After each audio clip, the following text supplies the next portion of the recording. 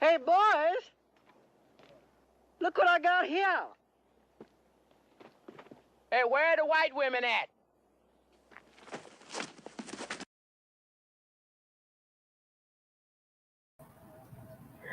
All right. What's up, everybody?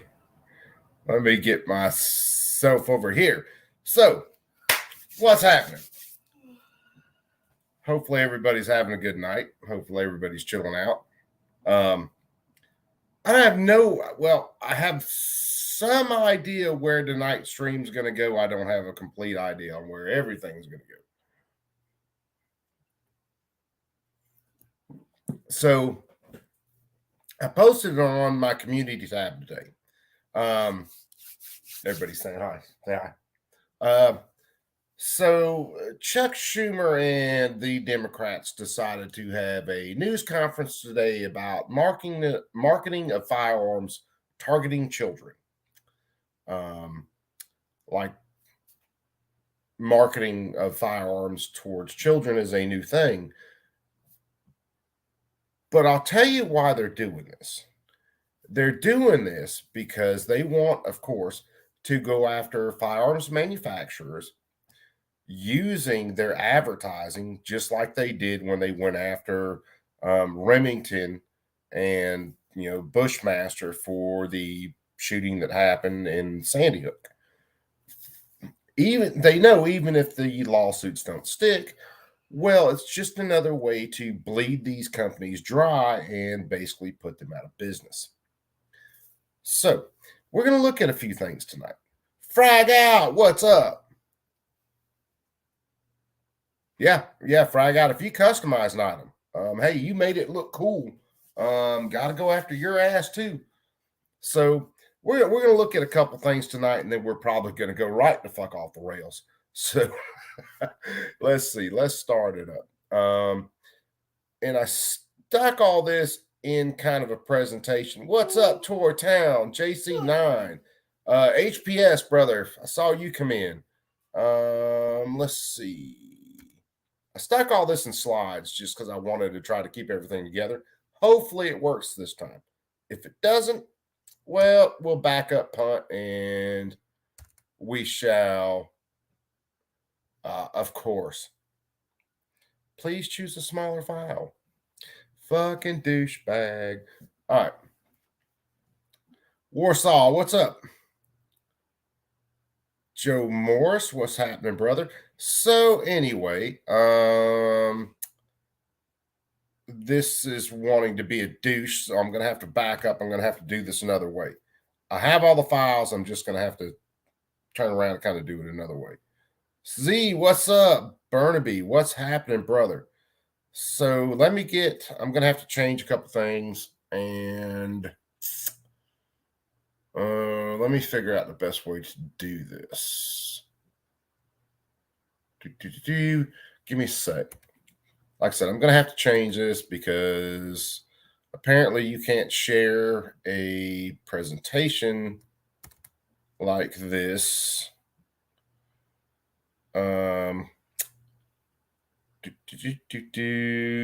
This big. So I'm going to have to open this. I'm going to have to do some editing. I have the videos.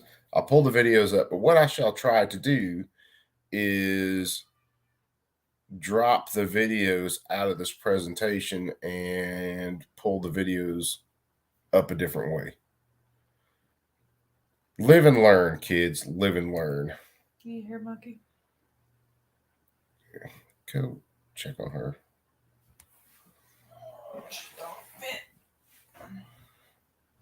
If she keeps throwing a fit, she's not going to want to throw one long. Let's see. I wonder. Give me just a minute.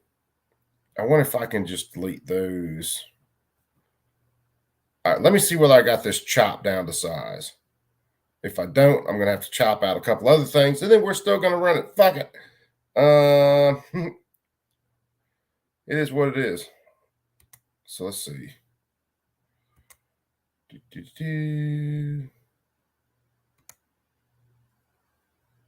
I had all this set up so cool.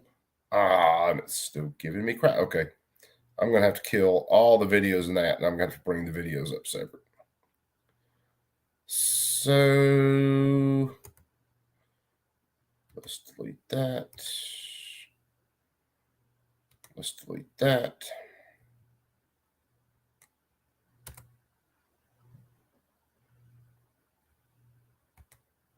All right. So I thought that would work. Let's see whether it'll work this time. Because you can't show necessarily pictures the way I want to show them sometimes. So we're going to look at a couple things here. Quit moving. I don't want to quit moving. But you're comfy. Hell, if nothing else, so to give everybody time to get here. Allegedly, Coop deleted his midget porn. Hey, Allegedly. that donkey was of age. It had an ID card. Checked its teeth, made sure it was, above what it needed to be.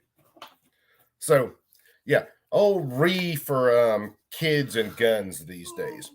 So, like I said, Chuck Schumer, the Democrats, of course, gave their little news conference today. They want to go after people who are making guns marketed towards children.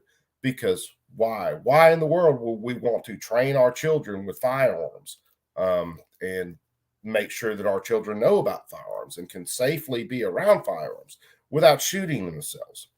Why would we want to do that? So let's look at this.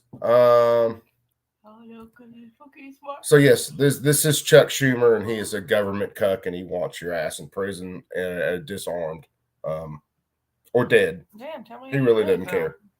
If I told you how I really feel, yeah, that YouTube ban hammer would come down a hell of a lot quicker than it's going to anyway. So this is the gun they were talking about. This is it's the gun they were talking about today. They mentioned a bunch of others a little while back in the actual hearing. So, yes, she is, and she's cold, and I'm hot-natured, and she just wants to hang out on me like I'm a freaking oven. Hey, I'm always cold. It works out when it's hot in the summer. The JR 1522. So this is the gun they were talking about today. And I'm going to play the press conference. I got all that downloaded, all that worked. So we're going to look at that. Now, this shall be my daughter's next bolt-action rifle. This is the first bolt-action. Or yeah, her first bolt-action rifle. This little joker looks slick. I saw it in one of the shops the other day. This shall be hers shortly. I want one. If I can work it out before her birthday, that joker's coming before her birthday. That's a slick little 22. And it's, of course, it's got to have a 16-inch barrel and all that, but it's nice compact stock. It's adjustable on, length of pull, cheek rise, all that stuff. It's a slick little bolt action. So, JR 15, yeah, that's cool. That might be later. She's getting this thing as soon as I can put my hands on it. So, yeah, that's going to be it. So, the Democrats talk about these children, and they're advertising these guns towards children. They don't realize that all of these children are shooting. They're learning firearm safety. They are very good with firearms. And what happens when you teach children about firearms is they don't go out and shoot people with them. They don't shoot themselves with them. They don't find them in the closet or in the sock drawer and think it's okay to, walk around on the porch or the stairs of the apartment building, swinging one around and pulling the trigger. Now, when they talk about advertising towards children, these are advertisements from like the 1960s. For guns, for children. We used to have gun safety taught in school. Yeah. Like my wife said, used to have gun safety taught in schools. It was really simple. Firearms were a very normal thing. It's funny how when they took all these, firearms out of, or the firearms education out of schools, It's funny when they started demonizing firearms that's when you see a lot of these shootings start to happen. So, what's up, Chicago Mike? Shauna, what's happening? So let's look at some of the videos that I wanted. Well, let me see what else I had. Nope, that was it for that. So let's look at some of the videos that I had in this that I wanted to be able to play and just string along. Let's see. Let's go. I think all of them are in my downloads. So some of you guys saw this video the other day because I did a video about this. This is what happens when you don't train your children on firearms. Watch how this kid's playing with his firearm. This makes me, there's a feeling in my damn chest I can't even describe with this. This terrifies me. Little kid walking around, got the gun out. And look, he's sitting there pulling the trigger. The only thing that saved him was there wasn't a round in the chamber. Pulling it up, gangsta. We had a lady.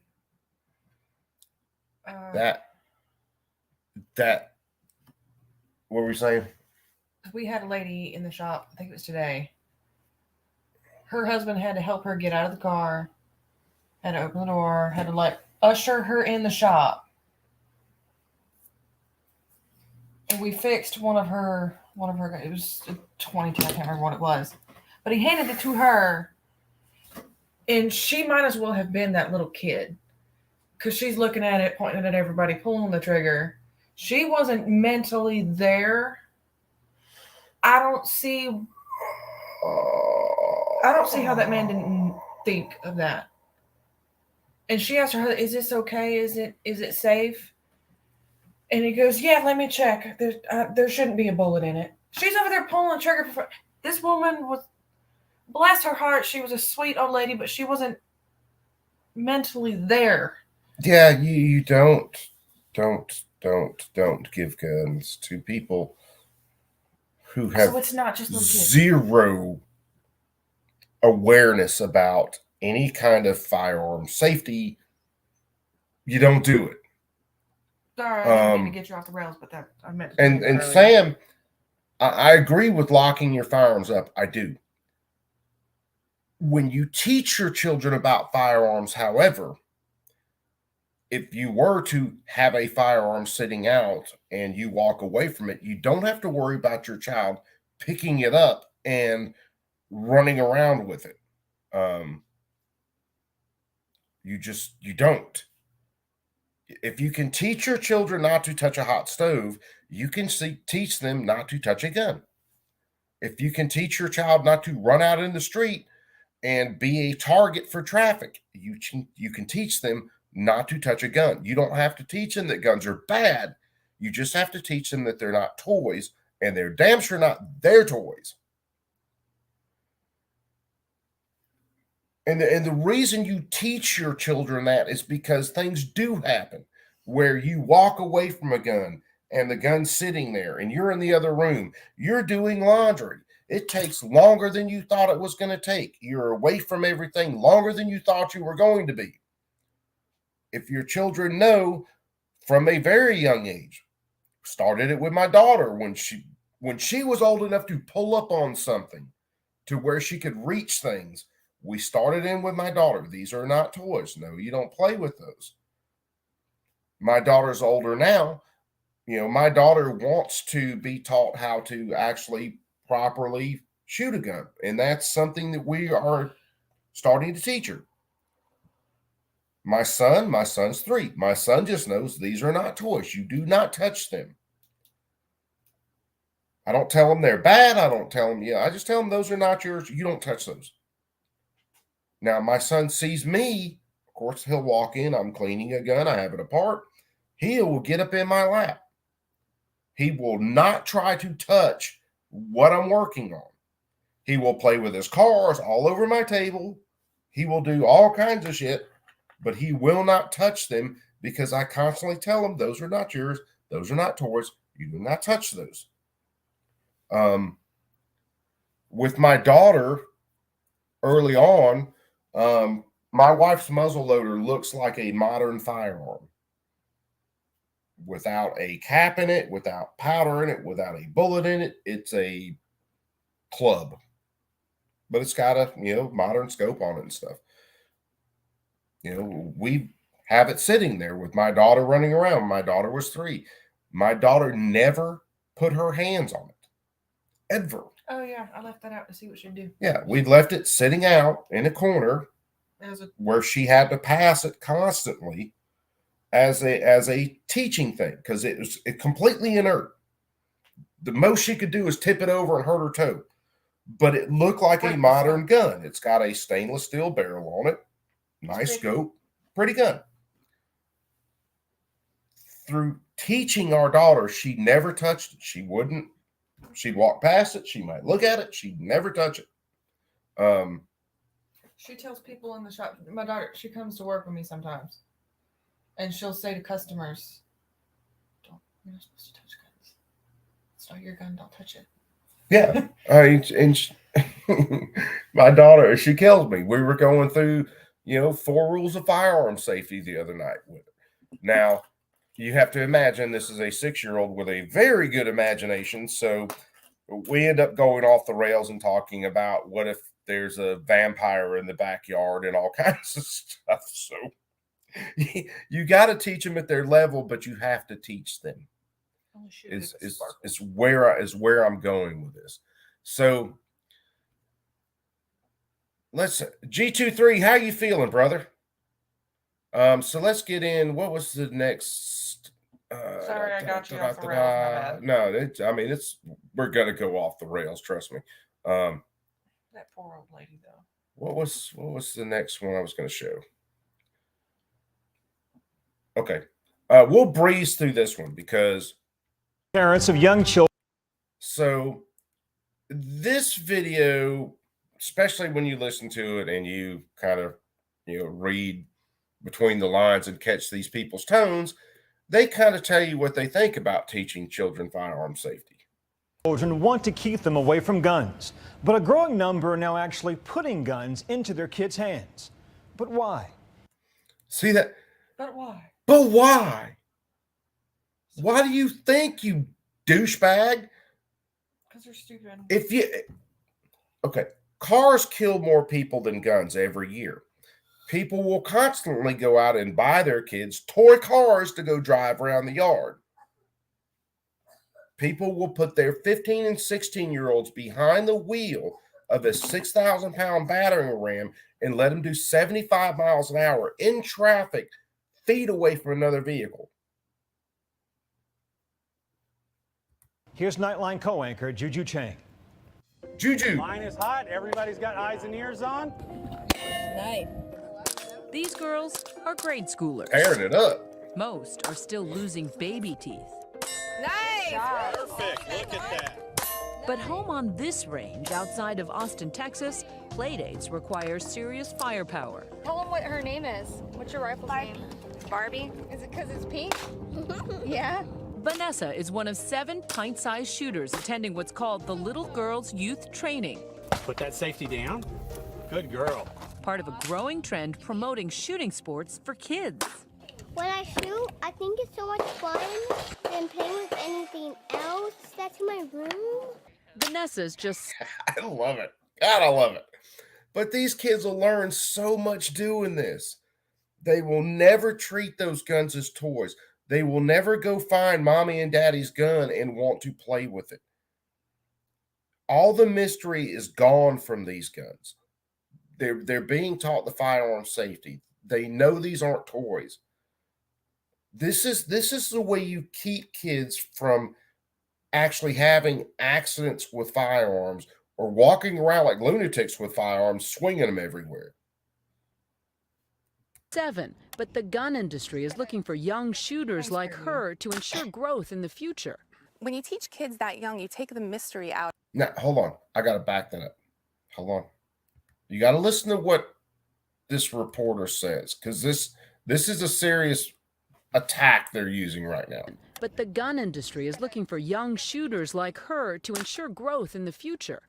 Look at that trigger discipline. Look at it. The gun industry is looking for children so they have more whatever in the future.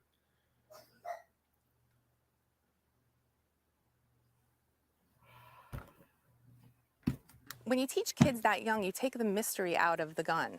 They know to respect it if you teach them to respect it. Okay, it's all safe. Nikki Jones leads the Austin Sure Shots, a women's-only shooting club that runs the kids' training course. Though this event is independently sponsored, turns out the National Rifle Association and other industry-sponsored organizations pour tens of millions of dollars every year into youth shooting programs. Oh, wait a second. They pour tens of millions of dollars into youth shooting sports. Yes. Yes. If you teach the children about the firearms, you eliminate the accidents. At the very least, you bring them down to a level to where they are statistically not even there. Nationwide. But should children this young really be trusted with potentially lethal force? So what we always start with are I like that. They treat it like you just give the kid the gun and tell them, hey, go fucking play. I mean, you can do that when they get older. Hell, we were handed 22s and boxes of rounds and told, hey, go shoot. But you do that when they're at a level where you can trust them doing that. the 4 basics of firearm safety. Nikki begins with the fundamentals. Rule number 1, treat every firearm like it's loaded. Golden rules of shooting that the girls who range in age from 6 to 11 seem to have down cold. Don't point your gun at anything that you're not going to kill or destroy. A critical lesson, since once, almost every hour in America, a child or teen is injured or killed by a gun, often fired accidentally by other children. What made you think, okay, she's 6, she's ready to try this? She has seen the weapons in our gun safe, and she was asking questions. That for us was an important time to utilize that to educate her. Safety, drop your magazine. Some liken it to playing with fire, but Vanessa's mom believes training with guns will actually make her daughter safer. She keeps several guns, including Barbie, locked up at home. The star of the event is 9-year-old Gia Rocco. That little girl right there is a straight monster. And I mean that in a very good way. Who shoots like a regular Annie Oakley. Good. Give me 3 on the right. Skills that Nikki says are about sportsmanship, not self-defense. We don't teach them to shoot around barricades. We don't teach them to clear rooms. We don't teach them what happens in a carjacking. I mean, it's pure sport. And for a promising sharpshooter like Gia, training doesn't stop here. You want to take us into the trailer? Oh, sure, yeah. The next day, she and her dad invite us over. Well, this is where we clean the guns. That's the art table. Oh, I guarantee you, JC, those kids have better firearms discipline than most police officers. The art table next to the gun table. Nice. Gia still loves her Legos and her pet spider. I don't like, princesses and stuff. I'm not a princess. My wife was in love with that kid till she said pet spider. Yeah, you lost me at that. But hold the tiaras. Half of Gia's rifles. How many do you have in there? These are clearly her prized possessions. Wow, that's like an arsenal. This one right here is my favorite. Yeah. That's my 8-shooter. What do you call this one? Your love gun. My love gun. It's got hearts all over it. Yes, it does. All of my rifles and pistols. There's a lot of people looking at this will scratch their heads and say, why does a 9-year-old girl need all these guns and rifles? Well, they all have different uses. I mean, like some competitions, practice, ski. The gun business is booming, with sales spiking even after Newtown. That's an AR, obviously. Yeah. But analysts say that's because those who own guns are buying more guns. Oh, no. You think that those of us who own guns probably buy more? Oh, no. Oh, my God. Say it ain't so. I'm so scared. It's terrifying, isn't it? You realize you're in a room with a bunch of guns. And not one of them batches have, come out and gotten me. You did have the one fall over and hit you in the toe the other day. Overall, national surveys indicate gun ownership is decreasing. This one. Young hotshots like Gia represent a demographic that the industry considers vital to the future of gun sports. She has a fan page and her own industry sponsors. Stand by. Her dad, Adolfo, hopes sharpshooting will someday pay off for Gia with a college scholarship. That's what I'm talking about. Or even Olympic gold. And when she isn't training, her dad says her guns are strictly off limits, kept locked away, even though Adolfo believes Gia would never disobey him. Man, I would bet my life that she would never touch a gun that she wasn't supposed to. I would bet my life on it easily. Right? Right. Not when you're ready. Shooter ready. But critics argue that's a risky bet for most parents. Training and trust may not be enough to prevent accidents. Kids and guns, they say, simply don't mix. Kids are impulsive, and you can't teach that out of a kid. This is your medical profession here, and your medical profession is responsible for more gun deaths, or responsible for more deaths than guns, probably every month. And kids are impulsive. Yes, kids can be impulsive. But if you teach children, hey, you can't use these things in certain ways. These are tools for certain things. These are not toys. How about this? You don't raise psychos and you teach your children how to handle their emotions. Oh my God.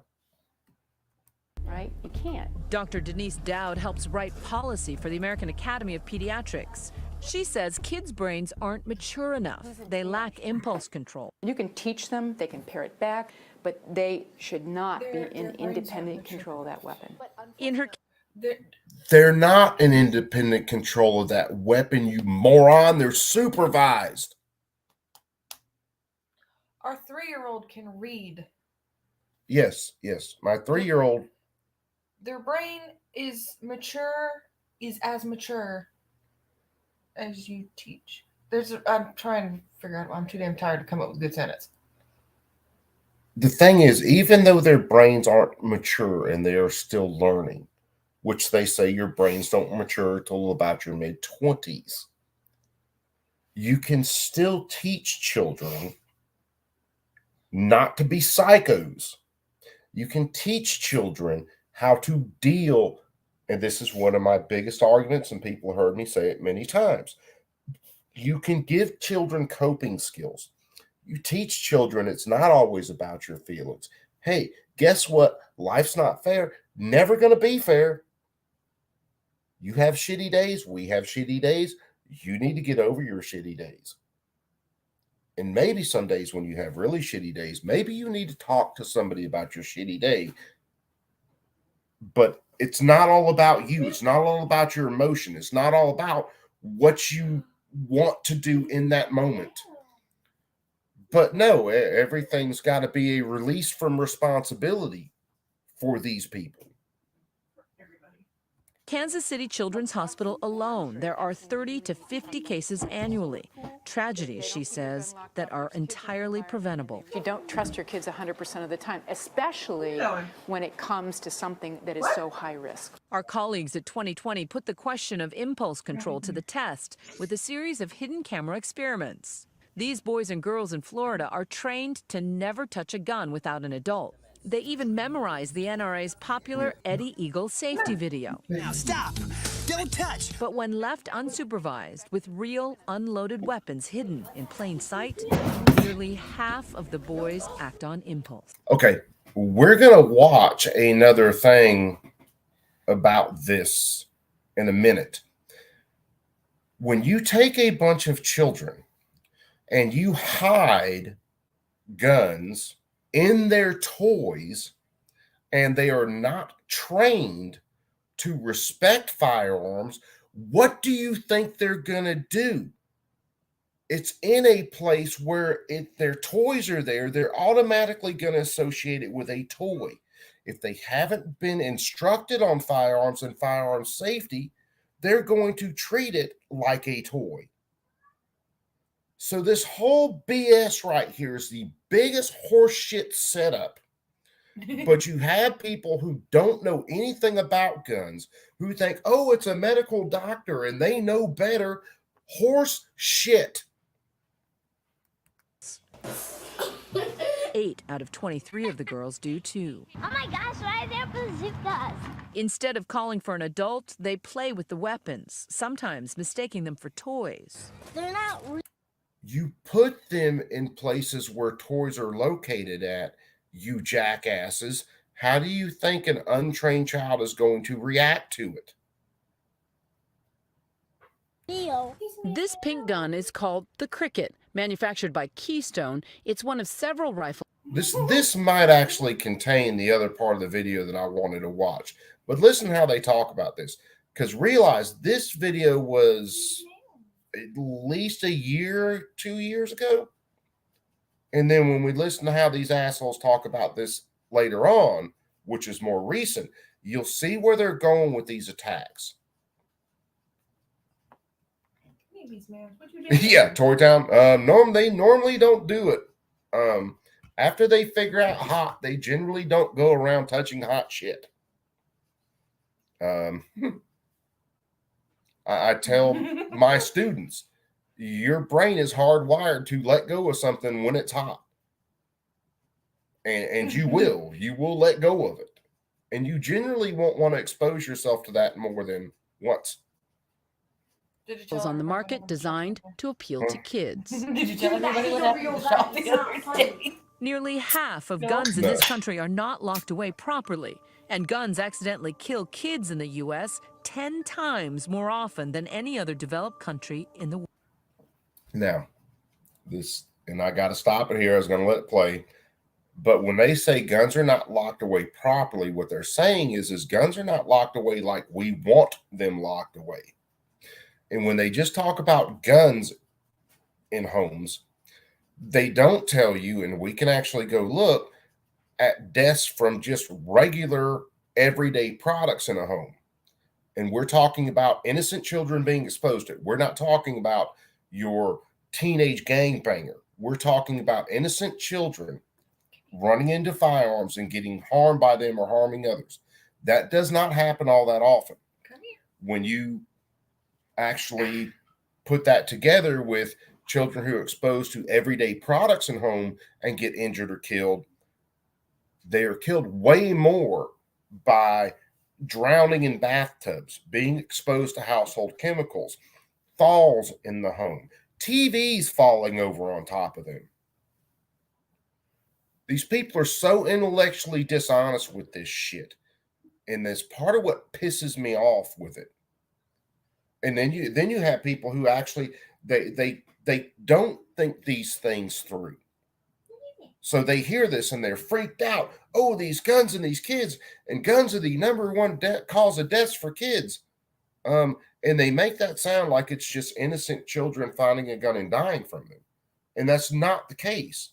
That's why they include up to 18-year-olds, because they include every little shithead gangbanger in that study. That's why they don't tell you how the children or why the children were killed with the firearm. World. How many times does it have to happen before people say it's enough? It's enough for me. It's enough for me. I didn't choose to sacrifice my child to this. The children and I keep a watchful eye on his candles. Dude, G23, man. Hopefully you come home. Hopefully everything's all right, man. Get better soon. And let us know if there's anything we can do, even if you just need to shoot shit. Jody Sandoval keeps a memorial for her son Noah in her Columbus, Ohio living room. He was just 14 when he and his best friend Levi were playing at Levi's grandparents' house. Levi found a gun behind the television.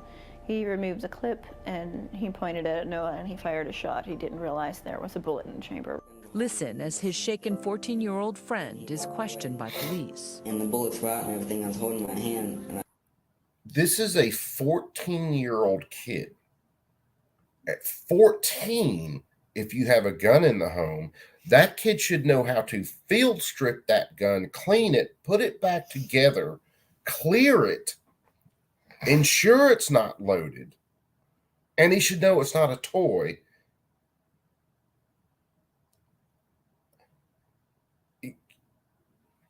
You've already taught him how to do a lot of things that are very dangerous in his life. Why the hell can't you teach him how to be safe with a firearm when you're hiding it behind your TV? Come here. Superman's so offended. Yeah, you never, ever, and we go over this with my daughter. You never point a gun at anything that you are not willing to destroy or kill. And my daughter knows what a bullet does to something. My daughter's been there right next to me when I've shot deer. My daughter's been there when I have pulled the heart out of a deer that was completely destroyed. She has seen the damage that a bullet will do to a living animal. Can she completely equate that to a person? No, but she completely equates it with, damn, I don't want anything to happen to that. Just these people are, it's maddening to me. I pulled the trigger and I thought it hit the wall and it hit him. Throughout his interrogation with police, Levi has no idea his gunshot was fatal. Do you think we should tell him what happened here? I do too. Noah didn't make it. Noah's dead. Oh, shit. Levi pled guilty to reckless homicide. Hey, G23, guess what? You can pay them $1 a week for the rest of your life, and they ain't jack shit they can do about it. It's a medical bill. As long as you're paying them something, ain't nothing they can do. What's up, Bantalk? Bantalk, you turned into the if you have firearms and you don't train your children about firearms, you're a moron. And the government is going to start going after companies who have any sort of advertisements that involve children, and they're going to sue them and try to put them out of existence. That's where this is going. Dude, at damn 10, 12, you know, when we were on vacations and stuff and where we could go shoot out on family's land, dude, we were constantly shooting. And it was like, we're going to go get, you know, a couple hundred rounds of 22s. We're breaking out the 22s and we're going to go shoot. Let's go. Yeah, let's go rock and roll. I mean, before then it was bird hunting, and, you know, before then, you know, we were still taught about guns. We were taught they weren't toys. Just the ignorance of people amazes me. The lack of critical thinking with people amazes me.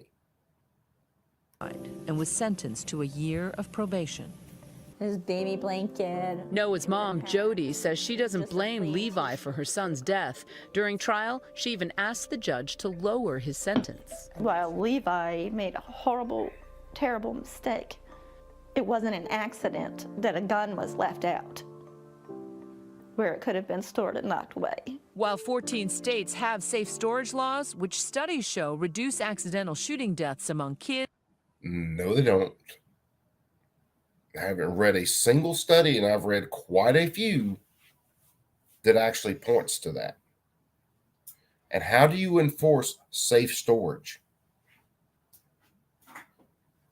How? Do you come to people's homes and inspect them, you know, every other week to make sure their guns are stored like the government wants them to be stored? Ohio has no such law. If it saves one person from the horror of what my family and I are facing, just one, It's enough. The NRA, which turned down our multiple requests for an interview, has repeatedly opposed such laws, saying they infringe on gun owners' rights to effectively protect their homes. But the organization does recommend that guns should be stored securely until ready for use, making sure that they're not accessible to children. Back on the range, safety is always a top priority for the Sure Shots. I have to say, all of you were very safe. Youth Training Day ends with diplomas. All right, first we're going to look really neat. And a very memorable class photo. Amy, look this way. It's clear these kids and their parents believe deeply in the right to bear arms at any age. What remains unclear is whether this new generation of shooters will bring new life. It's not the right to bear arms at any age, you fucking moron. It is the right to bear arms, and if you are going to bear arms, you goddamn better teach your children about the arms so that your children don't pull a magazine out of a gun, think it's unloaded, and then shoot their friend.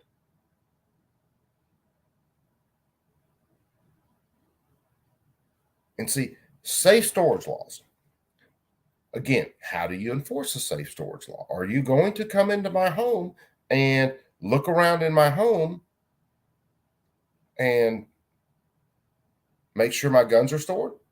See, Sheila Jackson Lee, and she will introduce, you bet your ass, she will introduce the bill this year that she introduced last year, where someone could report you for not having your gun stored properly. And with that report, law enforcement comes into your home, no search warrant needed, and then they look to see whether you have your firearm stored according to their rules. And if you don't have your firearm stored according to their rules, well, that's $500 per gun. It's either $500 or $5,000. I think it's $500 per gun that was not stored properly or per violation, and they confiscated your guns. Understand, that is law enforcement walking into your home and searching your home without a warrant on suspicion that you don't have your gun stored properly, and then fining you because you're not following their regulations and taking your property. So there are these things called constitutional amendments, and that breaks a few of them, from the takings clause and not only taking your property, but fining you for your property. And then in that law, if your guns were stored where a minor child could possibly get to them, well, then your happy ass went to jail. Understand, I can go look for stories right now where minor children used firearms to defend their home from attackers, from burglars. They actually used them because their parents were tied up defending the home physically, and the child got the gun and was able to ward off attackers. Minor child. But see, the difference is these children knew about firearms. In every single case that I've read of that, these children, I think all the way down to, 10 years old in one case, they were actually taught about firearms. They were taught firearm safety. They were taught firearms are not toys. They were taught firearms are dangerous if you use them improperly.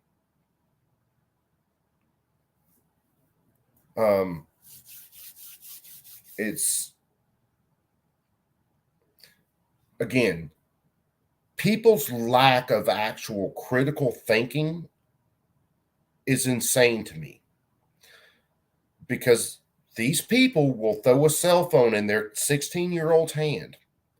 They will put that child with their cell phone behind the wheel of a car and let them go do 70 miles an hour within feet of other vehicles weaving through traffic.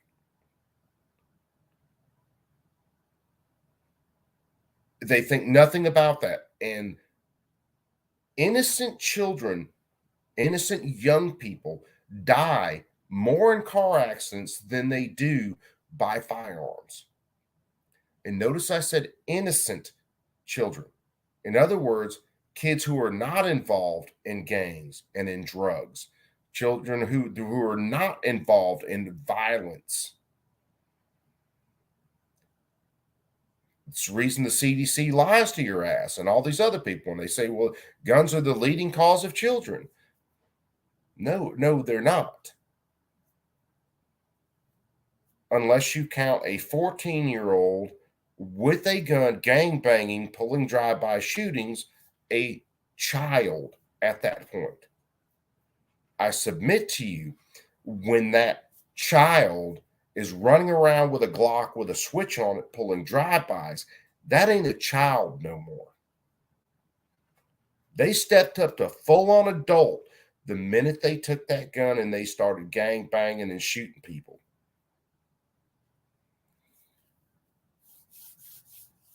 So, all right, let's see. What was one of the other videos I was going to show?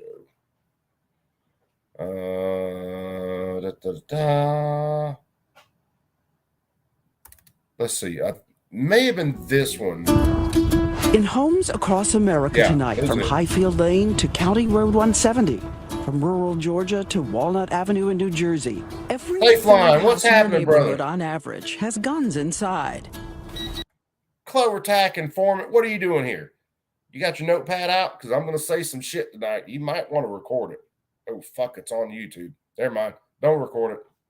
I'm not deleting the video. Some locked, some hidden, some out and loaded. 1.7 million children live where there are unlocked and loaded guns, and friends come to play. There's one right there. It's pretty hard to find that one. It's up there, Mom. Sitting on the kitchen table. I have it in my Juicy Couture box. Loaded guns on a bookshelf, under a pillow, in a backpack, even a diaper bag. A handgun in a child's diaper bag.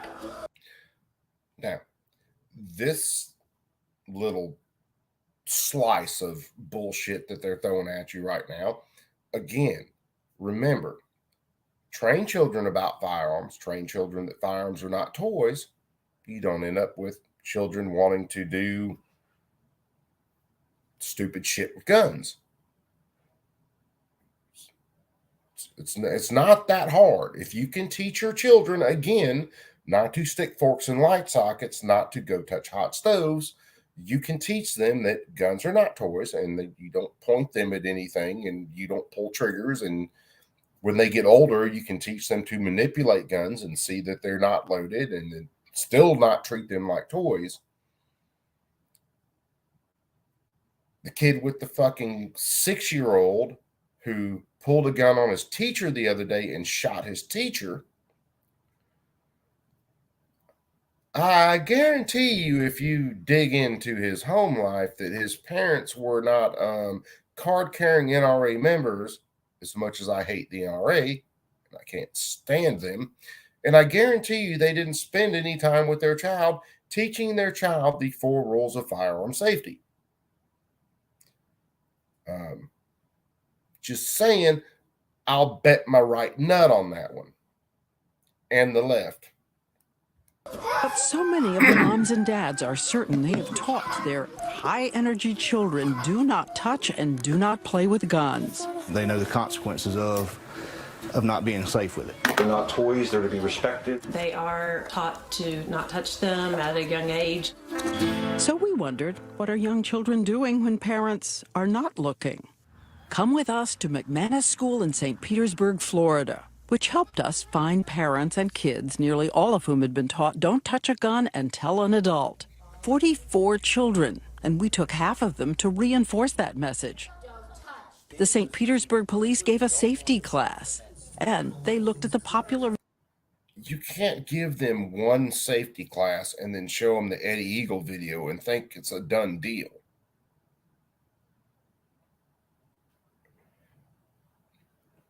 Again, the ignorance of people and their lack of critical thinking. Holy fuck. Video from the NRA, Eddie Eagle. Now stop. don't touch, leave the area, tell an adult. Stop, don't touch, leave the area, tell an adult. The kids have it cold. Working with us, Professor Marjorie Sanfilippo of Eckerd College, a published expert in pediatric psychology and gun safety. And so we are ready. With full permission of the parents, we put 7 cameras inside a room, in toy bins, and the butterfly on the ceiling. And then, after a few days, the St. Petersburg police give us guns, real guns, unloaded. We place them in a room, candy on the table nearby. And again, these are 44 good kids, most of whom know the rules by heart, and parents about to get the shock of their lives. As we begin this first group of boys... Is anybody sensing the setup here? Anybody? Bueller? You take children. You give them a couple of hour firearm safety course. You give them a few days. You don't reinforce that. Then you put them in a place that they think is completely safe, and you plant guns on the tables and in their toy boxes, and then you mix in these groups. Does anybody see the holes in this logic? These are about to show you something you will see over and over again. Oh no! Their words say, don't touch that gun. Back away from it. But their bodies can't seem to help it. Think of it as a dance of temptation at the table. And then around the room, even as they are chanting the rules a total of 20 times. They know to do it, but they do not. And 6 minutes after finding that gun, Don't touch the gun. they touch and dance again. Our second group of boys is about to do the same. Don't touch. But they... Okay, so notice how they cut it off right there. You don't see the kid swinging the gun around like a fucking lunatic or anything. He touched, they ran away. How many of us boys would not go poke a dangerous object with a stick? Hell, I'll still do it. But again, you gave them negligible training, gave it a couple days, and then you put the guns in places that they think are safe, and then you shoot your news story. They take only 2 minutes, not just to touch, but to pound the barrel. And then the third group. Don't mess with it. Within 10 minutes, they take the gun out and do this. Professor Sanfilippo says that is a scene that is too often played out in real life. These 3-year-olds. Yes, that is a scene that is too often played out in real life, where people do not teach their children about firearms, and then they leave firearms in stupid-ass places. Take the curiosity out of the firearm, and they won't do that. I guarantee you they won't. But again, this news story isn't designed to highlight teaching children about firearms or highlight firearm safety. This whole video, this whole story is merely created to make firearms look evil. Because everybody stores their guns in their kid's toy box. Just saying. Mine's locked and loaded in there right now, along with a rocket launcher and hell, a couple landmines, the hand grenade. Fuck, what'd I do with that claymore? It's probably on a bookshelf. To shoot themselves in the head. For whatever reason, it's a natural thing to look down the barrel. Right afterwards, this young boy narrates what he's doing as he's crossing the line. I'm touching it. I'm pulling it. See how many times? His friend shows this is how you check to see if a gun is real. Just see if it's real. Finally, after they've had time to play, they get around to those rules. Help! Help! We found a gun! 2 guns! 3. 2 guns. Did you guys touch it when I was gone? No. Yes. Yep. You did touch it when I was gone?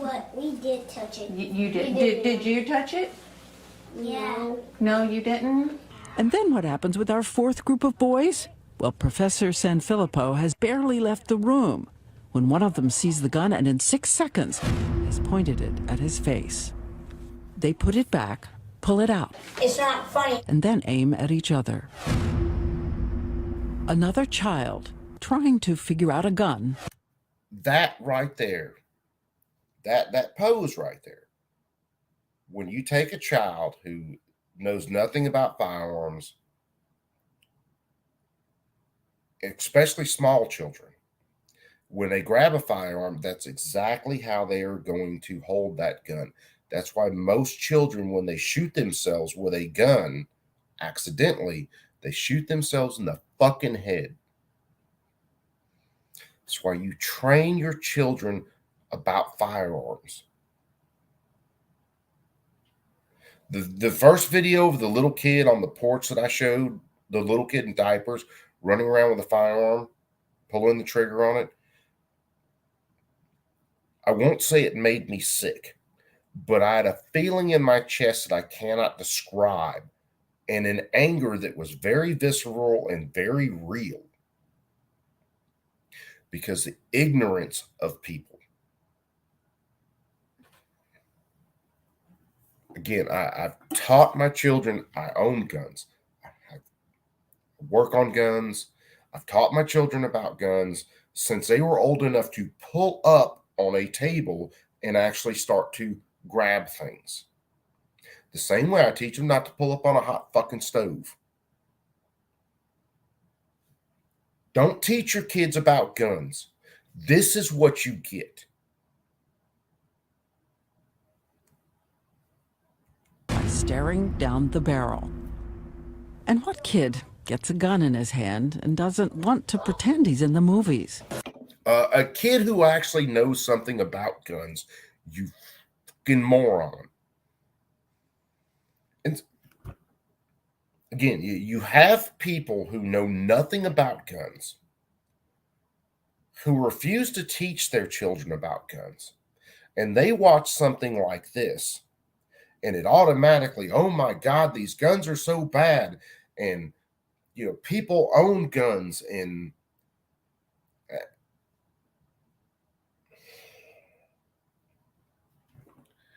you don't think the media knows what they're doing when they do stories like this? You don't think, because we're going to look at it in a minute, we'll get to it. You don't think these Democrat congressmen, some of these Republicans, you don't think they push stuff like this? Put the gun down! Dude, that is a real gun. It's not funny. Professor Sanfilippo had seen enough. Hey guys, it's not a real gun. Yes! Right here. Okay, but what are you touching it for? The professor and the police officer asked for clarification. We both knew not to pull it. And the first thing we were going to do when you came back in was going to tell you this. And you did. You told me right away. And then you picked it up and pointed it at me. We weren't going to, like, fire it or anything because we're both smart enough to know not to pull it. Here we are, 4 groups of boys, and our expert says a powerful truth. Now, here's another thing. And I don't know whether I don't think they get to it in this story. But realize they said they took half the group, did the whole Eddie Eagle thing. Then they took half the group and didn't. Do you think that they segregated those 2 groups when they did this? Or do you think they mixed those groups together so you have one kid saying, hey, don't touch that, and the other kid going, oh. They can learn the knowledge. They could sit down, we could ask them to repeat it, but you can't educate curiosity out of a child. So you may be wondering, were there any kids who did follow the rules, and who were they? Oh, I found the gun! Yes. Media bias is very real. Human ignorance and stupidity is unfucking stoppable. And you end up with stuff like this. So again, we looked at the one slide in the 1960s where they were advertising guns to kids for Christmas. Hey, this is the 22 you want for Christmas. And now I think we're getting down to the kind of crux of this. We're fixing to watch today's press conference. Heard our heart. So this was today. The one video at first where you saw the kids being trained with guns, and that story was at least over a year or so ago. Now, remember, they attacked Remington Firearms on the advertising that they did. They couldn't go after them for manufacturing the firearms or anything else. They went after them for the way that they were advertising it. Funny thing happened on my way to the pistol brace ban. What did they talk about in part of that? Was the way that these companies were advertising the pistol braces. Now we're going to watch this. Hearts, and every American is asking why. So we're here today to discuss an issue that relates to all of the prevalence of guns in our society going places they shouldn't go. We're discussing today a weapon that is currently for sale and being marketed to and for children. It has a disgusting name. It's called the JR-15. Can you believe that? A gun is called the JR-15, a spin-off of the AR-15. And not only do we know of the multiple mass shootings that have occurred, but a few weeks ago we saw in Virginia, we watched with horror as we heard about a 6-year-old shooter, first grade, pointing a gun at his teacher and killing her. It's a painful reminder that weapons like this need to be reined in and not advertised to children. Not only do they need to be reined in, the law says you shouldn't be marketing guns to kids, but there's a company in Chicago that's doing exactly that. Today I'm asking if this Chicago area company that makes this sick weapon, the JR-15, might actually be breaking the FTC's laws and regulations. The last thing we need to be doing. And yeah, I walked back in, Matt, but yeah, you're right. She must be a hell of something if she got killed and she's still there to sue over what happened. Is reducing in size these deadly weapons of war and then marketing them to children. But that's what's happening. Yeah, here, bring it over. Oh, come, Tammy. You're okay? Okay. All right. We must stop the raining of bullets across the nation and stop this horrible marketing campaign, not only so it stops, but so that others don't do it. Because if this is left alone, others are likely to do it as well. The FTC has the power and the proof to take a hard look at this dangerous JR-15 marketing effort. So today, we are asking the FTC to investigate the company that makes and advertises this. And just so you can see it all. JR-15. It's supposed to look like the AR-15, but be marketed to kids. And if there's any doubt that they're not marketing to kids, here, look at this poster. This put out by the company with a young kid and the gun.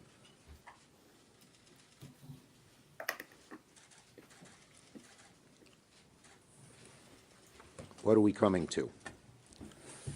Here, let's put this here. People under the age of 18 cannot own a gun. So why is this? Okay, let me check back in here and again explain that they are doing this press conference targeting the, shall we say, uninformed. I like to use the term ignorant motherfuckers. But yes, 18-year-olds can own guns. 16-year-olds can own guns. 12-year-olds can own guns. They just can't purchase the gun until they're 18. And then they can still own long guns. They can get, in Alabama, you can have a carry permit at 18. You just can't purchase a handgun until you're 21, which means your mom and dad or your guardian or someone other than you that is over 21 can go buy a handgun, and they can give that handgun to you. And you can go and you can get a carry permit at 18. Now we're constitutional carry. I have to look into how that works with the 18-year-old still carrying. But Chuck, the cuck, who wants you dead, disarmed, or in prison, how shall I say this? This guy is so slimy. He should have a team of people walking behind him, mopping up his slime trail so that no one else gets trapped in it. Yes, kids, I am very much an acquired taste. This kind of gun. So why is the company so fervently marketing to kids? It's a serious question with federal consequences, and that's why we've asked the FTC to investigate, and I have sent a letter to... Hold on. Why is this company marketing to kids? I got to do this. Oh, look. These ads are from the 1960s. With marketing to kids for firearms, and they're 22s, just like that scary-looking 22 this douchebag's talking about. Yeah, Hayseed, you're right. Chuck the Slug, man. This dude, he doesn't need to go buy oil and grease to throw in his hair to slick it back. He's just that fucking slimy. All right, let me see. Where'd my thing go? I popped that back up. Now I got to get some shit out of the way. Oop, no, wrong one.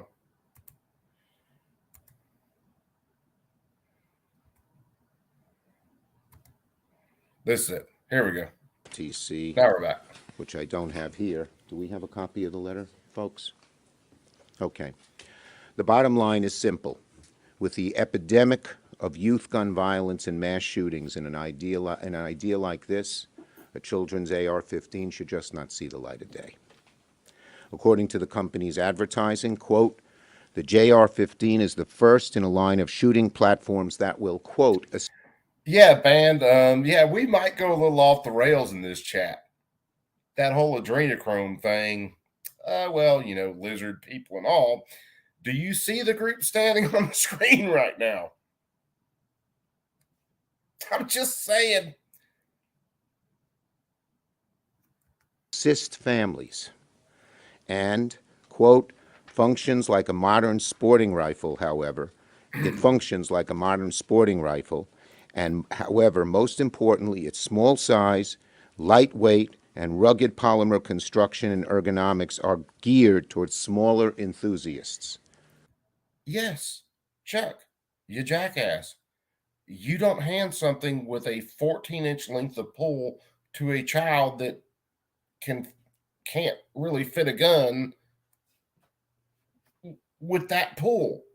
If you are teaching a younger person, a child, firearm safety, you hand them something with a length of pull that fits them. That way that they can get proper sight alignment. They can get a proper trigger pull. They can manipulate a safety. Now, what this dickhead doesn't tell you is this gun has a different safety built into it that actually takes the adult to pull off before the child can shoot the rifle. Funny that doesn't pop up in this press conference. So there's no doubt they're marketing it to kids. And I showed you the picture. The stuff is pretty despicable, so we want the FTC to give it a thorough look. I don't have who is next in line. I guess it is Senator Blumenthal. Okay. Oh, yeah. Despicable is the right word, Senator Schumer, but I so need this guy to say suffering succotash just once with that fucking lisps he's got. Suffering succotash. Man against the masses, man. What are you doing? it is absolutely obscene and outrageous that the JR-15, otherwise known as Junior 15, the Junior 15 may be a smaller version of an assault rifle, but there is nothing smaller about the damage. I need to get, and I'm sorry to stop it again, but this thought just hit me and I'm a fucking squirrel, so I got to say it. I need to get as good as Man Against the Masses with the whole meme thing, because all I can see right now is a big talking dick. And I just, that's all I can see. And I need to like Photoshop that on him and just have the, maybe the opening that it can do. And let's come right to the point. We don't need new legislation here. We don't need a new law. What we need is enforcement. The FTC has the power. It has the proof in these posters, in its ads, and in the statements of its owner, who said, Eric Schmidt, yeah, great minds think alike. We worked hard on that logo. It's pretty exciting. That keeps the wow factor with the kids, I think. This weapon and these ads are the Joe Camel of the arms industry today. The firearms industry has taken a page from Big Tobacco's book. In fact, they've taken the whole book. Marketing to kids. That's where the money is. Okay.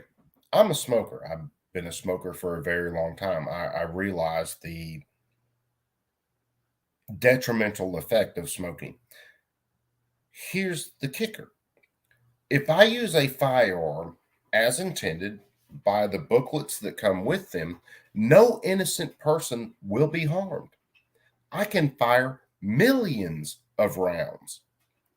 And there are young people out there who do so, and they don't hurt another person. I know if I use cigarettes as intended, there will probably be ill effects to my health. If I use a firearm as intended, it will do nothing but protect my health. You fucking dick with ears.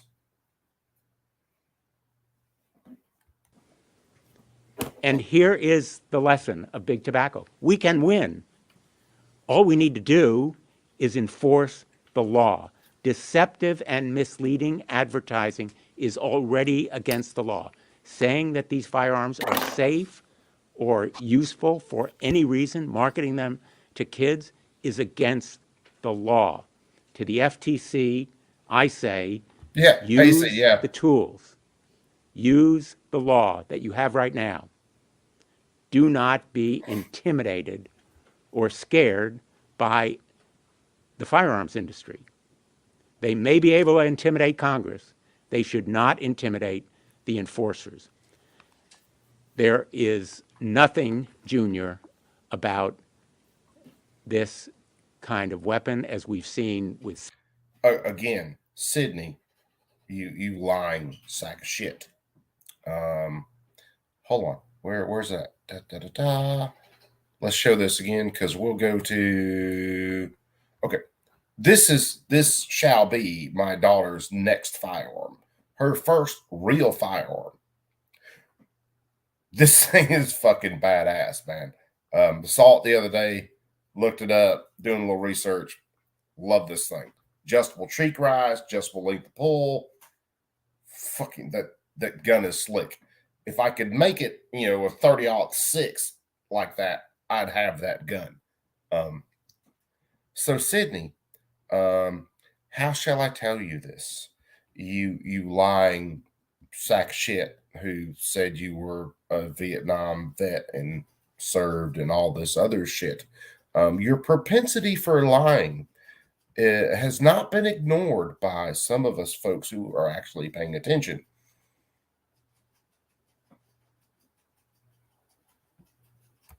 Year-old, 4-year-old teenagers using these kinds of weapons to do great damage in our society. And Senator Markey and I have written to the FTC previously, along with my colleague Senator Murphy, and Corn Pop. we are determined that the FTC. I say that. Corn Pop, 100% right. Children should be taught about firearms starting in fucking pre-K, as far as I'm concerned. And they should be taught about firearms all through their time in school. That should be reinforced constantly. I reinforce it with my children every day. And I promise you, my children will come into my office where I'm working on guns and they will not touch a single fucking gun. My children understand guns are not toys. My children have, especially my daughter, she's seen what a bullet will do to living tissue. She's seen that. If you teach the children about fire. Now, okay, here's this. So you will now teach children about every sexual orientation on this planet, and you will let them get their fucking genitals mutilated at very young ages, but you can't fucking seem to get it through your head that if you teach a child about a firearm, that maybe they won't fucking misuse it.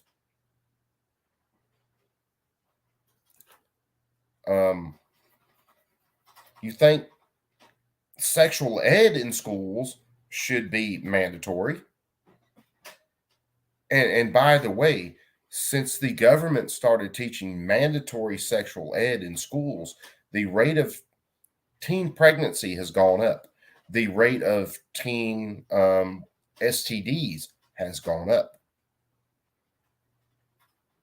This is the government teaching this, but the government teaches it from the it's all about your feelings side of things and not about the responsibility side of things. See, we took responsibility and coping skills and coping mechanisms out of schools a very long time ago. What's up, Chris? What's happening? It will do its job. It doesn't need new tools. It has them right now. Senator and Murphy. I'm proud to introduce Senator Murphy.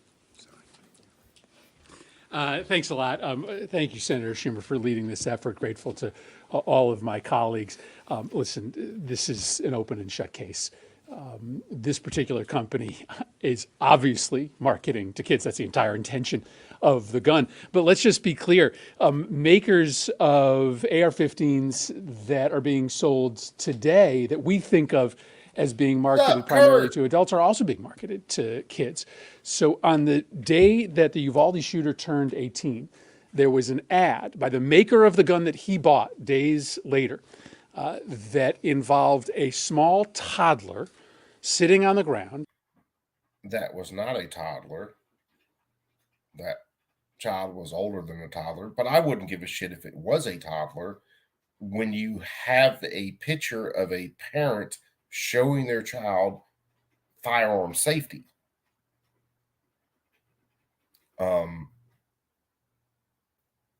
Again, if you teach your children about these things, you take the mystery out of these things, your children will be much less likely to have adverse experiences with these things.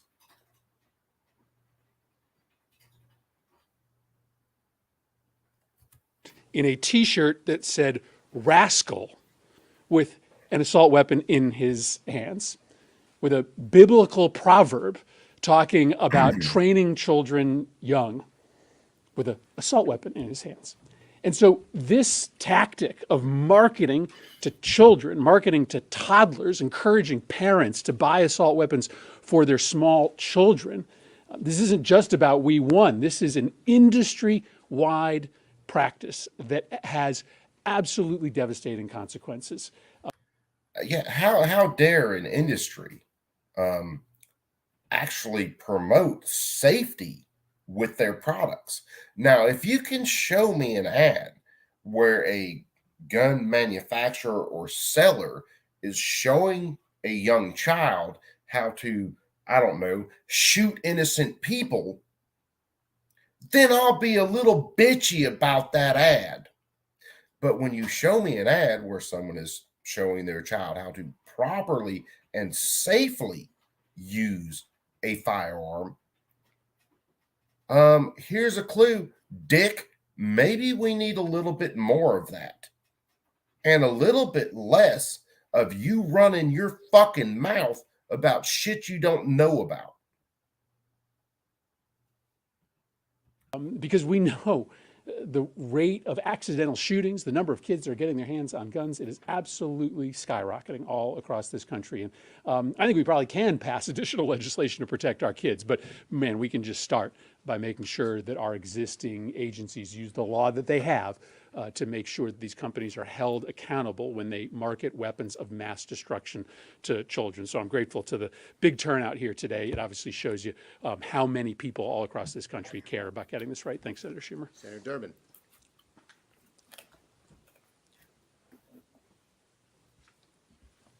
Thank you, Senator Schumer. I've gone to the floor of the Senate twice with these posters, really letting the American people know what JR-15 is all about. We know the reality of gun deaths in the state of Illinois, that horrendous shooting at Highland Park in the 4th of July parade, among other things, crippled an 8-year-old boy who will be in a wheelchair for the rest of his life. That's the reality of gun violence. There isn't one of us on stage that can't tell the story from a personal perspective. But this is an outrage. It is an outrage that the current laws of the United States of America basically protect and absolve these companies from the same liability every other business faces. That's the reality. No, that's absolutely not the reality. You see, a company is only liable when they sell a product that is basically unsafe or defective and injures the person using it as directed. Ask SIG about lawsuits about defective firearms. If you actually use a firearm as intended and as directed, no innocent person will ever be harmed by them. That's if you use one as directed, as they are intended.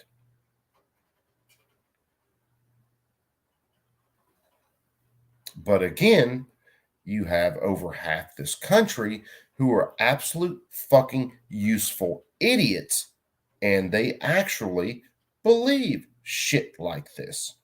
Now, are they, a lot of them, are they looking at this like I am and looking at C-SPAN and seeing what these people are talking about?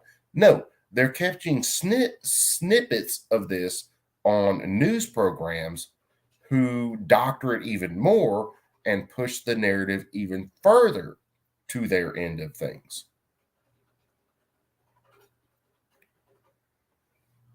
File that under the file of reasons I want to lose my shit. But there is no exemption, there is no protection when it comes to this advertising. It is unacceptable for the Federal Trade Commission not to really look at this in honest terms. This is an appeal to children for a product that is inherently dangerous. If there's one thing they should step in to do, it's to protect these children. I'm sorry that the Oh yeah, Craig. I just saw that comment. I was drifting off into delusions of grandeur for a minute. But yeah, DLD got a strike for a short that he did not too long back. So he's on a 7-day timeout. I sent him a couple messages and saw whether he just wanted to jump on my channel and do a show. But I think he's kind of taking this week and doing some other shit. So, I mean, I can understand that, man, because he does keep a hell of a schedule. But, and, you know, my channel's small, and I will probably get strikes as soon as my channel grows a little bit, which is also why I've been pushing lately. And if you guys have seen the posts for Rumble, and matter of fact, anybody who has a channel on Rumble, post that in the chat. If you are not, because all of you guys are always in here. If you're not a moderator, I will make you a moderator. Post your Rumble in the chat. Band Talk, I got you. Have a good night, brother. And locals, I'm going to start something up on local shortly too, Kurt. It's trying to find the time to keep up with all the different platforms is a little rough, but it is what it is. We're going to have to make adjustments, because I do believe this year YouTube is seriously going to fuck over anybody doing any kind of gun content or freedom content or any content calling out, I don't know, this gaggle of dicks right here. So, yeah, Jason, when you start them, man, let everybody know, and, you know, spread the word, and we'll all jump over. I'm trying to get, hold on, band. Because we're about to fix that. Shit, wrong one. Clint Eastwood's already a moderator. Shit, stop.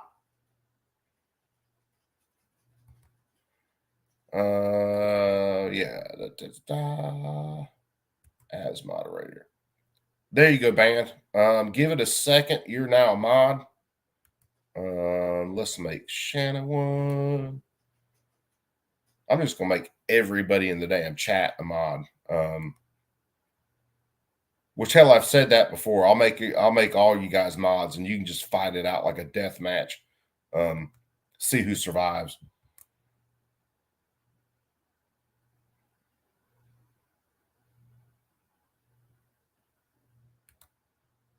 See. There we go. Band's got his in chat now. And anybody else? Too many choices. What is up, brother, man? Chambered.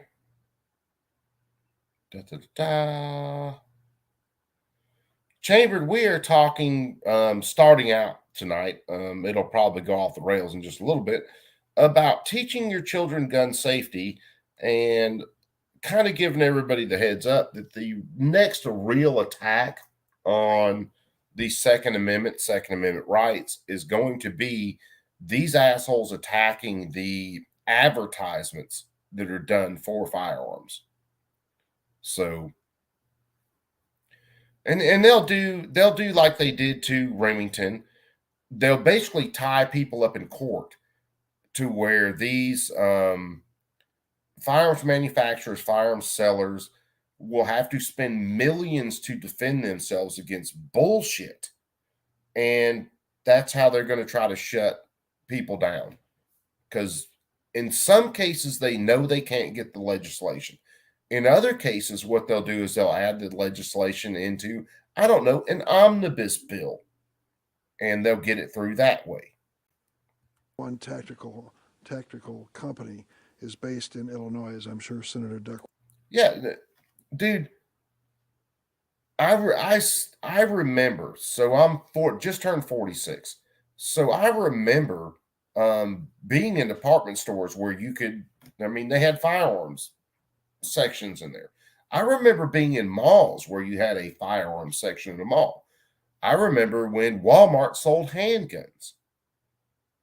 And it just keeps getting whittled away and whittled away and whittled away and whittled away. And then we get to this point where they're making the point that firearms manufacturers are going after children because they're not making enough money to survive in the future off of everybody who already owns firearms. What these dickheads don't understand is there are those of us who own firearms. We plan on our children owning firearms. We will purchase our children firearms, and we teach our children how to safely use these firearms because we want our children to know firearm safety. And we want our children in the future, if they have to use a firearm in their defense, we want them to be able to do so.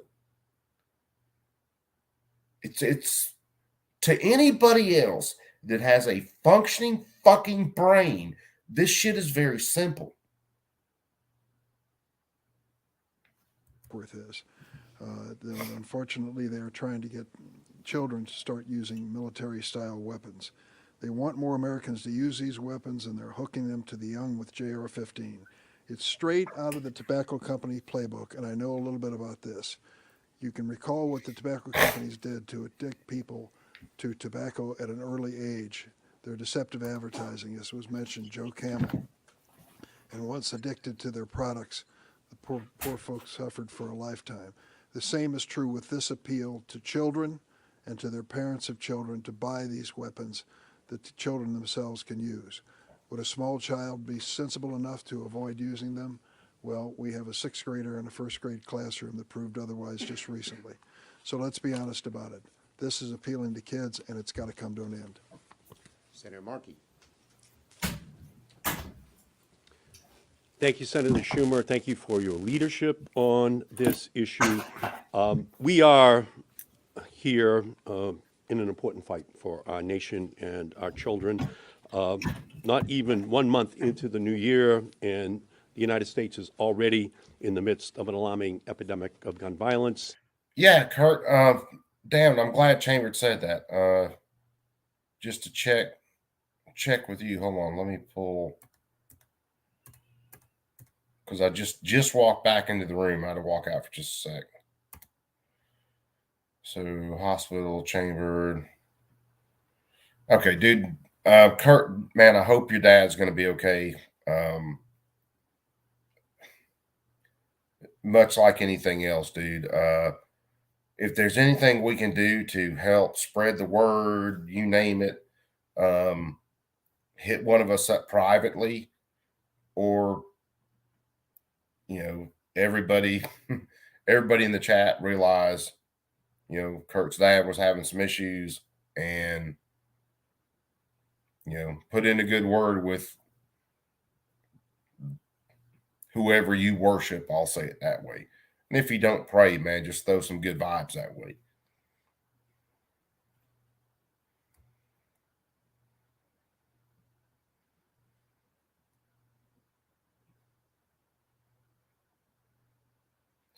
Yeah, Kurt, man.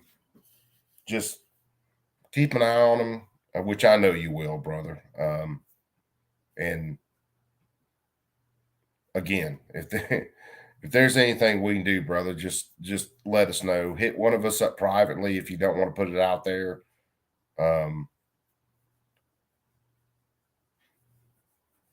Yeah, 200 staples. Yeah, that's a little more than you get at Office Depot. So, but hopefully he's doing okay, brother. Hopefully he'll be okay. I know that shit can be scary. In 2023, we have already seen 39 mass shootings. Yet despite this epidemic and its devastating effects on our young people, some weapons manufacturers are blatantly and unabashedly flaunting their efforts to market deadly firearms to children. In 2022, a company known as We One Tactical unveiled the JR-15, which sounds a lot like the AR-15 on which it is modeled. This Junior 15 is marketed as a kid-friendly version of the weapon of choice used in so many mass shootings. Last May, I led 10 of my Senate colleagues, including Senators Blumenthal and Murphy and Padilla, in urging the Federal Trade Commission to investigate the marketing of these highly lethal firearms to America's children. After I sent that letter, We Won Tactical went dark. Its website was no longer accessible. It stopped taking orders for its weapons. Orders? But now, just 3 weeks after a 6 Hold on. Did he just say that We Won Tactical was taking orders? I would take an order. I think they're pretty damn cool, actually. They're like the wild weasel that's going marine. I would take an order. Year-old shot his public school teacher in Virginia. We Won Tactical is back again, pushing its JR-15, sickeningly rebranding it as representing American family values. Gun manufacturers are priming children to look forward to the day they turn 18 so that they can buy an AR-15 and calling that American values. For decades, the firearms industry and gun lobby have been targeting young children for financial and political gain. The industry consistently makes false and misleading claims about firearm safety and unfairly exploits children and teenagers through unfair and deceptive marketing practices that ultimately lead to fatal consequences, which we have seen time and time again. Now, hold on here. The gun industry are the only people, I mean, gun manufacturers, gun sellers, okay, are the only people out there preaching and teaching firearms safety, showing people how to be safe with their products, recommending training classes. You guys are just, I don't know, trying to make guns out to be these evil things and wanting them banned.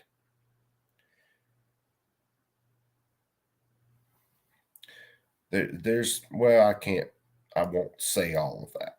We know that the tobacco industry targets young children. My father, who smoked 2 packs of Camel. What's a target? It's target. Now, notice he uses the story about his father smoking two packs of Camels a day. Dick Durbin also uses that same story. Just to throw it out there. A day told me when I was 11, he knew I would start smoking when I was 11. Don't take the quarter out of my pockets. My father knew that, and he died of lung cancer because he smoked those 2 packs of Camels a day. The tobacco industry are knowingly murdering people in our country. The NRA has a single gun manufacturer ever been tried for murder? Have you seen anybody from Ruger go out there and shoot anybody? I haven't seen that. That would make some news. Is Ford responsible every time someone runs their SUV into a parade and kills 7 people? Is Ryder Truck Leasing responsible when someone loads their truck up with a bunch of ammonium nitrate and diesel fuel and blows up a federal building?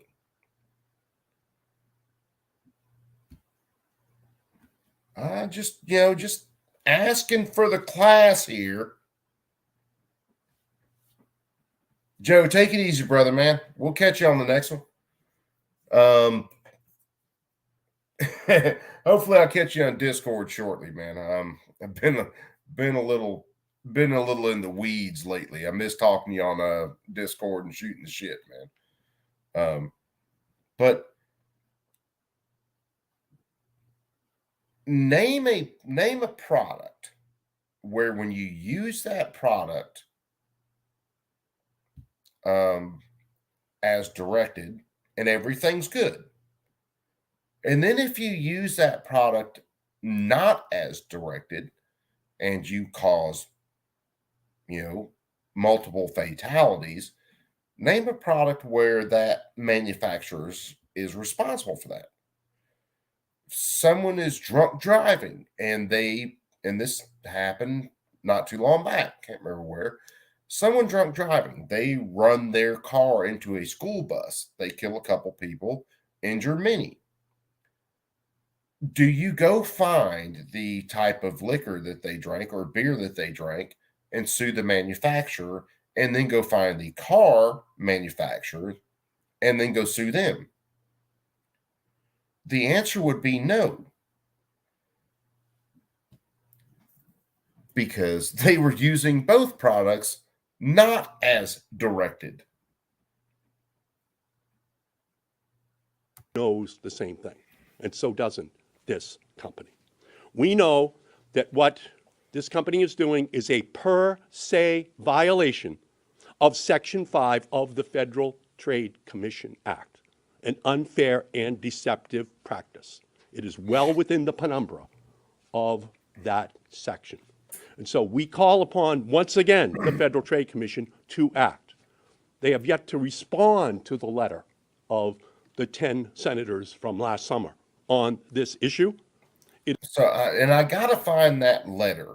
I need to look it up. I didn't do it for this stream because I wasn't 100% sure that I was going to do a stream tonight, to be honest with you guys, until probably about 7 something when I went ahead and posted the stream.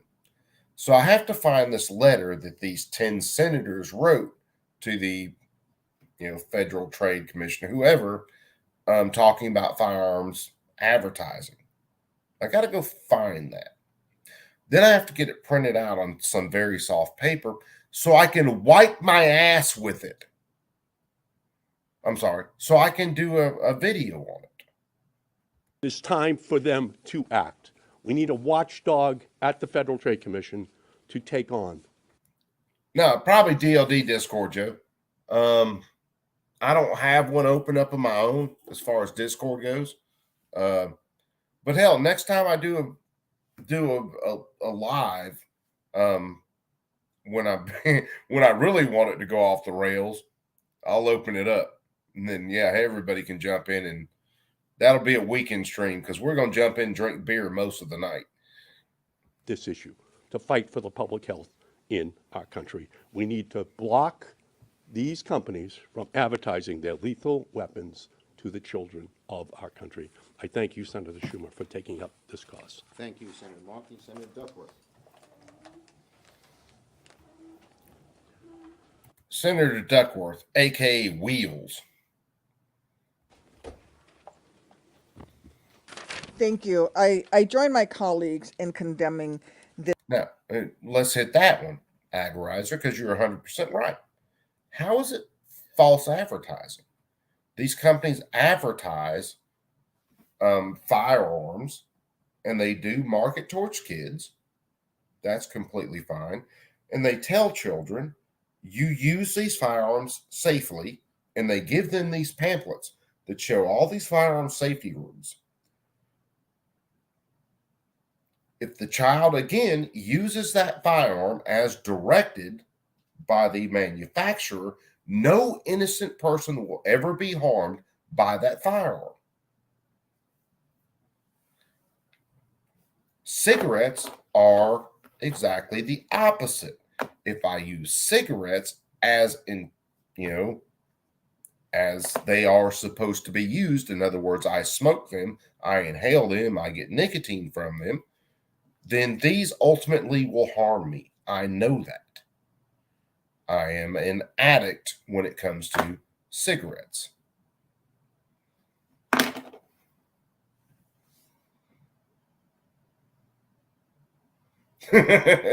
Yeah, Billy. Yeah, feel you. This marketing campaign. I think I'm the only person on this stage who actually carried an assault weapon for 23 years in my military service, and qualified at the expert level in firing those weapons. No, Tammy, if you carried a weapon that you were issued in the military, you carried an assault rifle that is very different than an AR-15. And here's the kicker. And I'm sick of people arguing about, oh, well, AR-15s aren't assault weapons or aren't assault rifles. We should be able to own the assault rifles. Select fire intermediate cartridges. We should be able to own them.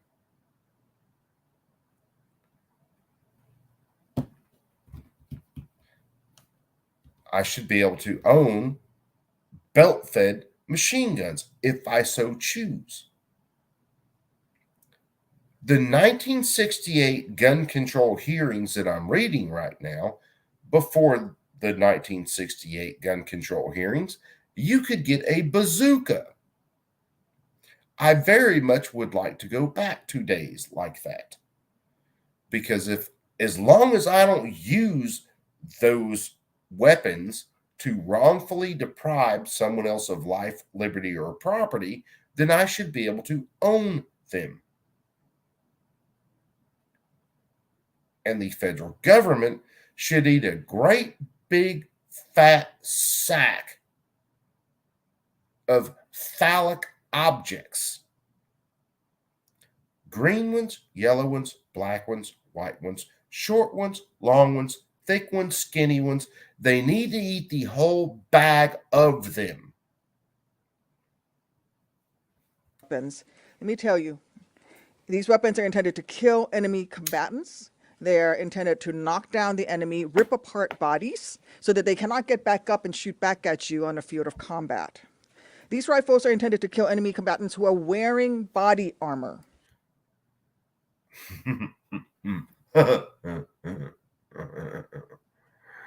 The M16 with its intermediate cartridge was never meant to kill people with body armor unless you shot them in the face.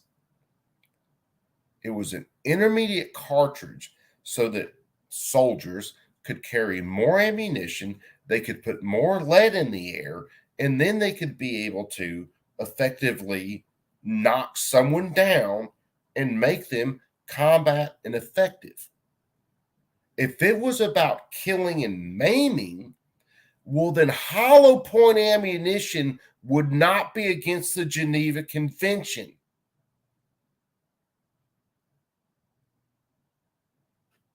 Understand that, people. At one point, I think in World War II, the Germans, talking at a Geneva Convention, wanted shotguns banned because shotguns were maiming troops.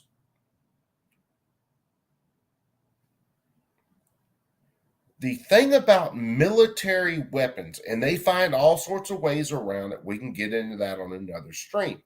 The things about most military weapons is they are not made to necessarily kill. They are made to incapacitate. They are made to make someone combat ineffective so that you can then gain ground or maneuver. AR-15s are not military weapons. In most cases, your average AR-15s are better than military spec or military whatever mil-spec weapons. They have better bolt carriers. They have better coatings. They have better barrel twists. They have better sights. They have better freaking handguards. They are better than what you are issuing to your frontline troops. The only difference is they are not select fire. They cannot fire 3-round bursts. They cannot fire full auto. Full auto fire is only good to basically make the other person put their head down so that then you can move and you can gain an advantage over them. The reason that all military firearms are not full auto all the time is because when it comes down to accuracy and actually striking targets, your semi-automatic is better than your full auto. you will hear people, and if you pay attention to things, you will hear people like Larry Vickers and others that did serve in combat, and I have not. I will say that up front, but I do listen to a lot of people who have, and they will tell you that full auto fire is only good for two things: teaching a good fighting stance and making the other dude put their fucking head in their hole so that you can move. This argument about, oh, these weapons of war. My 1911 is a weapon of war. It's 2 world wars, 1911. M1 Garand, 30-06. Way more powerful than a 223 weapon of war. These people are focused on a 22 caliber rifle that is meant for children, and to me, a 5.56 is nothing more than a fucking super hot 22.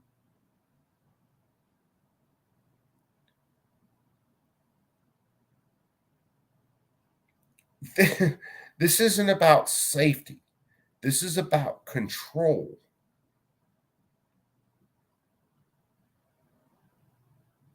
That's all this is about. That's all gun control's ever been about.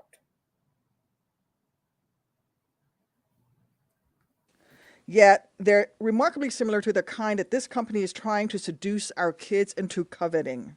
The gun. Oh shit! Just saw you come in, Ron. What's up, brother? Yeah, I would like my children to covet their firearms. Yeah. Maker itself admitted it. They wrote just about the sickest phrase I can imagine in 2021 in a press release, claiming, bragging really, that their JR-15, and I quote, operates just like mom and dad's gun. Yes.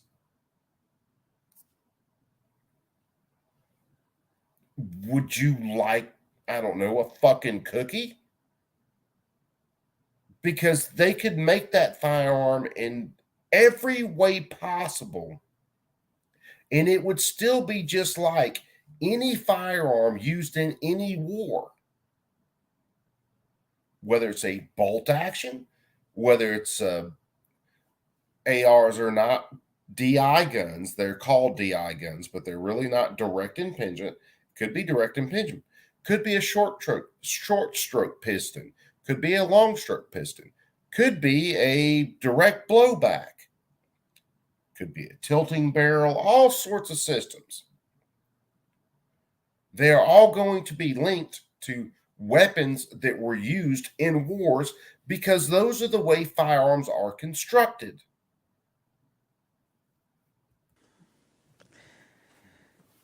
Some of the children in these ads don't yet appear old enough to know their times table. Some of these kids that they're marketing to might not yet be allowed to cut up their own dinner because mommy and daddy still considers the knife to be too sharp. We certainly don't see. Yes, they market these to very young children. I don't let my children run around with the gun, just like I don't let them run around with the knife. They treat this like, oh, this is marketed towards children. When they buy it for the children, they're just going to give the child the gun, and the child is just going to run out there and do whatever they want with it.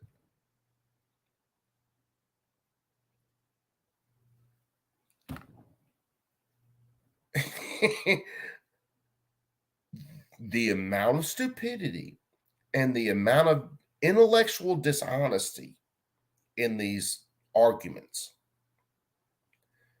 is mind-blowing if you have a brain. Companies advertising tactical knives to children of this age, and we would probably be just as upset by it. And yet We Want Tactical has looked at these elementary schoolers, has looked at our babies, and decided that making a few more dollars is worth the added risk to these children's lives. They've made the calculated, craven choice to value their own profits ahead of our daughters' and sons' odds of making it to next year's science fair.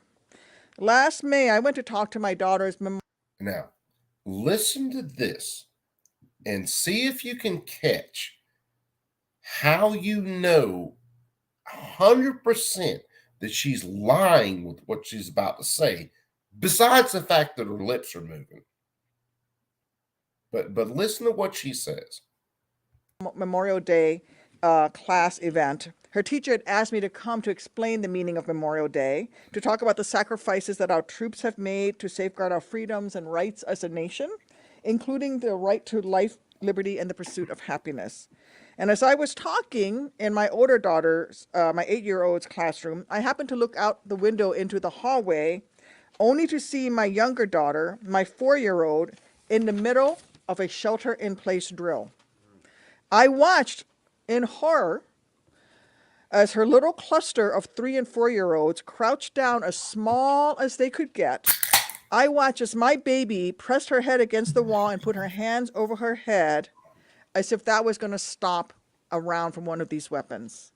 She was barely out of her toddler years, and yet she was already being taught how to try to survive if someone with a weapon of war comes into the classroom where she was learning her ABCs, believing that their right to fire assault rifles matters more than her right to make it to the age of 5. What I felt was horror, and I know other parents have felt the same as they try to imagine the unimaginable. I've spoken before about researching ballistic. Okay. Here's a couple of things where I have serious questions about her story. One, all of us have been in a school at some point as children, maybe. When you do things like fire drills or tornado drills or any kind of drill, do you separate that out from one class to the next class? I've never seen that.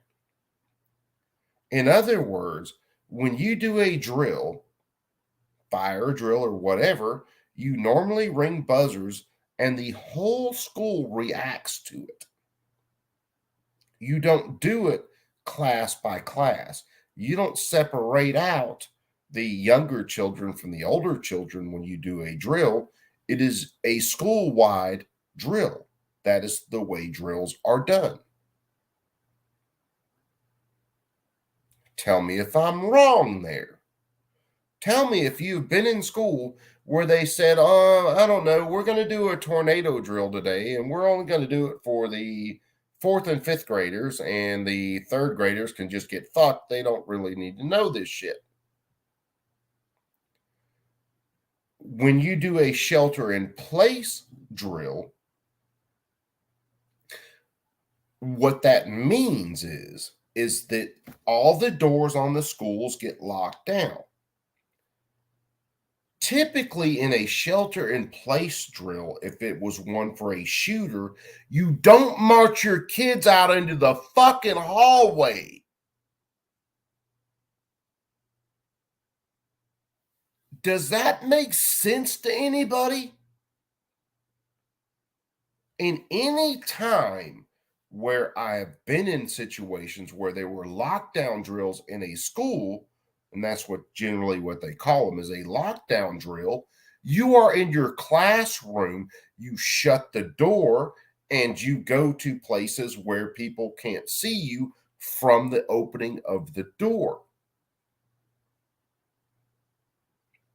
My bullshit meter's going real far right now. I mean, it's fucking way over there.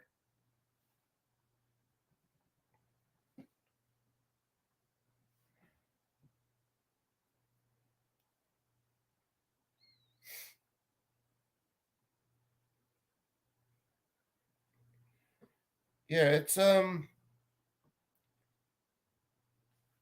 okay, so I've taught at 2 colleges, and I'm still teaching at one. I started in 2010.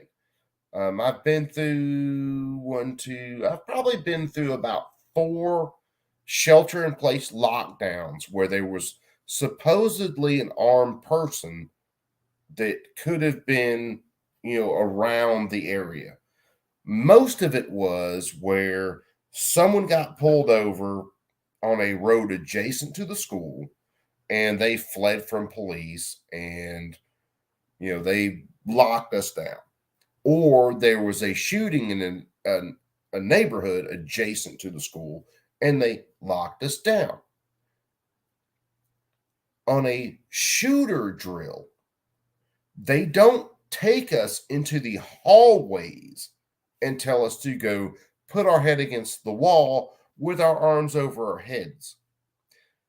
We are shut down. We are told to shut down in the classroom, lights off, and if we can, we lock or barricade doors. See, you don't go into very open areas where a shooter could possibly engage you in a shooter drill. In a tornado drill, they sit you in the hallway and you chill out because that's the innermost part of the building in most cases. I will not tell you that she is absolutely lying her little no-leg self off. I will tell you her lips are moving and there's a big bucket of bullshit falling out of her fucking mouth. So you take that any way you want. Backpacks and ballistic whiteboards for my daughters to have in their classrooms. And the fact of the matter is that those pages are bookmarked in my phone. It's not the first time I've looked at them. Facebook's own employees have cited some of their platform's rifle promoting ads as dangerous and reckless. We cannot and must not allow this to go on another day, another hour. We need the FTC to act. They must begin the investigation. Hold on. What am I missing in chat? Because I'm seeing some shit that maybe I'm not taking right.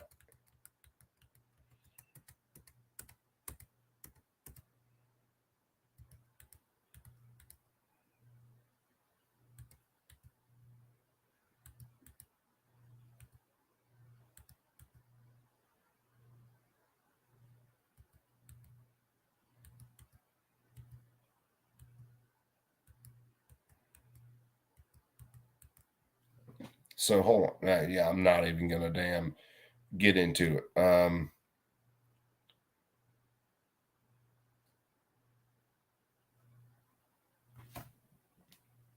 If there's an issue with guys in chat, I'll put it this way. With everybody that I have in chat right now, most of you guys I know I've seen around. If there's an issue in between two people, one, it's probably a misunderstanding. Two, I expect you guys to be adults. You can tell each other to fuck off and tell each other to go pound sand. More than likely, in chat, guys, it's very easy to take something the wrong way.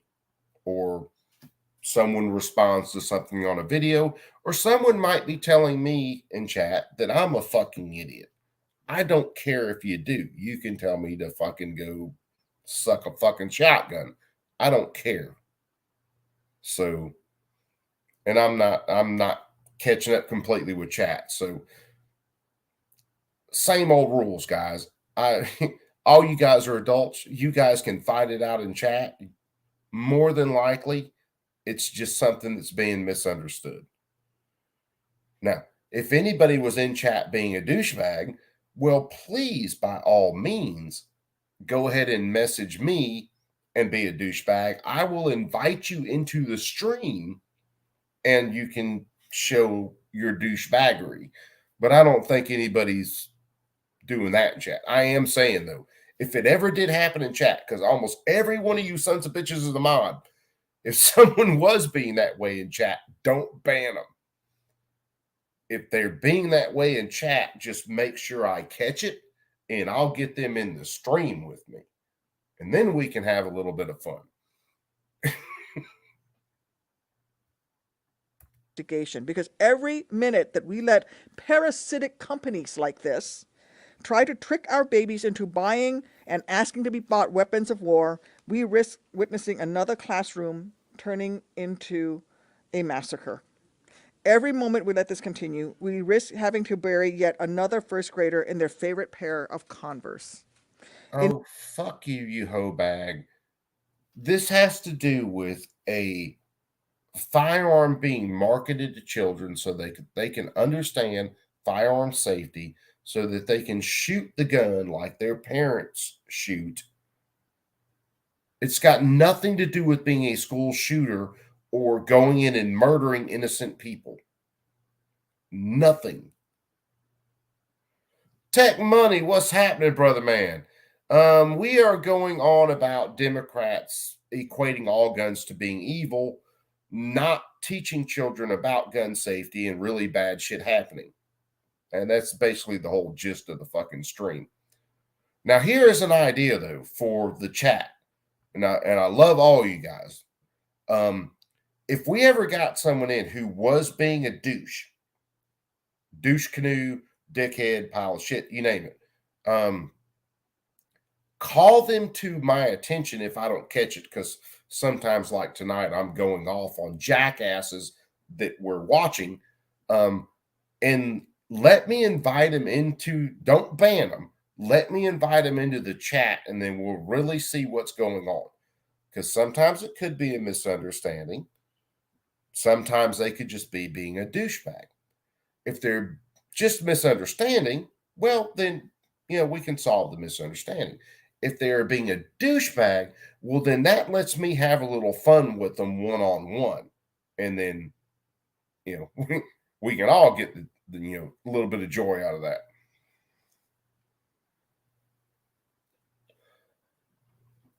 So let's listen a little more of this. Enough. Let's end this sickening marketing strategy. Let's ban, and then we need to ban the sale of military-style assault weapons altogether. Thank you. Thank you, Tanya. Senator Padilla comes from a state which has just witnessed tragedy after tragedy from gun violence.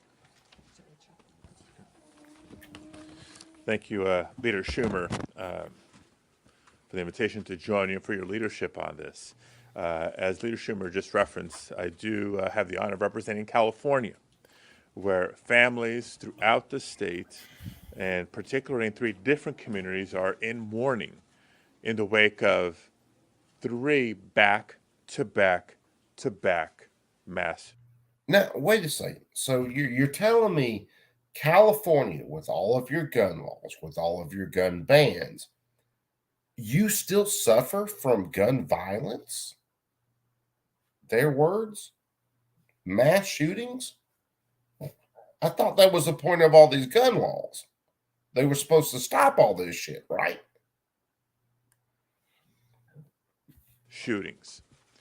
This last Monday, I was literally just returning home from visiting the Victims Resource Center in Monterey Park, where a gunman killed 11 people, when I received word that there were 2 more incidents, one in Half Moon Bay and one in Oakland, where together those 2 incidents took the lives of 8 more. Let's see. Good staircase joke. Let me see. She's kind of heavy set.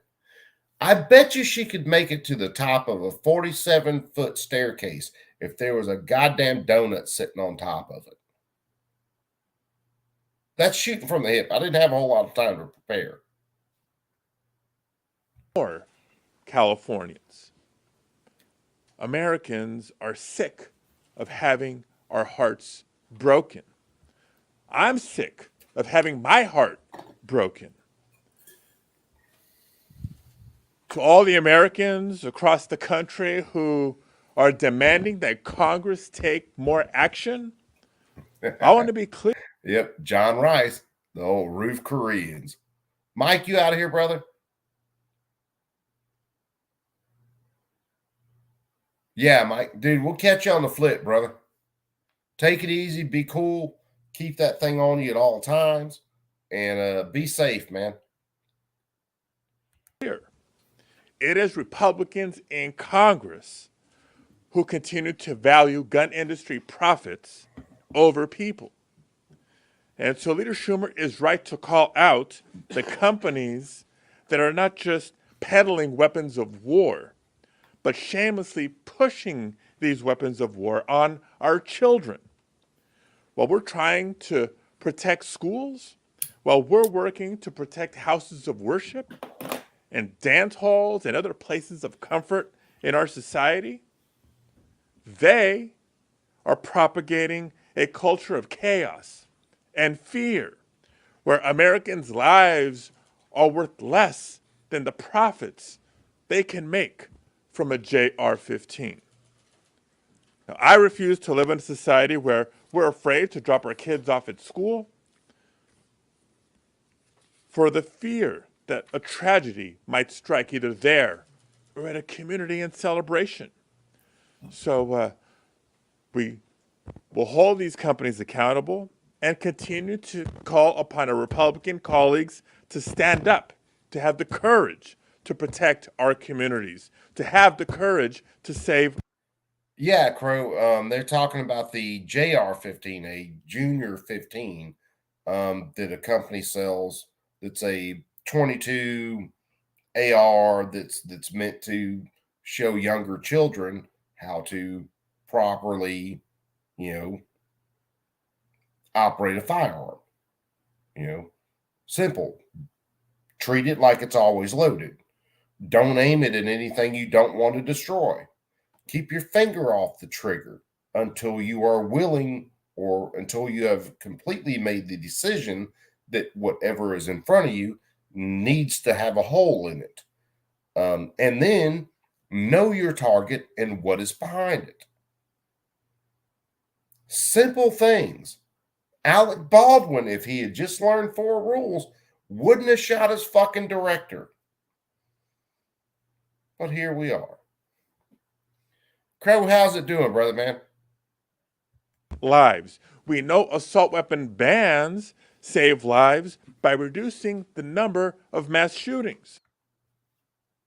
No, they don't. They use this constantly, and I hate to keep stopping this so many times, but there's so much bullshit in here. It just okay. Even the Department of Justice, when they did their review of the 10-year assault weapons ban, so-called assault weapons ban, they said the effect of the assault weapons ban on gun murders, mass shootings, was statistically not even freaking basically tallyable. I'm so frustrated I can't fucking think straight.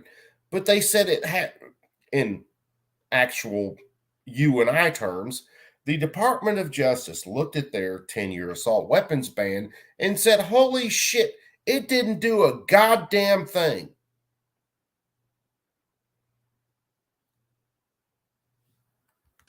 We know that universal background checks will help prevent people in crisis from accessing deadly weapons.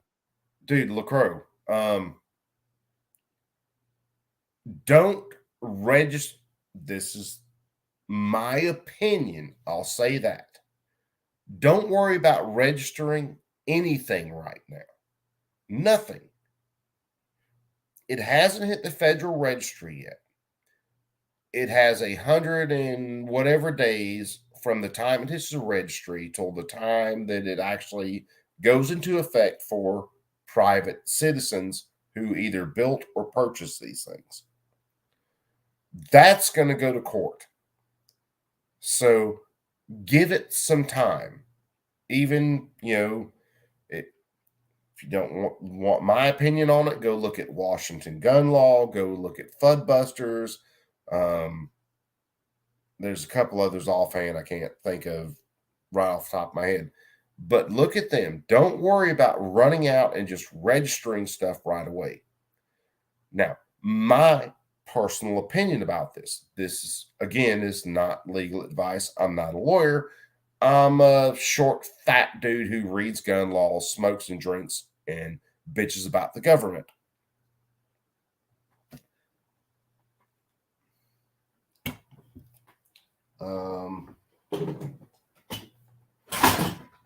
So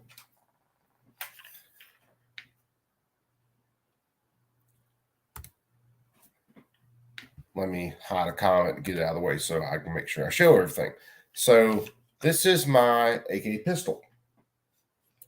12.5-inch barrel. Well, 12.5-inch barrel plus chamber. So it's probably a 13-inch barrel. It's as short as I can get this gun and without having to do any serious work to the gas piston. So here's the deal. That and my AR pistol that I built those from 80% receivers. I built those for cool range toys. Cool to fire a gun one-handed. Then I figured out that shooting the gun one-handed with the brace kind of gets boring. And I figured out that, hey, shoulder it.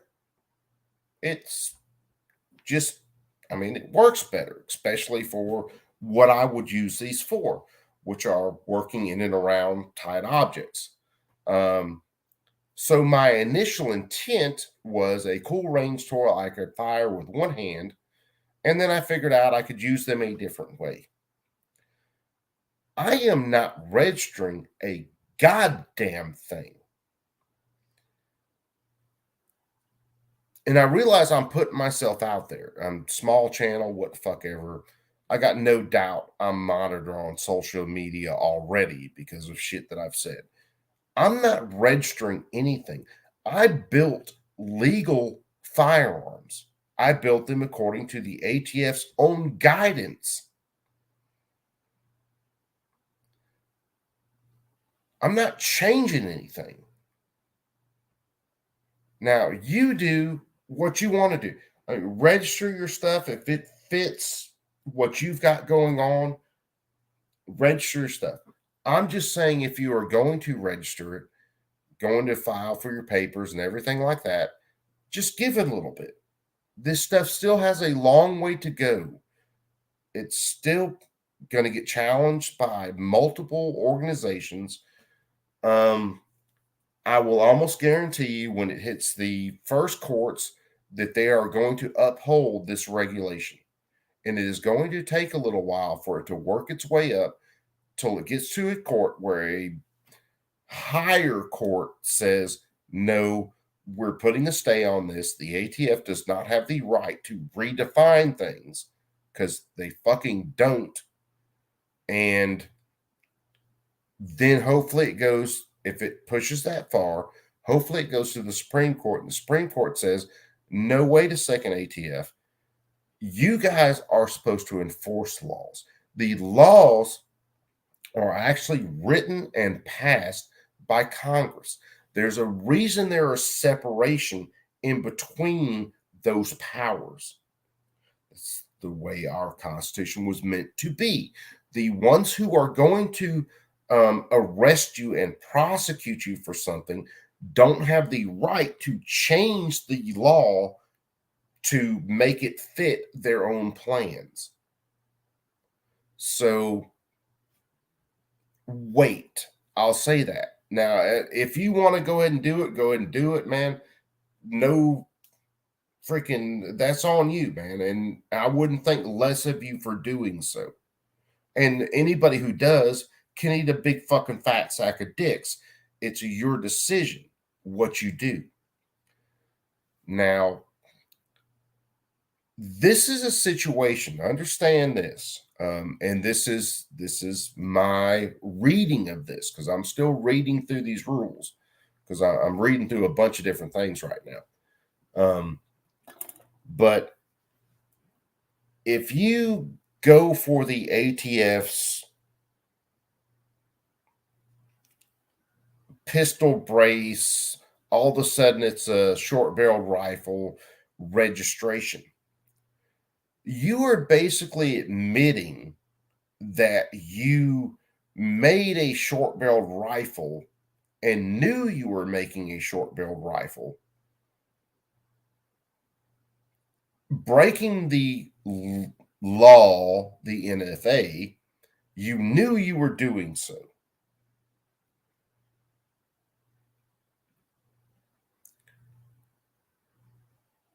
To me, that gives you, or gives them, the case that you had a mens rea, an actual intent to break their law.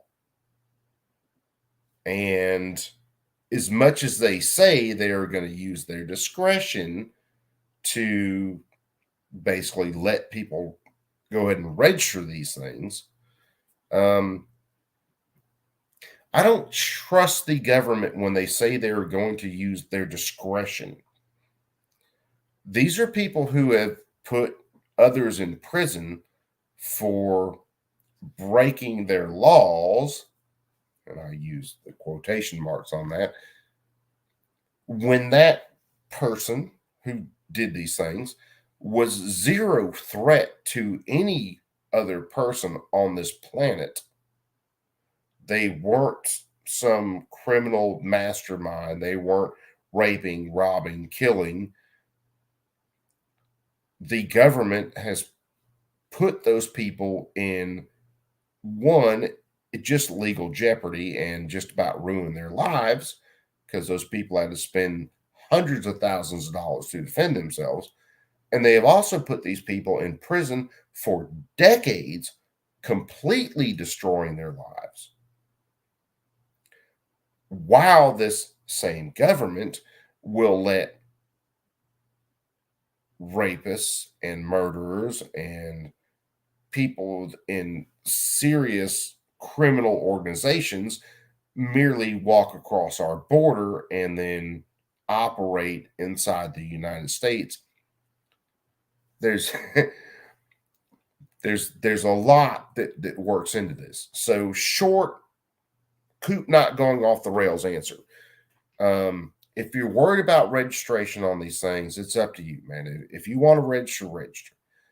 My advice would be to wait. Just chill, wait, see what happens. My other advice would be, if you decide that this is getting a little too hot and you don't want to register, but you, again, don't want to turn your gun into the government, my advice would be to take the brace, not just take the brace off of the gun. If you just take the brace off of the gun, you're not doing anything. It can still accept a brace. My advice would be, if it's something like an AR, to buy a buffer tube that will not accept a brace, and then swap your buffer tube out, and then destroy the buffer tube and the brace that you originally had on the gun. That gives you protection, because you are showing that you figured out you were wrong, figured it out, and you made that pistol where it can no longer accept a brace. My advice, when you destroy those things and when you swap it out to a buffer tube that will not accept a pistol brace, is to video that and then keep that video stored where it is safe, and then you can pull it up when you need to. Because honestly, and you know, my wife working at the gun shop that she works at, so people come in and they say, I've got a brace pistol and I'm scared of this new ruling. Let me light my cigarette. And I want you to remove this brace. Now, one, if you own a firearm like this, you should be skilled enough to remove your own brace. But if you just take this gun, and watch, I'll fuck up and won't be able to just pull this off right now. If you just take this gun and you remove the brace, however, you leave the buffer tube as is to where you can still put a brace on it, you have not got yourself out of this. Your pistol can still accept a brace, so it is still an SBR. According to their rules, according to their regulation that I'm still reading through, it is still a short barrel rifle to them. You have to make it to where You can no longer put a brace on that pistol at all. Now, you could possibly take and on the buffer tube where you have the slots and everything that your pistol brace goes, you could, if you were just spitballing, take a grinder and grind all that off, not get into the buffer tube, but grind all that off to where you couldn't really fit a brace on it, and you might be good that way. Purchasing a buffer tube that you can't fit a brace on would be the best way to go.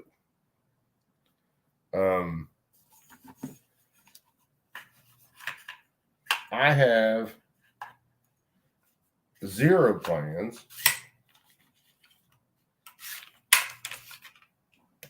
on complying with this. And I mean zero. Does that put me in a rough position? Yes, it does. Does that potentially put my family at serious risk? Yes, it does.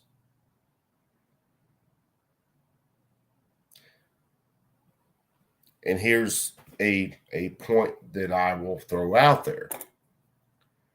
We hear all the time, shall not comply, shall not comply, shall not comply. One, people haven't thought that out.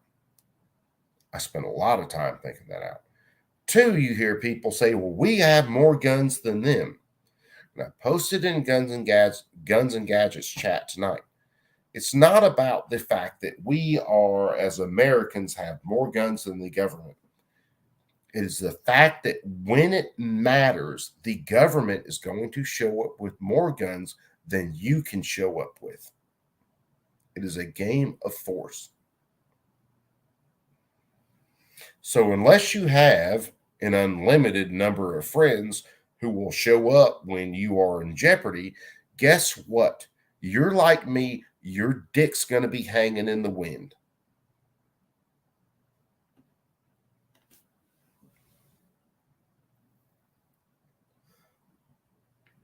And yeah, my dick will be hanging in the wind.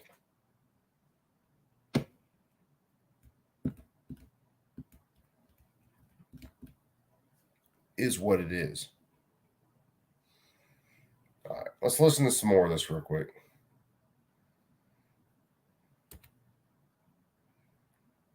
Weapons.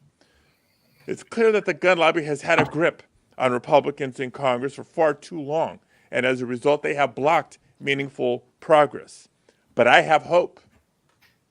I have hope because year after year, the gun safety movement gets stronger and stronger. And when we passed the first gun safety legislation in 30 years last Congress, thank you, Senator Murphy, it became clear that our movement is growing stronger than the gun lobby. So we'll keep fighting because every step forward means preventing another Monterey Park, another Half Moon Bay, another preventable act of violence. Thank you. I want to thank all my colleagues for their eloquence and their passion on this issue. Everyone here has done lots of work to deal with gun violence. Questions on this subject? Yes. Mayor Schumer, President Biden wants a ban on assault weapons. Obviously, it's no secret it took a lot of work to get even that bill across the finish line last summer. But why not force votes on these issues and just get Republicans Look, on the record? the bottom line is nobody cares more about this than me. I'm the author of the assault weapons ban in 1994. We're going to keep working to try and get the requisite number of votes to pass it. Yes. It's one of the things we want to get done. Look, no one thought we could get anything done, and last summer, due to Chris Murphy and others around here's good work, we got significant legislation done. We're going to keep at it. We're going to keep at it. Yes. For those of us that are maybe not as well versed on this topic, can you explain what an FTC investigation into this would look like and what the final Yes. result of an investigation? I'm going to pause this and I'm going to grab a beer because I want to hear what they're saying.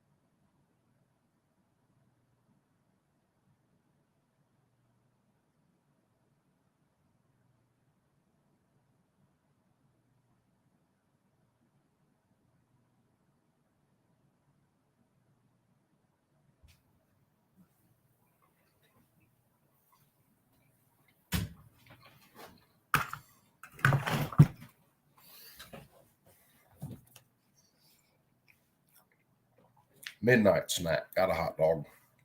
My colleagues have talked about it. They've done this with ads aimed at kids for cigarettes under their statutory authority of doing misleading and false advertising, and that's where this would come from. Yes. For Senator Durbin, I was going to ask Senator Duckworth as well. Obviously, this company is based in the state of Illinois. The state of Illinois has some of the strictest gun laws in the country. What does it say that you have advertisers like this based in a state where guns are already restricted quite a bit? These companies are so bold, they believe that they are above the law. They believe they can beat the law in our courts. We just passed in the state legislature an assault weapons ban in Illinois. And of course, the Republicans went to court immediately and got a stay in many parts of the state and many entities. So they have friends in high places, and they think they'll prevail. And they have the Republicans here in Congress who have stopped efforts at sane gun policy for years. So that explains it as far as I'm concerned. There's no legal explanation. It's just a matter of political power. Thank you, everybody. Senator Schumer. Thank you. So that's the end of that one. While I finish my hot dog.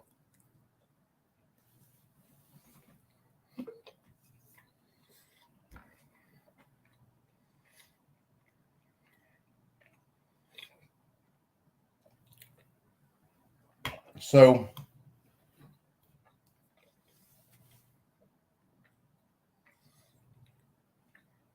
still chewing. So we end up with one, a federal government that doesn't give a damn about the Constitution at all.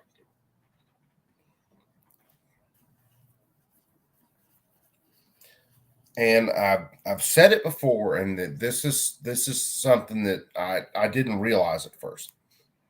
So a lot of us talk about the Second Amendment and my guns and self-defense and all that. So understand this. Your right to self-defense with whatever tools you deem necessary is not covered by the Second Amendment. And people are freaking when I initially say that. What? No, the Second Amendment. The Second Amendment doesn't cover self-defense. You were born at your birth. You were born with the right to defend yourself and your family and your property. You were born with that right. The same way a bear from birth is born with its claws. The difference between us and the bear is that, well, the opposable thumbs, but we have developed tools, firearms, that we can use for self-defense. See, when our founding, at the time of our founding, self-defense or a man's or a woman's right to defend themselves was never in question. Just like your right to go hunt was never in question. That's how you ate, was going out and hunting. And our founders, God forgive them, never imagined a time where your right to self-defense and your right to go out and hunt game to feed your family would ever be in question. What our founders did with the Second Amendment was they said, hold up, we're going to have this giant federal machine. And what we are going to do that's different than any other government in history is we are going to write in a clause that gives our citizens, those that we are supposed to rule over, that gives our citizens the arms to defend themselves against us. It is a check on federal power. That's what the Second Amendment is, kids, perps. It's got nothing to do with self-defense. Self-defense is a right you are born with. The Second Amendment is a check on government power. That's why when they wrote the Second Amendment, they didn't limit the firearms you could own to lesser firearms than the government can own. It was said earlier in the chat, at the time of the founding, you had private citizens that owned warships. What people don't get the absolute visual picture of is these were fully functional warships with cannons that could sling explosive rounds. They could sling solid rounds. They could sling rounds like grape shot, which were basically buckshot being fired out of a very large bore. They could sling rounds that had basically a cannonball on either side of a chain that was there to take out the mast of another ship. The Revolutionary War would not have been won were it not for the arms that private citizens held, whether it was cannons, because a lot of people in towns owned cannons, and cannons could fire solid rounds or explosive rounds. So our founders knew what war was, and they knew it better than this generation does.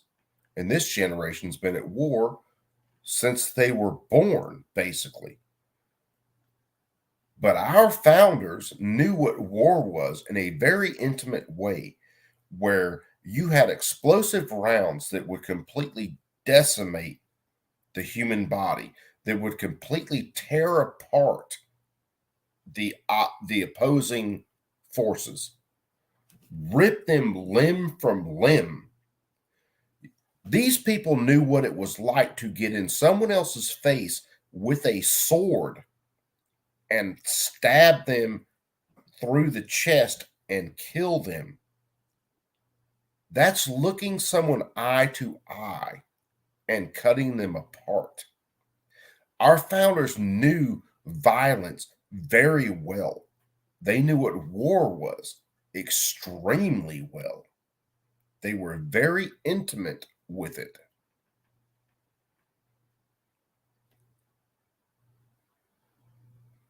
When you look at their writings, the writings from the founders, of course, we can get into Blackstone's law and all sorts of stuff like that. But our founders knew good and well that your right to self-defense, your right to go out and hunt a deer or a turkey or anything else, was a God-given fucking right. Or you could just say your creator. Either way, and they termed it as a natural right.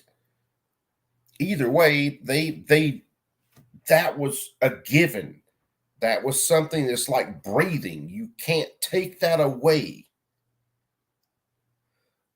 When they wrote the Constitution, they wrote all these powers that the government could not have. They didn't give the government powers. What they did with the Constitution is they said the government cannot do these things. The Second Amendment was the federal government cannot, period, exclamation point, cannot freaking manage the firearms that the people have. That was a check on the government saying that if you get tyrannical, if you get a little too fucking uppity one day, motherfucker, these people have the same guns that you have. And there are more of them than there are of you. So you best play this fucking game and be nice about the shit. That's the Second Amendment. And we've been shit on and shit on and shit on since the founding, there were people at that time who were against private citizens owning arms. From that time, this attack on firearms and the ownership of firearms and what firearms you can own, this attack is nothing new.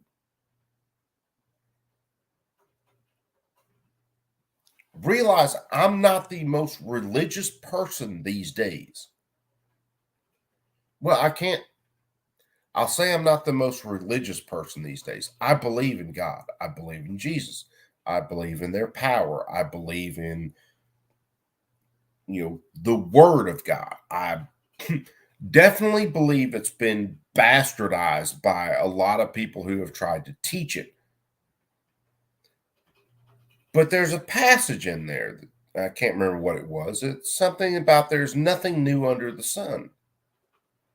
When it comes to gun control, there is nothing new under the sun.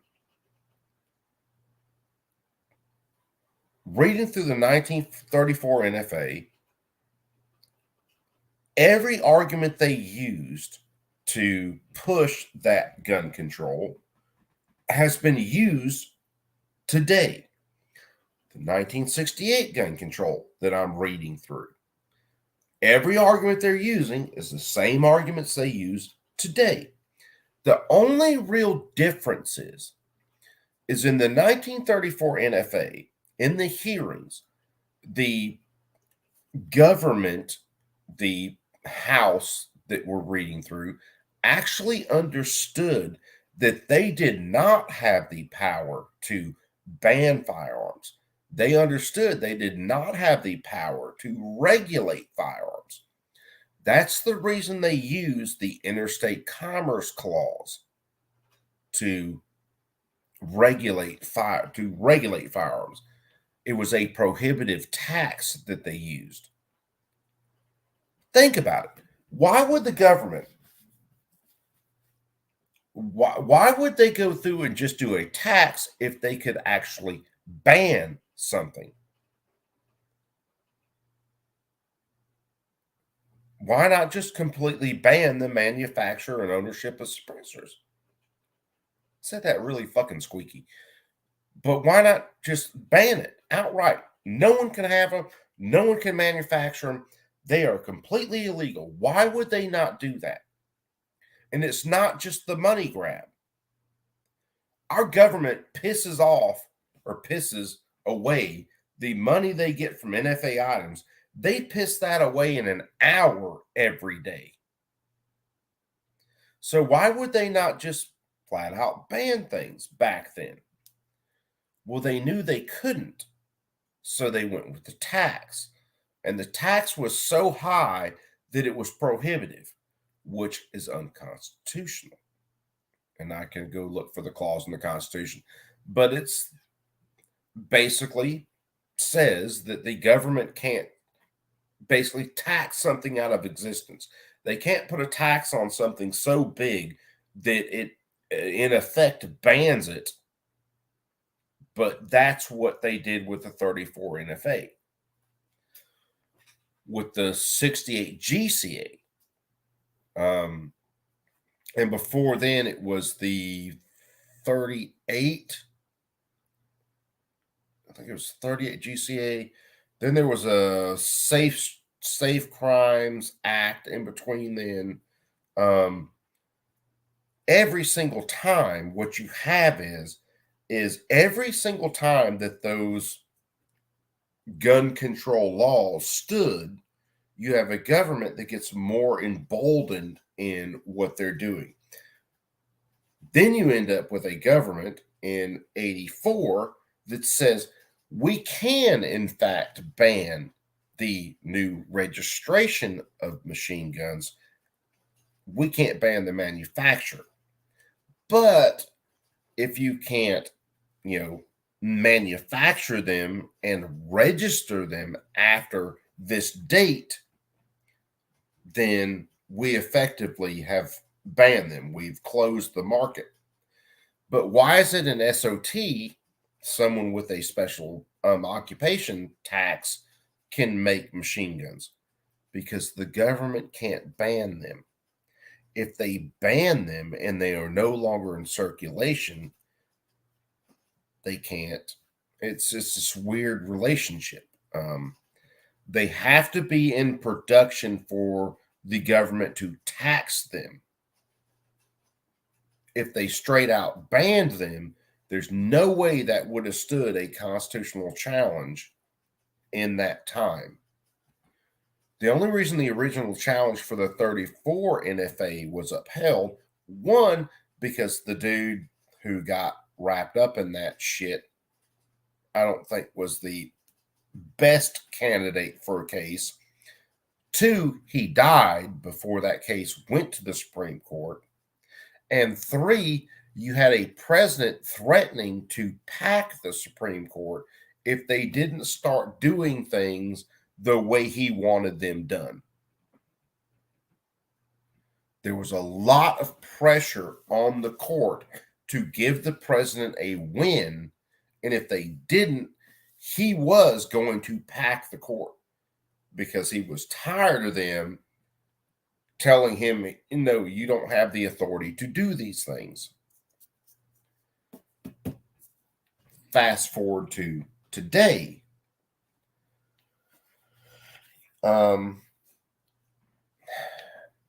You have another president threatening to pack the Supreme Court if they don't do what he wants them to do. But you have a Supreme Court right now that has made some serious stands, constitutional stands, saying this is what the Constitution says, and no government, you can fuck off, you can't do these things. But Chuck Schumer and the Democrats have put more courts or more justices onto the lower courts, the district courts, than any other president has in this same amount of time, than any other president has in modern history. So what does that mean? That means that gun cases that go to these courts are going to get shot down, and it is going to take extreme amounts of time before they reach the level of the Supreme Court. And that is, once they reach the level, the Supreme Court may or may not take that case. They could say, we're not touching that. That's one of the reasons, I'll tell you now, that's one of the reasons the NFA will stand for the foreseeable future.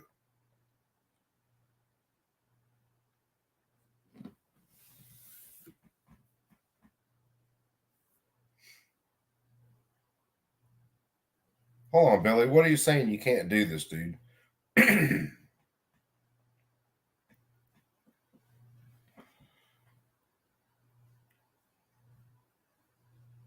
what are we saying way wrong?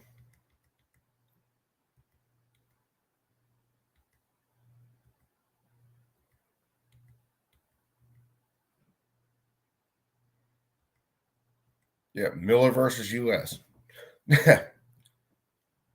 And since I'm not jumping all the way through the chat, Miller versus U.S. And we've went through that on this channel. We've read that stuff.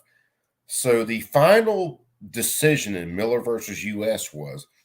is since a short-barreled shotgun was not useful in military service, since a short-barreled shotgun was not a arm that would be likely to be brought to militia service, then it was not protected under the Second Amendment.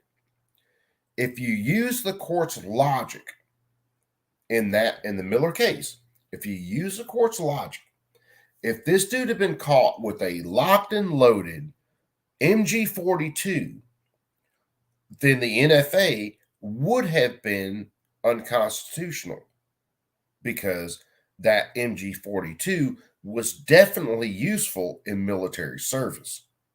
It was definitely something that someone would bring if they were called up for the militia. Trust me, if you called me up for the militia and I got an MG42, Fat Daddy gonna be happy rolling to damn formation with that shit. and machine guns are definitely useful in military service, which, as doctrine has improved, so are short-barreled shotguns and short-barreled rifles. So again, by the court's logic in the 34 NFA, short-barreled rifles and short-barreled shotguns are definitely protected by the Second Amendment.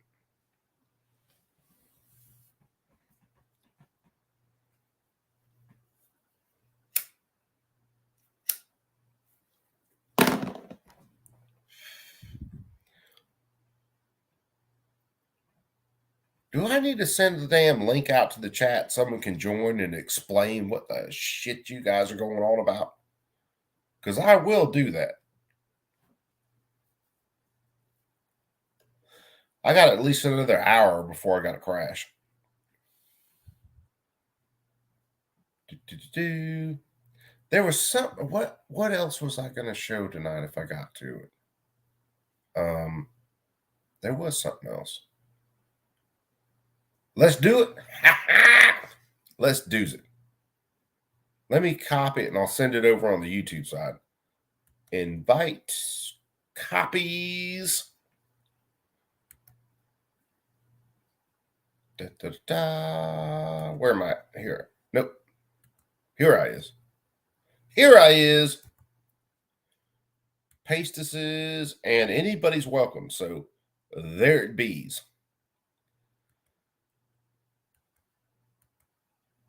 Da, da, da. Got that. Let me remove some shit from the stream. Hold on, we're going to do this. He's strict. Gotta get in there close and find out what's happening. There's our ticket.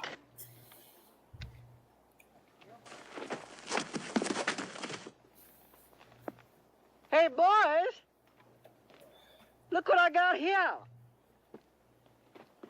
Hey, where are the white women at? That shit never gets old. Dude, never gets old. So what's going on? What am I missing in the chat while I'm in here bitching about everything?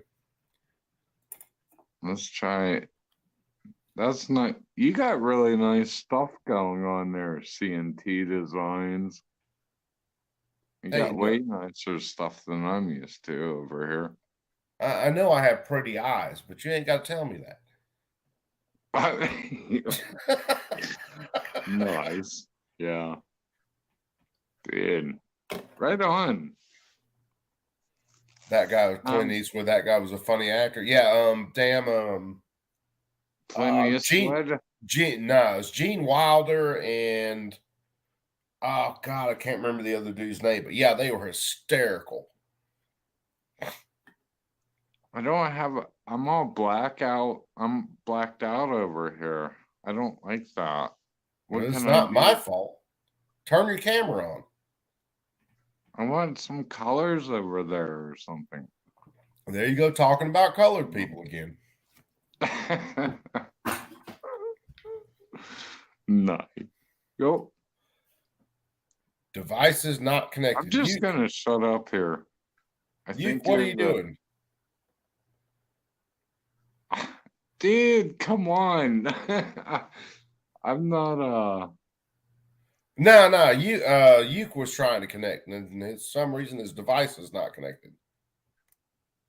Oh, I don't know. It doesn't Ghost, matter. what's up, brother? I'm just hanging out, man.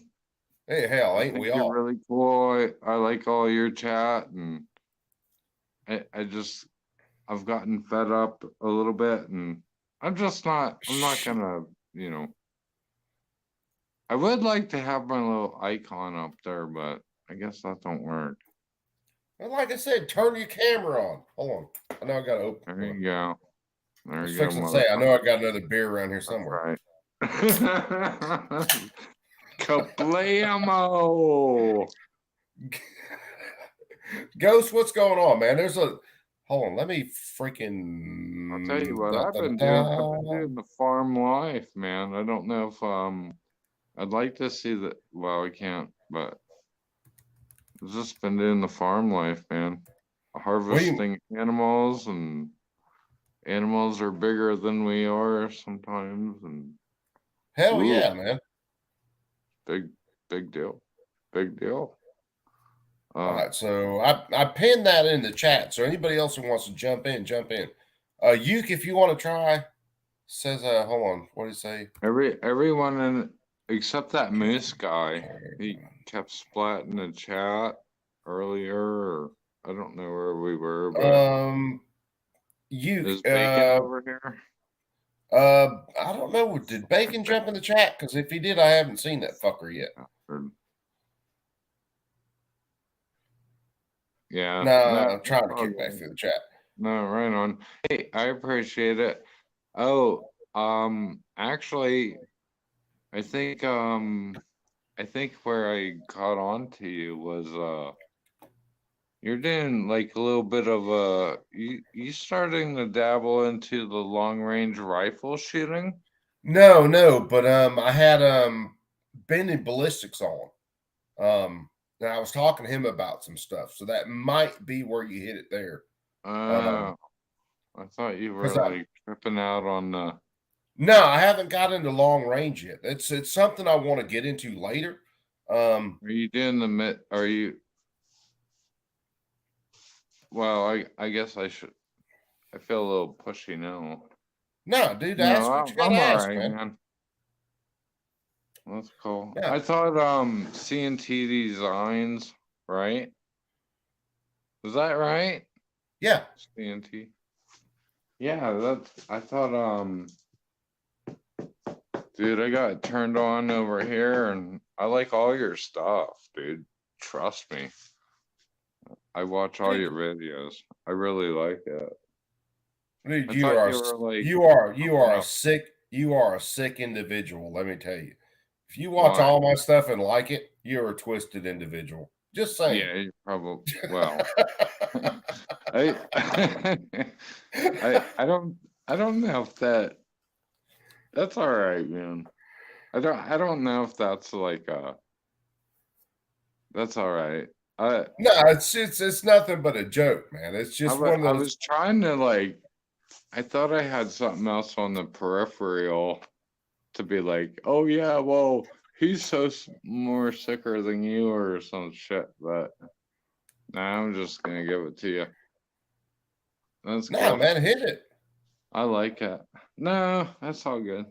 No, it's one of those things you got to understand. Whenever I open up a chat, I throw a link out in the chat. I know what. Anybody, I'm not the best one though. Well, I mean, anybody who wants to jump in can jump in, and Yeah. and if you disagree with something, then say you disagree, or you know. Oh no, we're not going all that. You're a cool dude, and I there's no problems, dude. I have no problems with that. Bacon. Do you know that Bacon guy? The Bacon. The goddamn Bacon, yeah, man. Yeah. Now, if you want a problem, then you talk to that motherfucker because. Oh, dude, man, I love Bacon, man. Bacon's absolutely hysterical. There you go, man. If you want an issue, you talk to that motherfucker. Oh, wait till about 6 o'clock in the morning when Bacon's hammered out of his brain, which There's I've been nobody- there, dude. I've passed the fuck Kinda out funny. on one of his streams one night. It's fucking. You're 100% right, man. It is what it is. I don't think maybe possibly that no one in this whole community wants to give a shit except Bacon. Well, Yeah, it's the fact that it's I'm a lot about like Second Amendment and gun rights and stuff like that. Bacon's kind of on the peripheral of that. Bacon Well, you is guys are more about. wasting your time with that. I don't. Oh, CNT. Well, CNT Designs. Yeah, no, you're wasting your time with. I don't even know why you talk about it. Okay. There's two. You have two options. You can literally. I'm telling you. you can shoot back or turn your guns in. That's it. Well, It's that, man. it's not. I don't know. It's not quite to that point yet. I think it's getting there. No, it Trust is. me. It has I think been it's for getting there. when 1982, when I bought my first gun. What do you mean? Come on, guys. Well, I'm not it's like saying this. that against you. I'm just saying, hey, we're Americans. What are you talking about? It's trust me. I think it's getting really close to that point. Really That's close like to what? it's like I They're said. Like, taking a pistol grip off of a shotgun is the last thing I just heard that like 2 hours ago or something. Oh, yeah. You can't have a fucking pistol grip on a shotgun. Oh, heaven forbid you can actually control a firearm while you're using it. Yeah, that's one of the points about like the Yeah, and the you're pistol gonna sit grips there and or tell me that we're gonna sit here and wait for somebody else to decide. There's an 86-year-old woman over there in Congress gonna be like, oh well. Hey, look. Has anyone seen South Park? Don't talk about my bitch Dianne Feinstein like that. All right.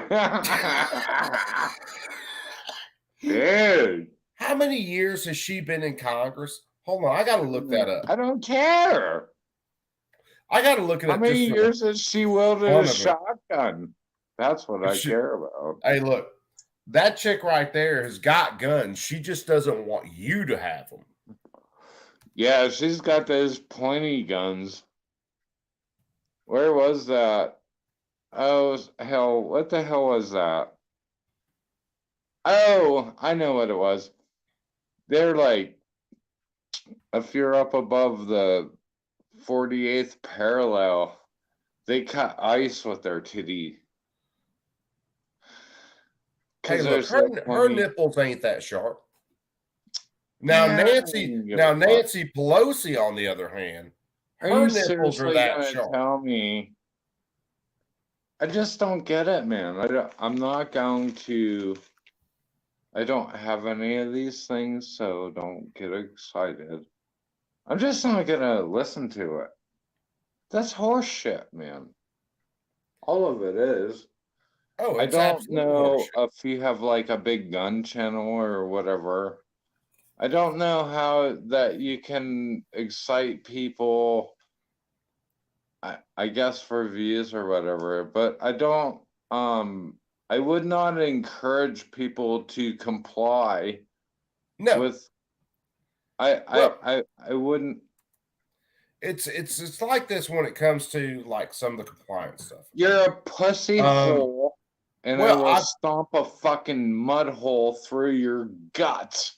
I'm gonna put up with that shit. Well, and that's listen, not. I'm being fair. I'm being completely fair. It's like this when it comes to some of the compliance stuff. Okay, I am all about people making. Yeah, but you can sit there. Listen, if you were actually a big gun poster or whatever, you could sit there and use me as a whipping post, and the whole media would be like, "Oh, Billy Joe is a fucking piece of shit," and fucking run the fucking gamut through them. And I'm saying, just shoot them all. Well, fuck you, dude. It's like this. I tell everybody to make their own minds up. Now, what I am going to do, there is no. You can't make your own minds. That's the problem. Well, no, hold on. Why can't it's you right make or your wrong? Period. Well, there is right and there is wrong, but why can't you make your own mind up? See, is my big thing, and you got to listen to this. My big thing is, as long as you are not wrongfully depriving someone else of life, liberty, or property. So, if you make your mind up, you want to comply with some government deal, that's on you. That's your decision. You're not wrongfully depriving me of life, liberty, or property. Whoa. You hold on. Back up. You just said if you're going to wrong someone and take their property, their livelihoods, their way of life or whatever, is that what you just said? No, I said as long as you are not wrongfully depriving someone else of life, liberty, or property, then your decisions are your decisions. Now, if you are the government and you are wrongfully depriving me of life, liberty, or property, well, then I have the right to defend myself against your action. You're gonna have problems with that, man. Why is that? Because, what do you mean? No one's bothering you, right? Well, if no one's bothering me, then I'm no threat to anybody. You just said that. You just said that no one's bothering you, really. Well, what I said was, you got to listen to it. What I said was, I don't care what you said. I'm just saying that's what's going on. No one's bothering you. A private I don't care what person, you say. A private person who is making a decision to do something, and as long as they are not wrongfully depriving someone else of life, liberty, or property, I don't care what they do. So if they decide they want to comply with some government edict, that's on them. That's their decision. If the government comes at me, define what your government edict is. Well, like this pistol brace rule. Because that's a loose cannon there, and I think that you guys take advantage of that, and that's not fair. That's not fair to regular citizen. If someone regular guy, they want to comply with this pistol brace rule, okay, that's their decision. Well, they're not wrongfully depriving someone else of life, liberty, or property. How do you not know what that is? It's completely defined. I know what that is, but what I'm saying is my brother doesn't know what that is. Like, he's busy raising his kids or all this other bullshit. There are plenty of people that are one more little ebb into our constitutional or our God-given rights. Yeah. No, I'm 100% on that, but how you I'm not attacking you. I'm just saying I'm so frustrated. I get what you're talking about, but you don't. I don't think that you do. What I'm talking about is that I don't flat give a shit what you say, and if I want something, I have it. And as long as it doesn't harm anyone else around me, I can keep it. Well, that's exactly what I'm saying. I'm saying the same thing. In other words, if you have a bazooka and 9 machine guns, you're my next door neighbor. You have a bazooka, 9 machine guns, and you have an F-14 parked in your backyard. Couldn't afford the beer. Yeah, well, I couldn't either. But if you had all that, okay, as long as you're not shooting in my house trying to kill me, I don't care what you have. Yes, ma'am. It doesn't matter to me. You know, oh my God, my kids might see guns. I don't give a shit. I'll take them over there and show them the guns. You know, why in the world is this an issue? It shouldn't be. It absolutely shouldn't be. Why in the world is this an issue? Look, again, we get down to that same premise, okay? As long as I'm not wrongfully depriving someone else of life, liberty, or property, then I should be able to own whatever I want to own, and the government should get fucked because they shouldn't even be involved in that equation. Now, they should be helping you. Well, if I take my belt-fed machine gun and I go kick your front door in and rob you, well, then the government needs to be involved because they need to be the ones to take me into custody, try me in court. If you had a belt-fed machine gun, you probably would not bother your time in robbing my shit. Well, that's kind of the whole thing, right? I You should would be able think. to own whatever I own. You would fucking You know, think. if I had what was that damn movie? Fuck me running, I can't think of it. But old girl opened her refrigerator and she had like a damn RPG-7 in there and a bunch of other shit in there. The gun, the refrigerator was like a freaking a wet dream gun safe. She got a sister? So yeah, I wish. I'm But married to anyway, that girl. hey, tell me about it. Well, no, I can't because I can't divorce my wife. My wife's pretty damn badass. But if I had that refrigerator in my house, hell, if I had an RPG-7 and a Dishka mounted on my front porch. Oh, you got all the names and stuff. I don't care about all those. Well, normally I like say I'm I'd be into like- AK. I love AKs. I love No. I don't care. I'd be like, hey, what's up? I'll call you up. I'd be like, hey, I need some reinforcement. Yeah. Well, that's the way it should be. That's But the way it should what I be. was going to say, That's like exactly you know, right. I have names of certain guns down, but like going- AKs, I You love going whitetail hunting or something, and you'd be like, oh, I got the Frag perfect thing out! for you. What's up, Frag Out? She talks smack about bacon. What's going on? What is that? What's up? I'm above the 43rd parallel too, and there's no ice cutting women with sharp titties. So The sharp throw that out titties. there. I have Oh, not I got seen that. sharp titties are in Where to Africa, go. by the way. Dude, man, if You wanna you're know. not following Frag Out, you need to follow Frag Out. Frag Out Frag does Out. late. I got the bacon. Yeah, fry guy. Frag You Out. can't have my bacon because you mispronounced So, it. so like you Alright, throw a alright. grenade. I see him. Yep. You throw I a see him grenade, in it's chat, Frag dude. Out. So Frag Out does the most awesome laser engraving on other objects, but also firearms Oh, that you will really? ever freaking see. You have a laser thing? Laser thing. Yeah, he uses We his were trying pecker. to set up a. No, I'm not even kidding. We were trying to set up a laser thing for paddles. Believe it or not. Oh, for like burning and wood paddles? Are we boating? Canoes and kayaks, but the problem that we ran into was that the different grains, because you have to flip the grains to actually make a decent paddle, and then you can't burn them. Well, I guess with the I don't have laser, you that can. laser. I have a different laser. Mine doesn't know.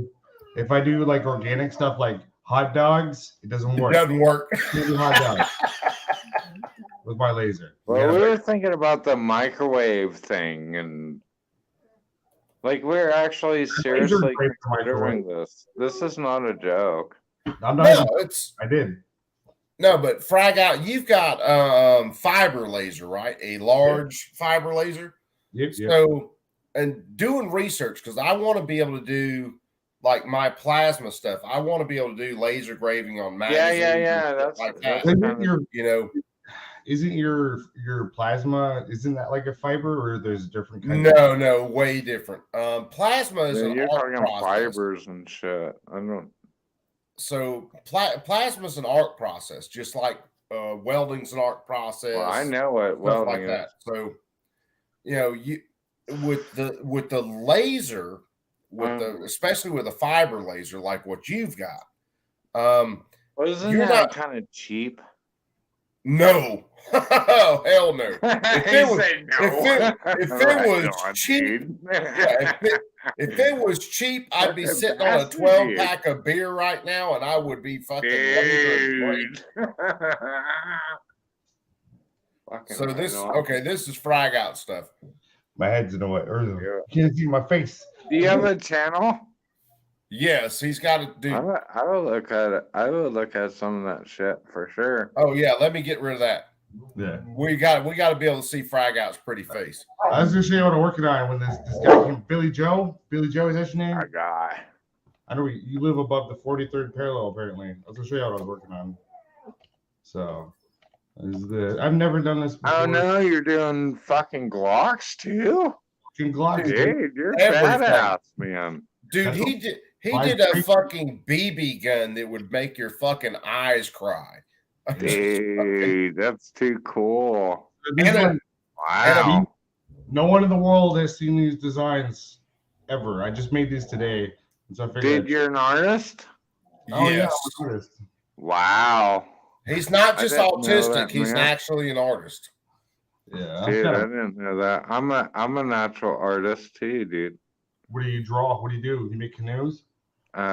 Oil. I'm actually a painter. I'm scooting out of acrylic into oil. I'm doing oil over acrylic right now. I just want to let people know I have like 75 giant chairs in my house. Dude, that's Damn, sick, frag out. dude. Did you do that? No, he bought it from someone else. My chairs? Yeah, right. Dude, that's sick ass shit No. right there. Well, hold Is on. that airbrush? No. Dude, here's the thing that'll blow your I'm mind. trying to Billy. see it on my phone. Yeah. That looks pretty sick, dude. Yeah, Billy, here's the thing that blows your mind, okay? Who is KME? I bought this used and someone with Oh, you're KME. doing it digitally? No, he actually. Okay, here's you- the thing. Again, here's the thing that'll blow your mind. Yeah, Frag you're out. doing that Hold on. digitally. That's not. I'm not No, into that. man. No, you got to understand this, jackass. He draws all of that by hand, and Yeah, then I get it. I get all computer- that. Then he digitalizes it into a You're cheating, program. motherfucker. How is he cheating, jackass? He draws it all by hand. Let And him then say I draw let it him and say then, and then I sell it to people, and then I buy more pretty chairs. badass, dude. All around. I'm doing an AR. I'm doing the same thing, but check it out. Check it out. This is going to be probably the most badass shit. I got poverty ponies, and there's gonna be 3 of them. There's gonna be chicken, pork, and beef, and it's all just like you just did, except it's Bro, gonna be top bro. ramen. Birds aren't real. Chicken is not real. It's like a Hey, story. look, birds are real, frag out. No, Goddamn no. it! I've eaten enough of them. They're robots. Oh, you didn't hear what I'm saying? Yeah, you're an acrylic artist. I can't paint. I suck at painting. So that's Yeah. what's up. You're not hearing what I'm saying? The only way frag out could possibly cheat doing his designs is if he stuck a pencil in his pecker and just swung his hips and did it. The biggest. Dude, those are cheating thing I badass, do- man.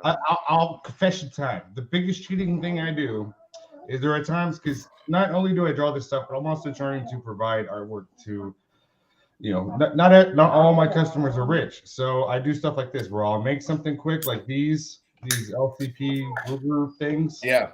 These are cheap little pistols. I'm not going to spend 120 hours drawing custom sights for this. So what I'll do is I have a thing that I drew up prior, and I have a pattern made. Yeah. How do you do that? How do I do it? I have tutorials. Yeah, because I have a 120-hour job like right now, and I would love to be able to do that way. Per year. That's like 6 chickens. But yeah, so I'll draw this stuff and I'll make 6 a pattern. chickens. Yeah, I have 6 chickens, dude. By the way, I threatened to shoot one of I them. actually do ducks. So Huh? I do ducks. They're more If you hate expensive. dogs, ladies offended. I'm gonna buy another chair now. Can I get it with you? Because I have a pretty big project. It's poverty ponies. It's a bunch of AR-15s, but it Dog has is Yakuza Kazi, whatever your name is. Sorry, I didn't interrupt. Oh, is Yuke in here? Who? No, he was in the comments. He's talking about his dove, a bird, and I'm like, no, that's soap. I didn't mean to interrupt, though. I apologize. No, I was fixing to say if Yuke's in, I gotta get him in, but he's having problems with his camera and shit. Yeah, so this is the only thing I do that cheats. I don't mean I'm gonna interrupt 120 chickens real quick. This Who is like, this I'll make guy? a I pattern want to talk to with something you. I draw, I and then want I'll to talk swap to it you on on. the side. It's a pistol. I have a art project that I want to like slam out. I don't know. You could probably do it pretty quick. If you're doing like high resolution shit like that, I'm doing you can vector. do my shit real easy I'm doing because high resolution. I can make this the size of the moon and it wouldn't lose resolution. Yeah. yeah. I already see that. Dude, I have to get with you. Well, You're dude, an artist. I'm not I'm an on artist. 43rd parallel. It just won't work We out. have literally got to get together. all you gotta You can do help me. follow Frag Out Designs on Instagram, follow him on YouTube. He's got a freaking Rumble. But If you follow My guy. If you believe in birds, Frag Out. like you're gonna throw a grenade. FRAG. Like you're gonna throw a grenade. Well, Yeah, hold like you're- on. You I guys have are grenades. just I have grenades. stashed you're on my annihilating me, dude. flashbangs. You have Ladies, to grab fuck- me a Hold flashbang. on. Let's I'm go. not that fast, man. What? You have to slow down. I'm not. I don't know anybody. Hey, dude. Hey, Billy. Ron Wayne stole my toaster. What should I do about this?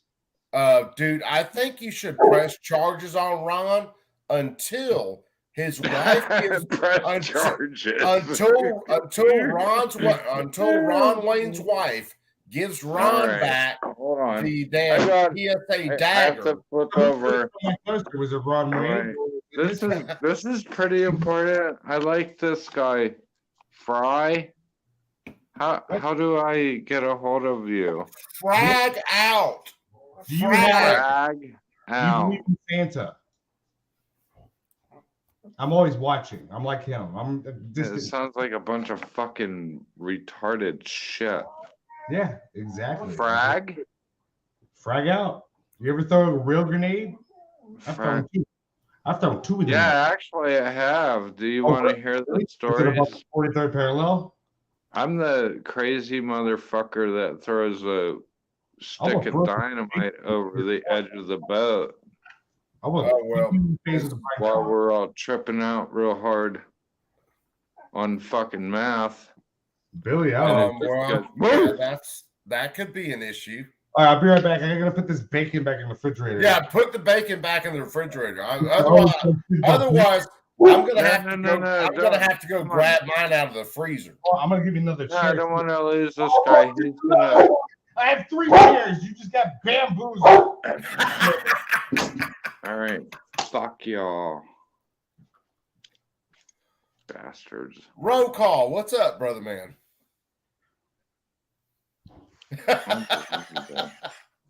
Yeah, roll call. I have roll How call. can I I have ruin this fucking shit like that? roll call. Sorry. I've never been hammered on a single stream. Fucking retarded. I am retarded. What's up? Hey, look. Retarded money. What? Yeah. You tell him, lady. I'll grab another chair. I've got like chairs. I got 2 more right here. Fucking guys are brilliant. Y'all want to see something cool? Yeah, man. Always show it. I don't know. Maybe I'm starting to think that you maybe you need to look me up or something because Well, I generally don't spend a lot of time looking guys up. I'm just saying. It's, Really? See what I'm doing? Really? How many bitches do you look up that make you fucking money? I wonder about that. Dude, I don't look up bitches that make me money. However, on Instagram, I get hit up by the hoes on the gram all the time. Guess how many of those I got? And I'm constantly trying to sell them plasma cuts. So when they send me titty pics, I send them pictures of I don't even know plasma what the cuts. fuck you're talking about, man. Hey, Billy, what is this? Oh, hold on. We gotta go frag out. Lady, I'm Unbelievable. 50 billion.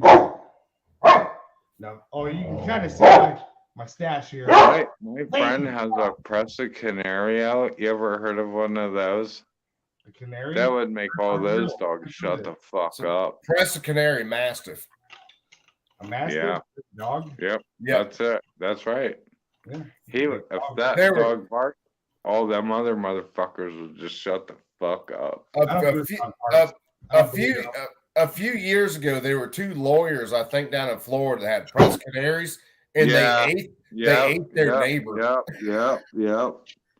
That's right. I don't know if they Guys, were. get in here. You better bring some kind of. They might have been Presbyterians, but they both died. Yeah, They they're killed them. frag out. You I suck. bought a pallet of these, pretty much. I work on a farm. You bought a and pallet of them? there's- What's that? Yeah. How much was that per round? Because like right around here, about I think they're like $4.75 a round for ball 50 cal. I think because I've averaged down a little bit. I'm at What are you like talking about? $2.75 a round, and I don't even know, probably 5,000. What are you talking about? God damn. He's But- talking about buying. Hey Billy, are you good with numbers? I need someone to come and tell my shit. I literally have over 50,000 rounds of ammunition. I stopped counting. So come You forward, got 50,000. bring it on. You got 50,000 rounds of ammunition. Is that what you're Probably trying more to than that. tell I me? stopped counting. I was like, I need to get on the stream. And then- 50,000 rounds of ammunition. Hey, I'm an Are you seriously trying to tell me that? No, he is seriously telling you that. He's not trying to say. You want to see what gun? I can't show guns, but guess what Yeah, gun? you can. Frag out. Show it. Show it. You want to see Shakira? I don't give a shit if I get paid. Show it. You don't have to. Hold on. I that's named not her fair. Shakira. Guess what gun that is, and I'll show it. Nice. Show it. I'm gonna show it. Yeah, I'm gonna show Shakira. I don't give a shit. Am if I? get this. Am Show I it. literally? Hold on. Am I over here on CNT Designs right? That's I the chat respect you were you a lot. in. That's the link that you that. And that's this the link that you guy. showed. Okay. All right. Proceed. Shakira.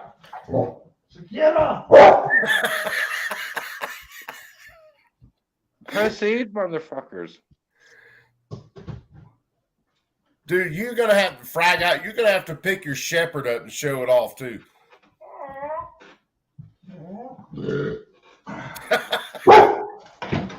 Oh hell yes! Take that, Billy.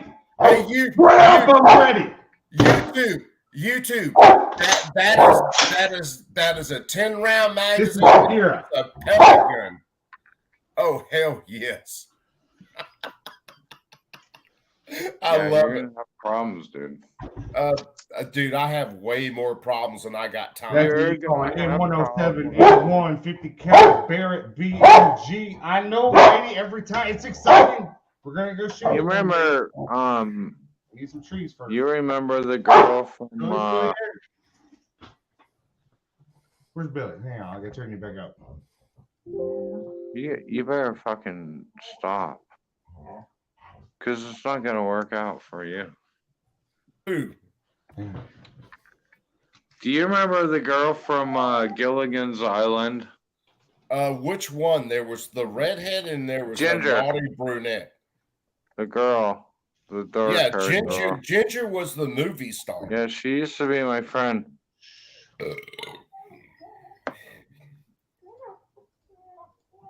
Ghost I Hack. like, Ghost. He is showing airsoft. yeah. Ghost. He is showing airsoft guns with 10-round magazines because he wants to be YouTube compliant. He Who? is playing by the rules. Ron Wade's playing. You by the have rules. to like have Is a. this the 10 round magazine? I think it is. That is. an That's a airsoft 10-round mag. It's Shakira's magazine. This the words don't lie, Billy. It's pretty fucking sad, man. I know. I'm crying too. Yeah, I would tear up if I had that in my hands right now. What? I'm not. My Shakira? fucking weird face. Yeah, out. and I'm not talking about Frag Out's pecker. I'm just throwing it out there. This was the one rifle. Like, this is my dream rifle. I always I knew I never would ever have owned one, and then I did. And now I'm like, shit. Now I got to come up with a new dream gun. Like, what's next? Well, the most listen. Hold on. No, you stop. The most important thing, actually, is that you don't fucking surrender to that. You think they're gonna get Shakira? Hell no.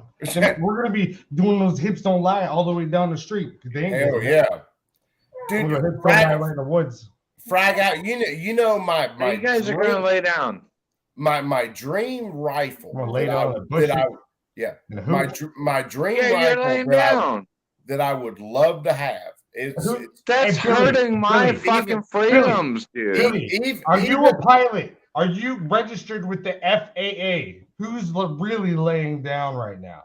Oh, I guarantee. I know for a fact that I have a fucking. You fart in your plane, you lose your license. Don't even play with me. I had a plane once. I farted in my plane. The FAA took my plane away from me and my license. I never had a plane, but I motorboated my wife's boobs a couple times. It was a paper airplane, but I'm not gonna get into details. Actually, do you want to see something cool? My point is, my holy point is that you fucking sit there and laugh about it, but our fucking rights are being stripped away from us. And you're just gonna sit there and be like, oh, okay, that's fine. The FAA. So you're a fucking piece of shit, right? Do you fly, Billy? Lady wants to know if you're a pilot.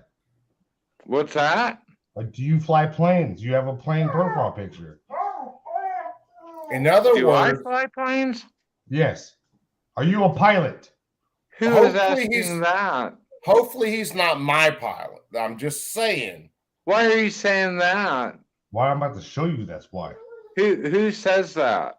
I work with the FAA. I've been investigating you for years. Billy. You may have had to have been, because there's no other way. I didn't come over here saying that. But I know you're a pilot. How do you know that? Because I saw your plane. Then what are you asking me, dude? It's orange and white. Prove me wrong. Is it? Dude, whatever, man. I'm just messing with you. I don't work with the FAA. But I want to say, if you... I know you don't, because you're try to fly a plane before you buy a gun. Which one's going to get shut the fuck down faster? We know Frag Out doesn't work with the FFA or whatever it is, because not all planes look that sexy. Actually, Billy, if he could, he would, but he doesn't because he can't. If so he fucking whatever. If he worked with the FAA, whatever the fuck, all those goddamn planes would be sexy as fuck. Yeah, well, I work with helicopters, Billy. I don't see you pulling in the hot chicks, dude. No matter what. Them in the back by the fuel tanks. What up? Hey, Frag Out, you could your plane fly backwards? No. Frag Out. What are you? Come on now. I can make noises too. Frag Out, you could literally sit and spin. Yeah, on the helicopter. Did you know that there's a thing called the Jesus Nut? Lady knows. Billy, did you know? The Jesus Nut? There's a Jesus Nut, and it's like very expensive. You can't just have one laying around. It's up here below my buttocks, below the 43rd parallel. So what? It holds all the rotors on. There's no way that you can call that. That would definitely be the Jesus Nut for a fucking helicopter, because if your rotors come off, you're fucked. You want to know how much trouble I got in? I went to formation wearing a Burger King hat, and then I yelled, "Semper Fi, do or die, hoorah!" And the drill sergeant said, "Who the fuck said that?" And I was in the army, so I was totally fucking up. But that was Frag Out, I knew I loved you. God damn, I knew I loved you. Fucking believable. Billy, I've seen you before somewhere. They're crazy, dude. I know. It's above the 43rd parallel. I'll tell you that. You want to see something else? This is me. Cheesing. This was me after I left the FAA telling them about Billy and his orange and white plane. I'm gonna have a Really? fucking stroke.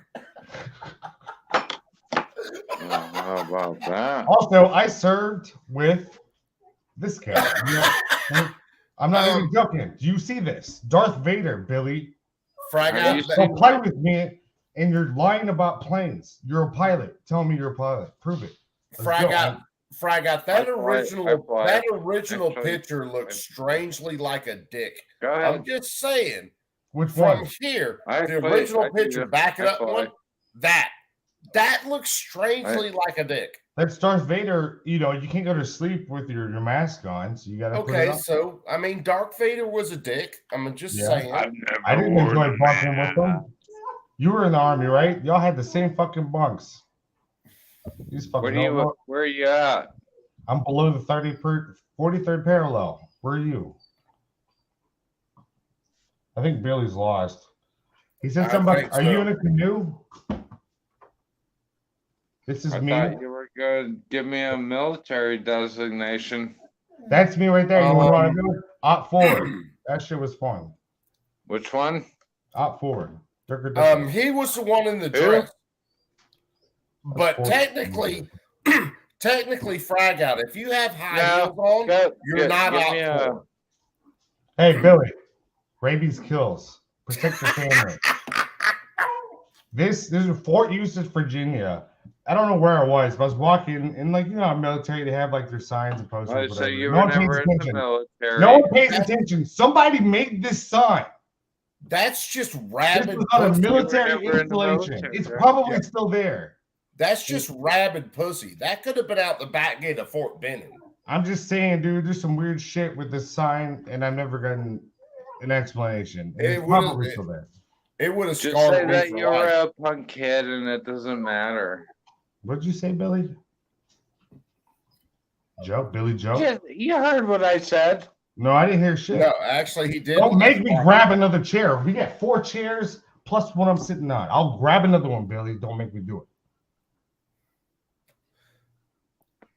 I don't think that you need to do that. Oh, That's I'll grab not 2 of them. I got chairs for days. He's I can got build a 2. chair pyramid and call myself a pharaoh. All right, so don't play. Hey, if you call yourself a pharaoh, are you gonna walk like an Egyptian? Wait, No. hold on. Are you like 19 or 20? No, I'm 34. What's up? No way. Yeah, wait. You see this? I was in those pictures though. Dude, when I was 34, Yeah, I Shakira- was crushing people, dude. Shakira wants me to hold her. Come on. That's my favorite year of This is my 34 favorite to drawing. 36, I think. Hold on, I hit the wrong button. Where's it at? Hold on. Where's my button? Where's my You button? guys are doing. Hey, Ron, you got one of these? There's my button. Show your war face. What up, Billy? Fuck yeah, man. Do you believe in Santa, Billy? Unbelievable. Oh, it's pretty believable. Fucking right on. Well, Santa's kind of believable. The Easter Bunny, on the other hand, is sketchy as fuck. True. I'm just saying. Who's in the Yeah. chat? Clean Eastwood? Fuck off, dude. Fuck Hold off. on. Rabies kills lady. Let me see who all still left in that chat. Crow's out there, Kurt's out Fuck 'em there, all. Clint's out there, Ron's out there, Mike McClune's still hanging out. Everybody should be here. 'Cause It's Billy's out here. They should. I'm here. We're talking about history check it and out. stories. And we did to get back to the women above the 43rd parallel you were talking about with I the. got a fucking a gun.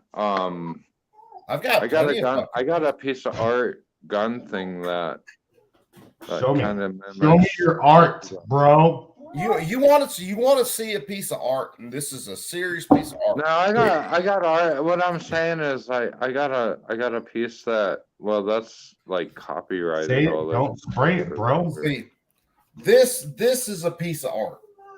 Nice.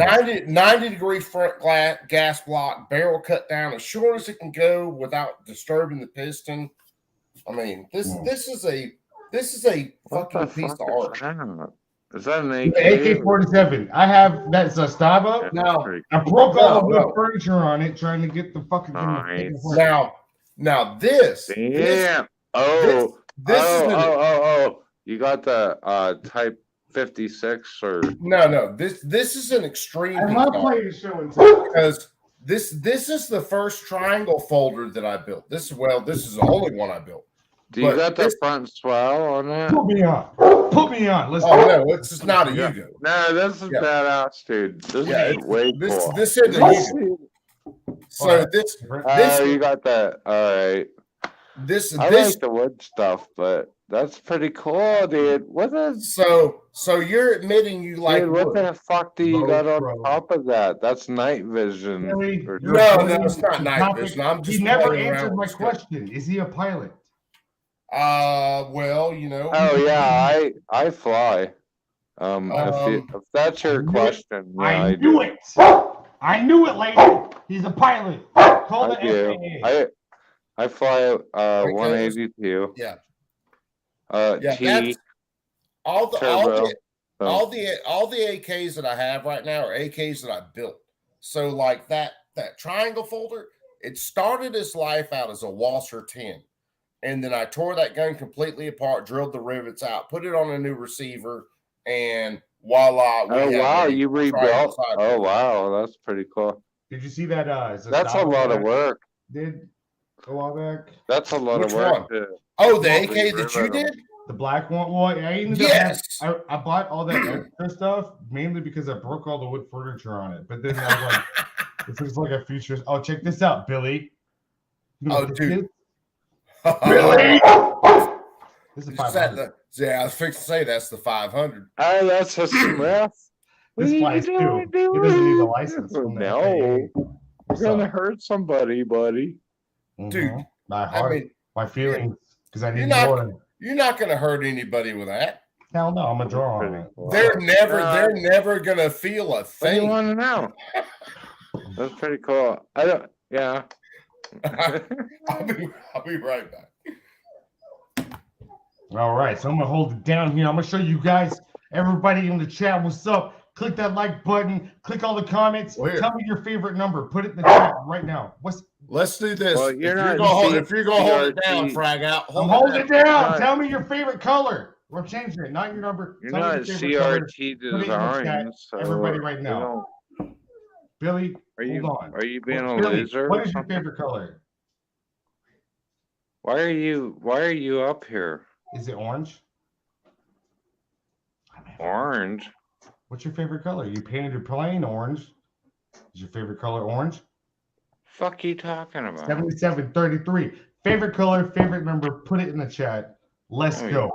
What's your I don't know, favorite? am I able to show you guys like this? That's like saying what's your favorite pussy or something. No, that's weird. Yeah, it is weird. Yeah. Especially if it's your uncle or something. Well, my uncle doesn't have a vagina, so that'd be kind of complicated. What's up? Clint Eastwood, Ron Wayne, Mike McClune, Low Crow, Trekked Their America. I don't know what that means, but that is awesome. Kurt 24, Anthony Smith, Yuka Kazi.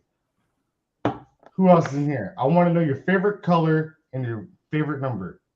Mine is orange and 21. And you may be like, why 21, Steven? I'm like, well, when I was a kid, my dad liked to watch NASCAR. Is this CNR Designs? Are you going to interrupt my story? Yeah, that's what I thought. Do you like NASCAR, Billy? Not asking. I'm not answering any of your questions. It's too late. I already know you're a pilot, bro. You fly. I don't fucking like.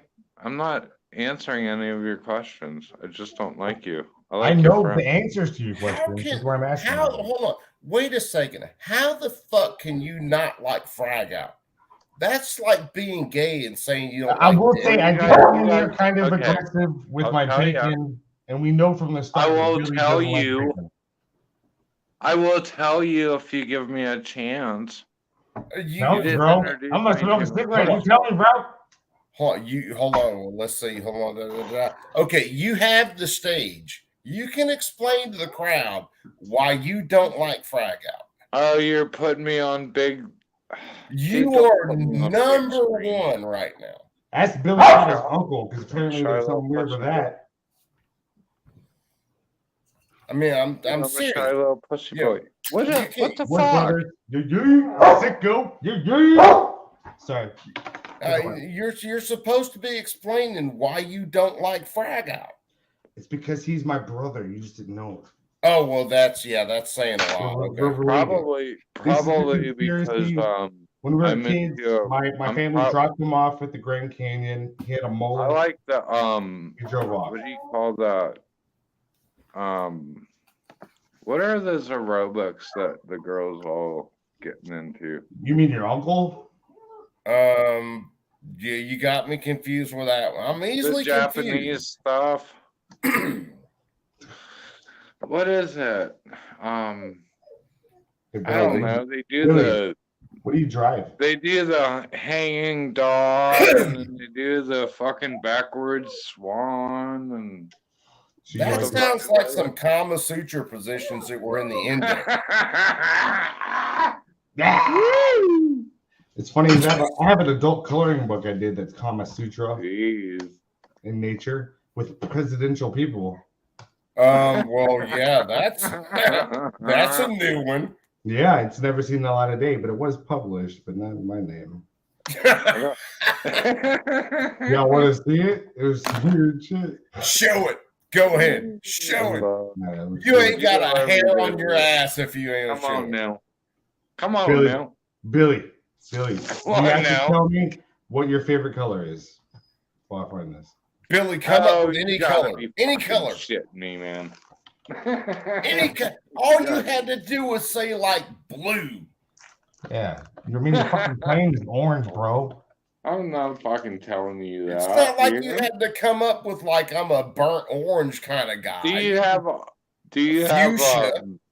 you have reasonable articulable suspicion that I'm committing a crime, I'm about to commit a crime, or I have committed a crime? Dude, not liking Frag Out is a crime. So, yeah, you ought to go to fucking jail for that shit. Dude, Here's one page. no way. You know who that is, bro? Have you ever ridden an man. ostrich? Have you? Huh? Oh God, is that I'm Nancy? telling you No, now. that was Hillary riding an ostrich. It looks like I have Nancy. a Can you put constitutional put everybody right back to up say, with this. so we fuck can have you. reactions. Put everybody back up on the side so we can have reactions because I want to make it fun. Jeez, man. Billy, what do you drive? What's your favorite car? What's that? What do you drive, bro? What do I do? What? What do you drive? Do you drive Normally across the has- 43rd parallel? Cessna. I mean, are you like a Tesla guy or? Let's see here. No, I drive a Cessna. A Cessna. Yeah, well, it's kind of hard to drive that on the road unless you're Hold crash on. landing. I don't drive on the road, motherfucker. Whoa, Hey, whoa. you don't know what I do with my What do y'all mom. You do leave about her out the of this. 43rd parallel? Where are the I damn fucking planes? drive a Cessna 182. Really? Do you drive it or fly it? Because if you drive it, that's kind of lame. It's turbo. Yeah, well, you know. So that's why I have a plane. Fuck you. Ah, I remember now. Okay, hang on. All right, so I have. Crow.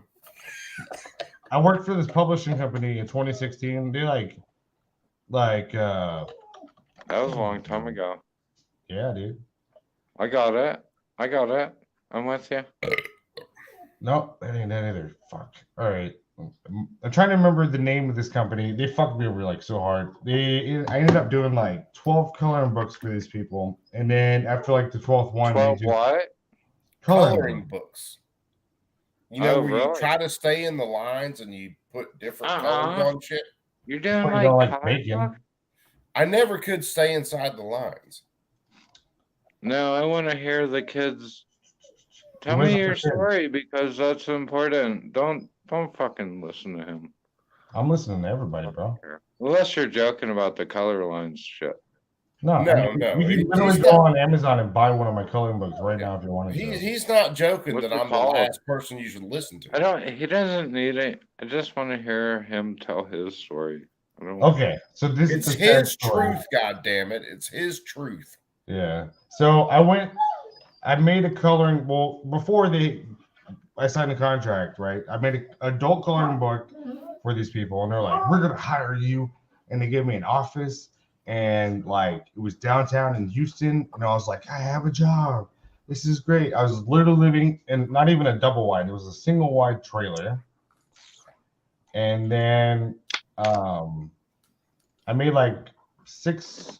I don't even know how many fucking coloring books. Like here's a page from another one I did. Like women love coloring books, but so I made What like kind of color? for 6 What kind months of coloring books were you making? adult coloring books. Pornographic. Very inappropriate. Oh All right, no! so here, Are you oh my God. serious? World premiere. Oh no! World premiere. I'm all thinking like kitty colored Here it books is. and shit. Donald Hey. Trump, Hillary Clinton. That was We gotta throw No that full wonder screen. you Hold on. fucking douched out, man. Are gotta- you kidding We me? gotta throw that full screen. Throw it back up. Come on. Oh man! So there's Donkey Style, Kama Sutra, or I fucking dubbed, making money. I dubbed this book Dude. Pony Sutra because this was 2016 and there was an election. This has never been shown to the world. That is what you call donkey That was style. never gonna This go is called anywhere big ever. government. Hold on, let me Are you remove kidding it. me? I'm dead fucking serious, bro. What's up? Big Are you good government at- should are- be someone bent Hold over on, a hold on. table. Whoa. Hold on. Are you good at it? It's loading. Hang on, I'm trying to find the edited doc. He's absolutely horrible at this shit. That's why he makes Were a you lot good of at? money Were you doing good it. at the art and the end of it? Yeah, I'm trying to find. I the guess thing. is what I'm trying to. I'm like No. fucking pulling. I'm pulling. I don't know what you pull the. Sounds like you're pulling do your you pug. actually fucking are an artist All right, or? is that one? Yeah, I drew these, bro. This is called Big Government. This one's called Hold on. The Public Servant. There's eagles. Don't Look at switch these flying them around. I need to go. I This need is to go called name this the stream flip-flopper. the public servant. This is called The Bailout. This is called The Gerrymander. I'm gonna fucking die. This is called The Inauguration. Oh, it's awkward. There's a Dude, hairy I butt. think I've seen your memes all over the This is fucking called internet. The man. Drone. See your legs up by his ears? Wow. Yeah. Hey, who knew? Dude, I Clinton think was I've that seen your fucking shit all over the internet, man.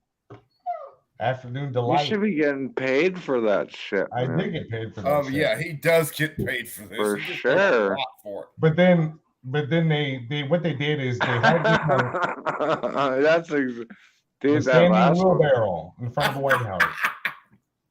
dude. There's a That's, heated ball.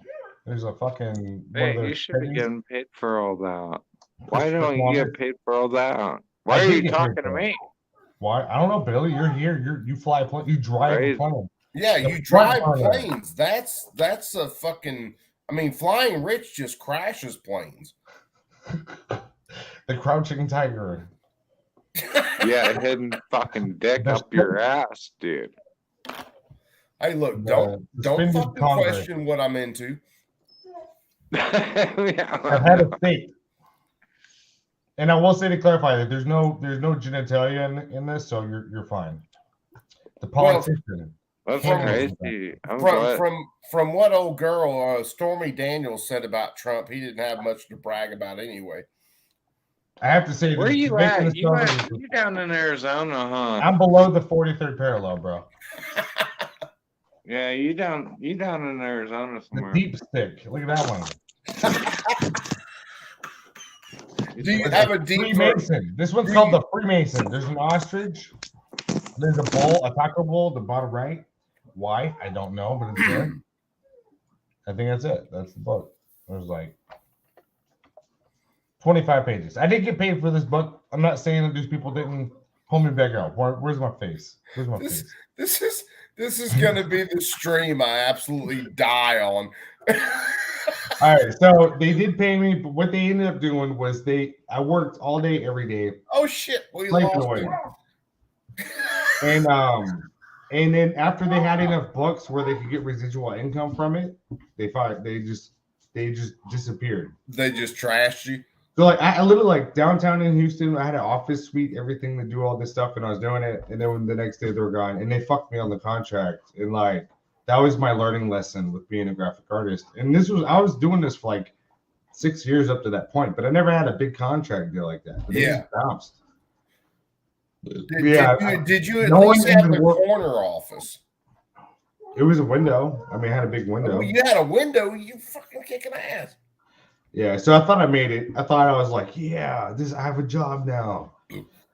Nope. So then I lived in that fucking trailer for a few more years, but that was a good lesson. I mean, that really helped me.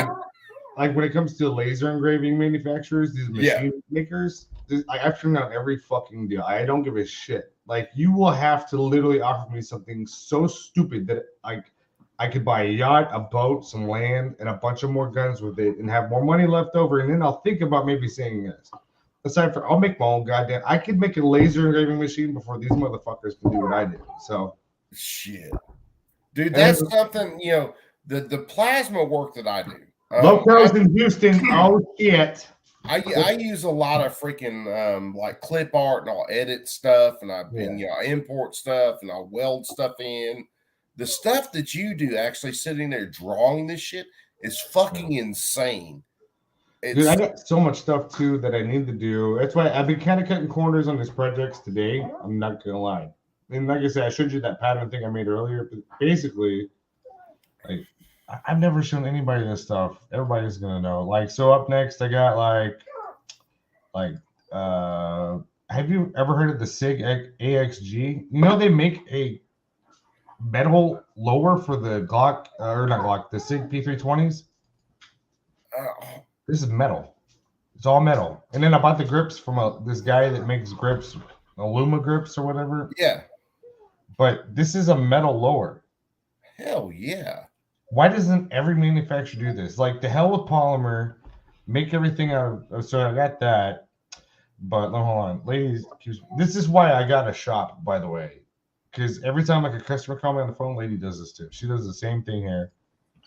Well, I don't know if you can hear her, but it's pretty ridiculous. All right, Billy, I'm proving you wrong.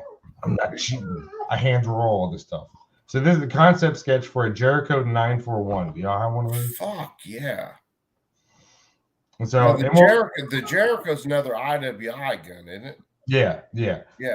And so this one's gonna be cool, and this is something that I'll be hand drawing. I won't cut corners on this one. And then I got speaking of the hand drawing, dude, how are your hands doing after the surgeries? They're doing better. Like one hand's a month in front of the other, but it's a lot better. Like I should have done this so much sooner, lady. So like before, when I would draw, and like I have like the Cintiq, which is like that's literally what Disney uses. I have that tablet. And I got like this tablet that I draw on, and I have like 2 of these. And then before, like immediately I start drawing, I'd literally have to caveman, like this is the stylus or whatever, but I'd have to caveman. I had my other one. I had 2 koozies, like foam koozies, wrapped in rubber bands, so I could literally caveman this and draw. Because it got to the point where like I couldn't hold it. Like, was it just so like me? My hand I'll be like typing a paper for SDI, or I'll be doing research on something, and my hands will just go fucking numb. Exactly. And then it's like I'm using 2 goddamn clubs to do shit. Yeah, it was just like your hands asleep, and it's like, but then it'll cramp up, and then you either got to decide, well, I gotta get up every 3 minutes and shake this shit out, and then I'll sit down and then a minute later it does it again, or just tough through it. Lady, what are you doing? But then it got to the point the worst part though is if I'm at this, like before when I was using like power tools, or if I was doing anything remotely using my hands would be wrecked for like a week or 2, and they would hurt, and I wouldn't be able to even grip shit. So, dude, you got to show the dog off, man. You got to get the dog in here. All right, come here.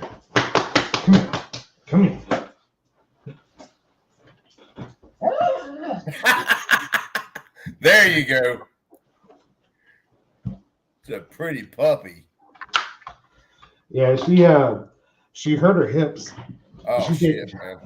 She's 8 years old, so Yeah, that's best rough. lady. Say hi, lady. Here, Say hi. I gotta put you back up there. So now you can wave. She's like, what are you doing? Yeah. She doesn't like that. Yeah, this lady. She's my everything. So Yeah, dude, I understand that, man. I'd years ago, and my wife, I like tear up over this dog. It was a female shepherd, and I got her from a guy on Fort Benning, free out of the paper. I was looking for a dog, and I looked in there for like free dogs. I was broke as shit, and they said the ad in the paper said free shepherd, and she was like 6 months. And when I got over there and talked to the dude, they said they couldn't train her. Said she just wouldn't listen. And I was like, okay. So I messed around with her in the front. Yeah, I messed around with her in the front yard for a little bit, throwing a ball and messing with her, and like, I'll take her. Well, what I figured out with her is if you like a lot of dogs, you use a treat to train them. Yeah. Well, they want the treat. Well, all this Libby is how I wanted, train lady. yeah, all Libby wanted was the attention. So if you had the treat, she wouldn't pay attention to you. But if you just loved on her when she did something, she caught on in like, I mean, no time. It was amazing how fast that dog learned. Lady never learns. I've spoiled the hell out of this dog. Like, if you go back on my YouTube far enough, you'll see her birthday. I think it's after I had LASIK. I think it was 2020. I don't know, September. I bought as many. This was like, no, yeah. It was after the shortages because I couldn't find tennis balls. And my idea was because I had my rucksack or whatever, and I filled it like full of 1,000 tennis balls, and I went to the top of my stairs and then like let them all go. And she was at the bottom, and then she didn't know what the fuck was going on. She ran off, and so the video got kind of ruined. But it was fun. It happened. But like, I have a German Shepherd, but she does not. She doesn't care. She will do what she wants, and that's awesome. Oh man, Libby, that female shepherd I had was amazing in almost every respect. You know, if I was telling a guy the other day, I was in a gun shop right across the river from me.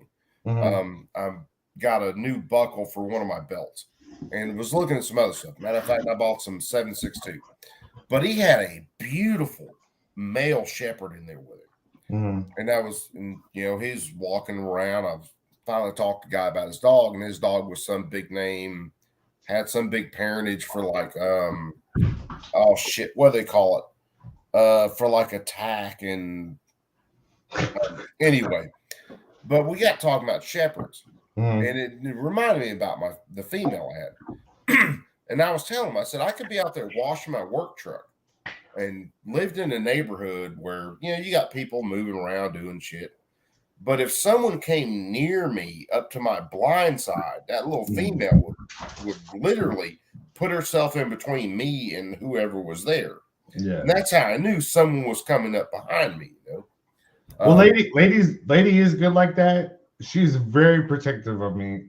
It is pretty ridiculous, but yeah, I mean, German Shepherds, like, she's a mix. Like, I remember when my friend, it was when I was living in Dallas, friend called me and they saved the German Shepherd mother that was pregnant and had babies. And when I went to pick lady, she offered me one for free, and I was like, I want the ugliest one because I felt bad because I'm like, you're offering me a free German Shepherd? Like, you kidding me? So I went and I picked the ugliest one, and it turned out to be lady, but the mom just hated. The mom was so territorial. She was full German Shepherd. But like, I was like, I'm gonna have a German Shepherd. I'll be able to like snap 3 times, and then it does a magic trick or some bullshit. No, that never happened. Like, she's so undisciplined. Like, if there's a squirrel and there's me trying to get her to do something, oh, she's going for the squirrel. That's just how it is. Well, that female I owned, she was, like I said, she was one of those, you couldn't train her with a treat. It was always, if you showed her how to do something and you loved on her, that's what you wanted. Yeah. And that she was awesome. Now, I could leave a T-bone steak, a ribeye on the counter, and that dog would not touch it. Yeah, ladies. However, I cooked hell, I'd moved back in with my parents at the time. I was 18, 19, and I cooked some deer meat. And I was gonna do, I can't remember what I was doing, some sort of cheese dish I was doing, cheese pasta, whatever. But I cooked some deer meat, and I was like, shit, I don't have this ingredient. And there's a Winn-Dixie right down the road. And I told my mom, I said, hey, I'm gonna run to Winn-Dixie. All right, so I run to Winn-Dixie. I get back, and there's almost no deer meat in this skillet.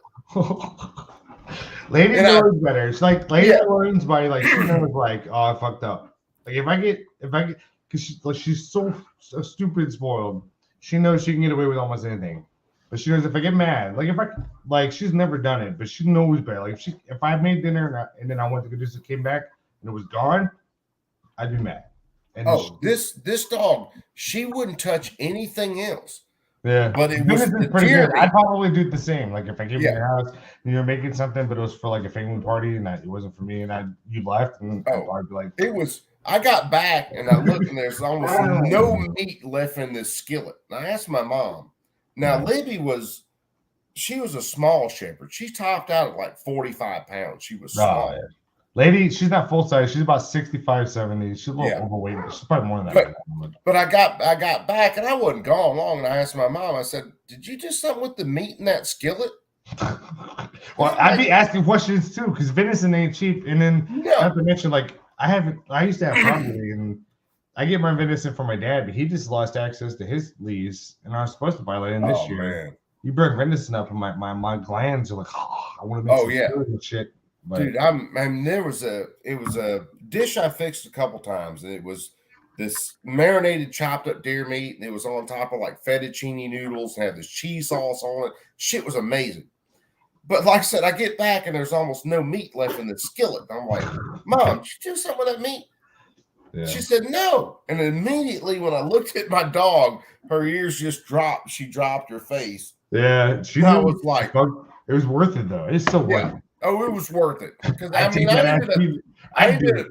house. I'll take your venison. I ended up whipping her, and then I ended up giving her the rest of the meat. I was finally like, screw it, I understand. Yeah, like before when I would brown venison meat and stuff or whatever I'm cooking, I'd usually get a little bit on the side with the grease and stuff that's left over, and then dump it in our shit. Oh, it was freaking.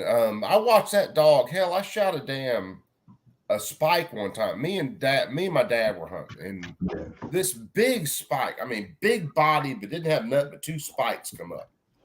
Big, what we used to call cow horn spike. So this spike was like fucking 12 inches. So I drilled 12-inch spike. Yeah. Holy shit! I mean, I just went in and drilled him, laid him out. I was like, he ain't gonna be worth the shit. That 12-inch spike is pretty impressive. I haven't seen a 12-inch one. Oh, this joker, he had huge spikes on him. I'd take that motherfucker down too. Like, you don't belong here. We got home. Me and my dad got home, and I got that deer laid in the back of the truck, and I scooted him off and set him on the ground.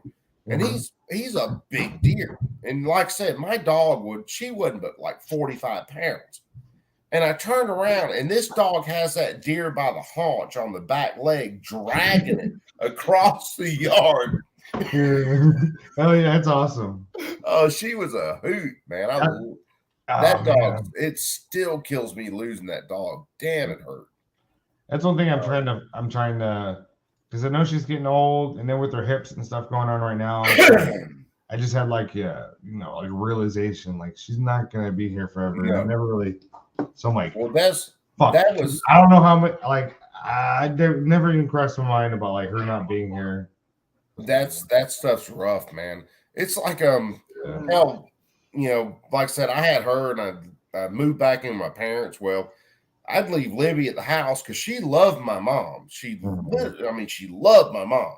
But I'd be out chasing, hoes and doing whatever, and I'd be gone for a weekend. Yeah. Well, I'd get home, and Libby'd be there, and she'd look dead at me and walk into the dining room. There was one corner in the dining room. She'd walk dead in there and look at me and take a shit right in front of me. I will say, I used to be a hoe. I used to be a big hoe, especially with online dating. I got her in 2014, online dating. I drive to Austin, whatever. Go out to different cities, meet different bitches, come back home. Never talk to me again. I got a lady, and I got domesticated. I stopped doing that shit. I was never like, you know, the whole manho, but I'd get. I wasn't really manho, but I would travel. It wasn't working. I wasn't doing what I'm doing now. Everybody's like, "Are you working all the time?" I'm like, "Yes, I am." It's barely because I got this stuff. Kurt, take it easy, brother. We'll catch you on the next one, man. Hey, Kurt, you got to come back on the damn stream one night, man. One of your viewers lives close to me. This is a problem. I was playing. And he's brought it up. Where did Billy go? Billy dropped out, man. He's flying below the third parallel now to come get me. I think Billy passed out. Is what it is. I probably freaked him out too. No, well, Billy, I was going through like the videos we were going through tonight, and I kind of kept an eye on chat, and then I noticed there was some shit going sideways. Yeah. And that's when I posted the link. I was like, hey, anybody disagrees, come in and shoot shit. Full disclosure, I had you on from the start. I have a TV mounted in my office, and I do this with all like Crump and everybody else. Like if I'm not in the chat, I still got you on. I do the same shit. Yeah. But I heard you bring that up. You talk about the link, and then Billy stepped in with his wisdom, and I'm like, oh my god, I gotta talk to Billy. This is great. That was pure amusement. Billy, when you sober up, I mean, you've been cool in chats and shit, but when you sober up, but that was pure amusement. That's to lighten the mood a little bit. Well, after watching fucking senators talk about how bad it is for kids to be around guns, and when you started this trade, advertising.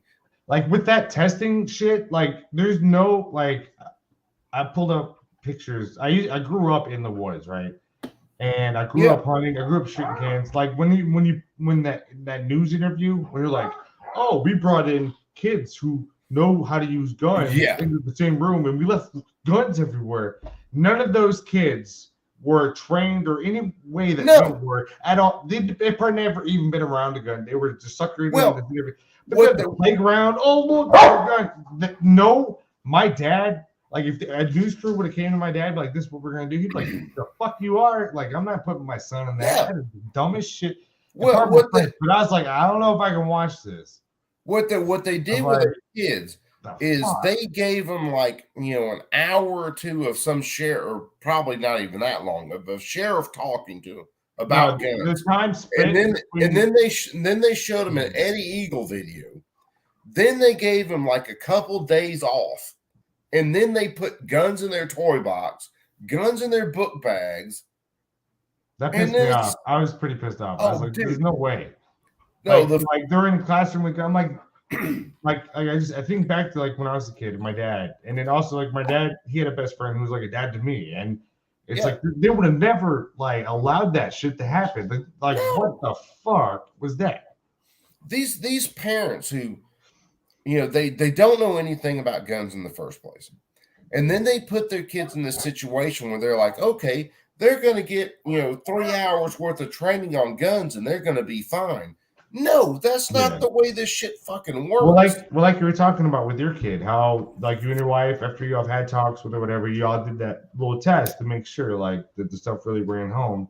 You had one out that was there that she could have gone and fucked with, and she didn't. That's because it is like it was really like when I was thinking about when I was a kid. It's like my favorite thing in the world was shooting guns with my dad. There would have been no way I would have ever done something stupid to lose that. And even if there's a gun over, I know like you fuck around with it. Like one, I was thinking I'm gonna lose my, even if like I sneeze wrong next to it, I will never get to shoot with my dad again, and then he'll beat my ass. And so that was the thing. You don't fuck around with that shit. Hey, look, ass whoopings were a big fucking deterrent back in the day. Yeah, I mean that's like there is a line, but it's just like you just don't like, especially like with gun kids that these news reporters don't get. It's like that is literally their most favorite thing in the world to do. Yeah, and they do it with their family, and that's why it means so much. And that's why like when they get older, that's why it passes down, because it's not just shooting guns, killing stuff. It's like it's what you did growing up, and it's memories, and it's respect and culture and passion, and then people don't get it, and that's why like these news articles always piss me off because it's like my dad, he's probably one of the best examples because I'm not as good as my dad. Like I've trained so many people who've never shot a gun before. Like, yeah, let's go shoot them, whatever. I show him the ropes. But if my dad's there, I'm gonna let him handle that shit because he is like, you know, just and these news reporters and people who don't like. If you don't like guns, it's cool. Whatever, dude. I don't care. But it's like at least be honest about it. Yeah. But you know, but these stupid news reports like that and the testing, whatever that shit was, that doesn't help. Like that shit is so dumb. Not to mention our politicians. I've been up for rank. He was talking about and all that shit. These people don't know. They don't even like the biggest reason why it frustrates me and a lot of these guys is because they don't even show us the respect to even Google search something. No, the basic knowledge. That's like fucking out of left field, and it's like assault pistols. What the fuck is that? Well, David Cicilline in that hearing, David Cicilline literally tried to say that a pistol break. Well, which one is it? This one. Nice. Literally try to say that a pistol brace made a gun full automatic. Yeah, and like that shit. And that is part of the congressional record.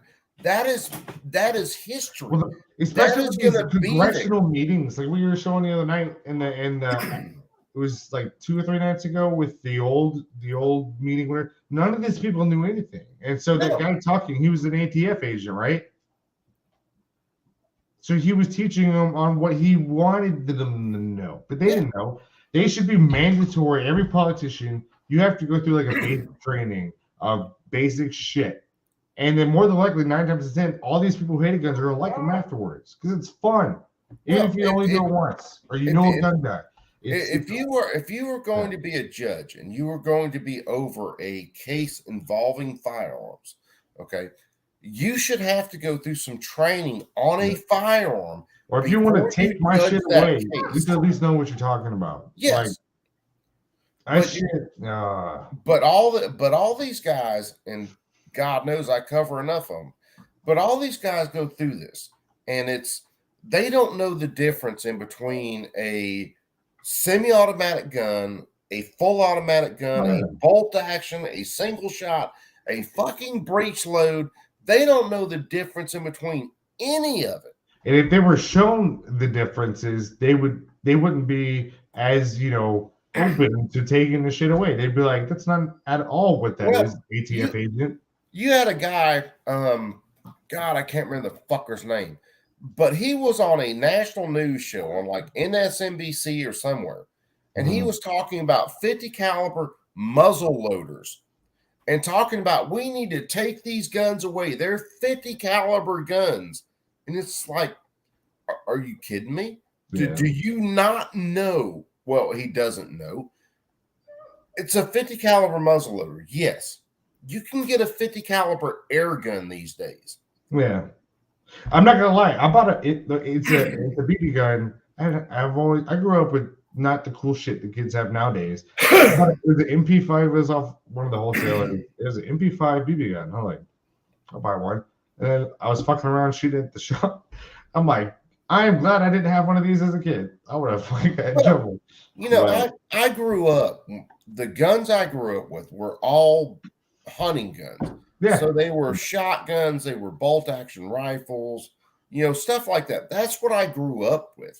You know, the only real semi-automatic rifles I shot when I was a kid were like semi-automatic 22s, like Ruger 1022, shit like that. Popping cans. Okay. That's what I did. Before I got in legal issues, I was starting to think about,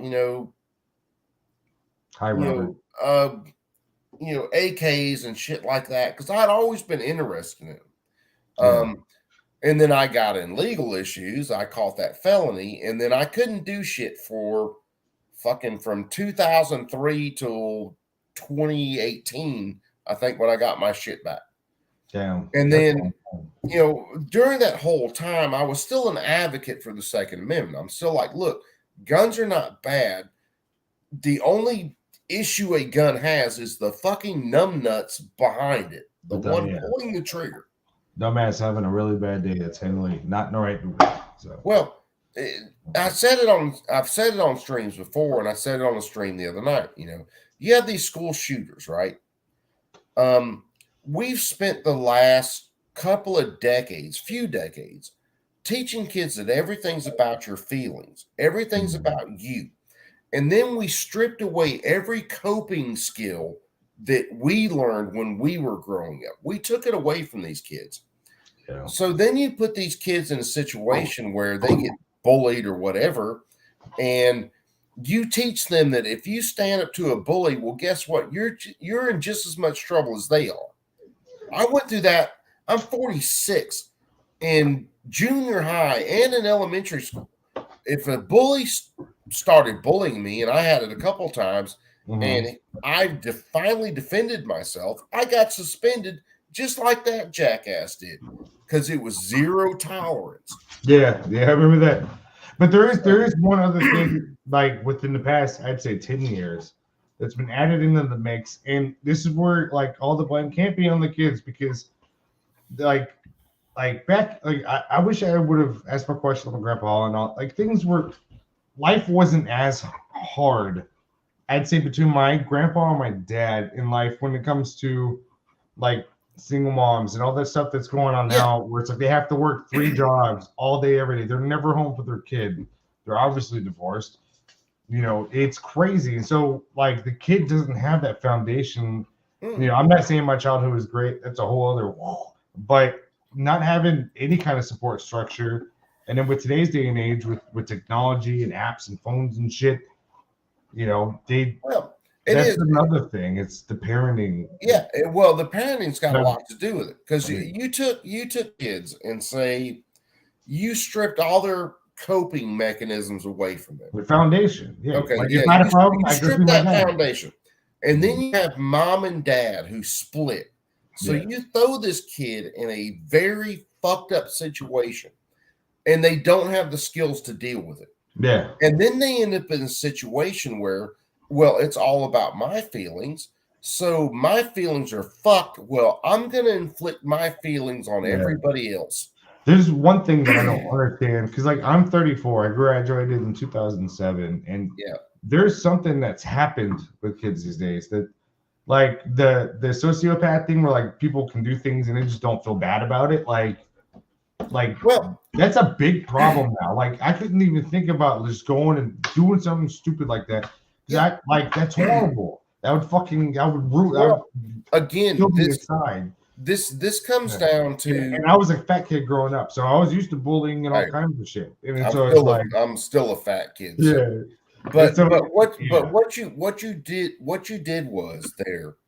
Okay, you took kids again. You took all their coping skills away. Then you made everything about their feelings. You're a snowflake. No one knows what you're going through. And we all know. We all went through the same shit. Life sucked. Puberty was fucking hell on wheels. You know, you got turned down by the hot chick, didn't get laid by the fat chick. I mean, back in the day, it was even your buddies would fuck with you. I bet you jack off. And I'm gonna pause real quick. Seriously, podcast in the comments. So no dads at home are the problem. Absolutely not. I know great single women who've raised a family, done an outstanding job. But I will say, as growing up, as I did as a kid who didn't have like much of my dad until I was around 10 years old, it's a big factor. My life improved so much having my dad back in my life. And it wasn't my dad's fault. It was divorce and how that shit happens. And, you know, I saw my dad every 2 weeks, whatever. It was not a great childhood. And so, but I'm not saying it's just dads are the heroes. Moms are too. I know great women who raised a family of 3. But having that person there that you know, like you don't want to disappoint that person. So you think about what you do before you do it. That's okay. So most shooters are males. That's you can the information's there. You can find it. Most shooters are males. Yeah. Okay. Can a woman raise Oh, they're seriously. Hold on. So can a woman raise a guy and be good at doing that? Yes. Okay. Can I drive a fucking car with my feet? Yes, I can do it and probably be good at it if I get practice. Yeah. Ultimately, the best situation for a guy To is have to that. have, to have a mother Absolutely. that is one end of the equation, that is the nurturing side, and to have a dad who is the other end of the equation that will nurture you sometimes, but he's also going to tell you, look, dumbass, if you, there are these lines there. If you stay within these lines, we're cool. If you don't stay within these lines, there's a consequence. And it's guys in schools are different than girls in school. Us Right. guys in school, we're the AD motherfuckers running around setting the fucking place on fire. That's us. The first thing I want to say just real quick is I love the eye line that's going on here. It's like going diagonally up. Hold on. Let's put it this way, because we're put it this way. Now you can see that. Yeah. Hold on. I can fix mine. We can just do it this way. Oh, wait. Hold on. Wrong direction. We'll just put it there. One thing, if you I'm see great in my wrong picture- directions. I'm dyslexic. So I'm dyslexic too. yeah, you give me a 50-50 shot, motherfucker, I'm gonna put it in the wrong thing every time. Ask my wife. I've been punched in the face more than once. Hold on. I at least want to be in an eye line with you. So let me just tilt it up. There we go. There we You go. gotta be in there. So now it's kind of going like this. Yeah, there you go. Now we got some symmetry going on. Frag out ought to know about that, because he's good at the whole symmetrical. Not me. I don't think he can go much further down, because I see the top can't of go his down computer. anymore. Y'all come up. I see Hold the on. top of I his can't go computer down right anymore. there. Do we have it on video where Frag out is going down on me? That's what I gotta have. You gotta make it weird. To change subject, he should share my picture. I'll show you what it's like to make it rain watermelon. You can't leave my sense of humor alone for a minute, because No, it just runs. Coop, I love you. I love your sense of humor. Like, you are great. I was working. I helped he was a former student of mine, and he was working on some equipment the other day, and I went over to help him out. Now, I don't know anything about this equipment, but believe it or not, never mind the face, I'm actually pretty sharp, when I'm doing shit. And his dad was there, and we're working on this big fucking excavator. And it's this bar that goes through it and shit. And his dad said, I was talking about it's a boring bar. I said, well, it's got two holes there. I said, if you put one bit at one height and you put one bit at the other height, when it goes through, what happens, you'll bore, it'll make the job quicker, because you're boring twice as fast. And his dad went, yeah, it's got two holes there for a reason. And I went, yeah, I keep telling my wife that, but she keeps telling me no. I preemptively laughed at that joke, knowing what was going on. It's headed right there. Have you ever made that mistake and then get punched in the face? Oh, Date a Latina woman. No, They start hitting you. So trust me, my wife, I'm dyslexic, so like I said, if I got a 50-50 shot, I'm gonna get it wrong just about every time. So yeah, that eye's been black more than once, because So I showed up a little bit late. That this is frog out bacon. It's French. It's French. Yeah. The only other thing I could think of is faggot bacon. That's all. That's the first one I could come up with. Do not question him. I got banned off Twitter for questioning the transmissions, so don't question him. Cool. I got him stashed around the house. So F word bacon. How do I say your name? Frag out. Yes. Frag out. Okay. Frag out. Yeah. Seriously. It's supposed to be 2 words. but it's not because I'm Yeah. cool like that. Hang on, I'll be right back. Seriously, this is in all seriousness. I'm actually being serious this time. Frag Out does like art and laser engraving on things, but he draws everything out by hand and then, of course, matches it to whatever slide and everything he's doing. So Frag Out's a serious artist, a really serious artist. That sounds amazing. Oh, dude! Like I love that. I love that kind of shit. Like blacksmithing. Blacksmithing is the thing I've been doing. I just made one of these the other day. This crap. is. I was fixing to say I thought I had one of his other things up on the screen still, but yeah, Frag Out is damn show enough. Let's put it that way.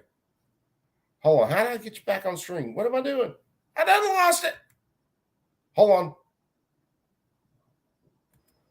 For some reason, I dropped you from the screen. No, you meant to like put like whatever he was doing up on the thing. Like I was gonna show you this. I made this the other day. This is a troll cross that I made the other day. I don't say this to many guys seriously, but wait and let me blow you up. I made this the other day. It's a troll cross. That is fucking slick, man. Hold on, let me see if I can make it show up. Dude, did you start out with round stock with that or square stock? This is round stock. This one is round stock. I made this one the other day. This one is square stock, which is why it has the twists on it.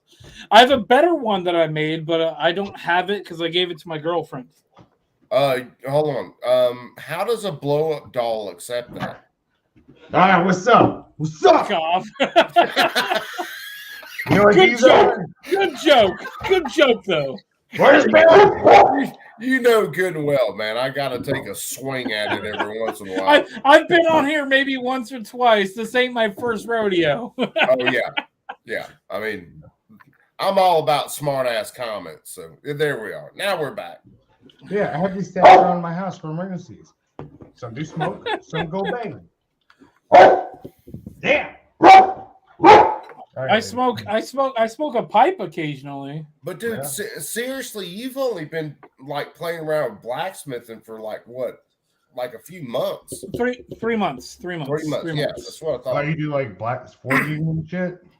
Blacksmithing. My dad owns a blacksmithing school, and I literally live literally on the other side of this wall right here.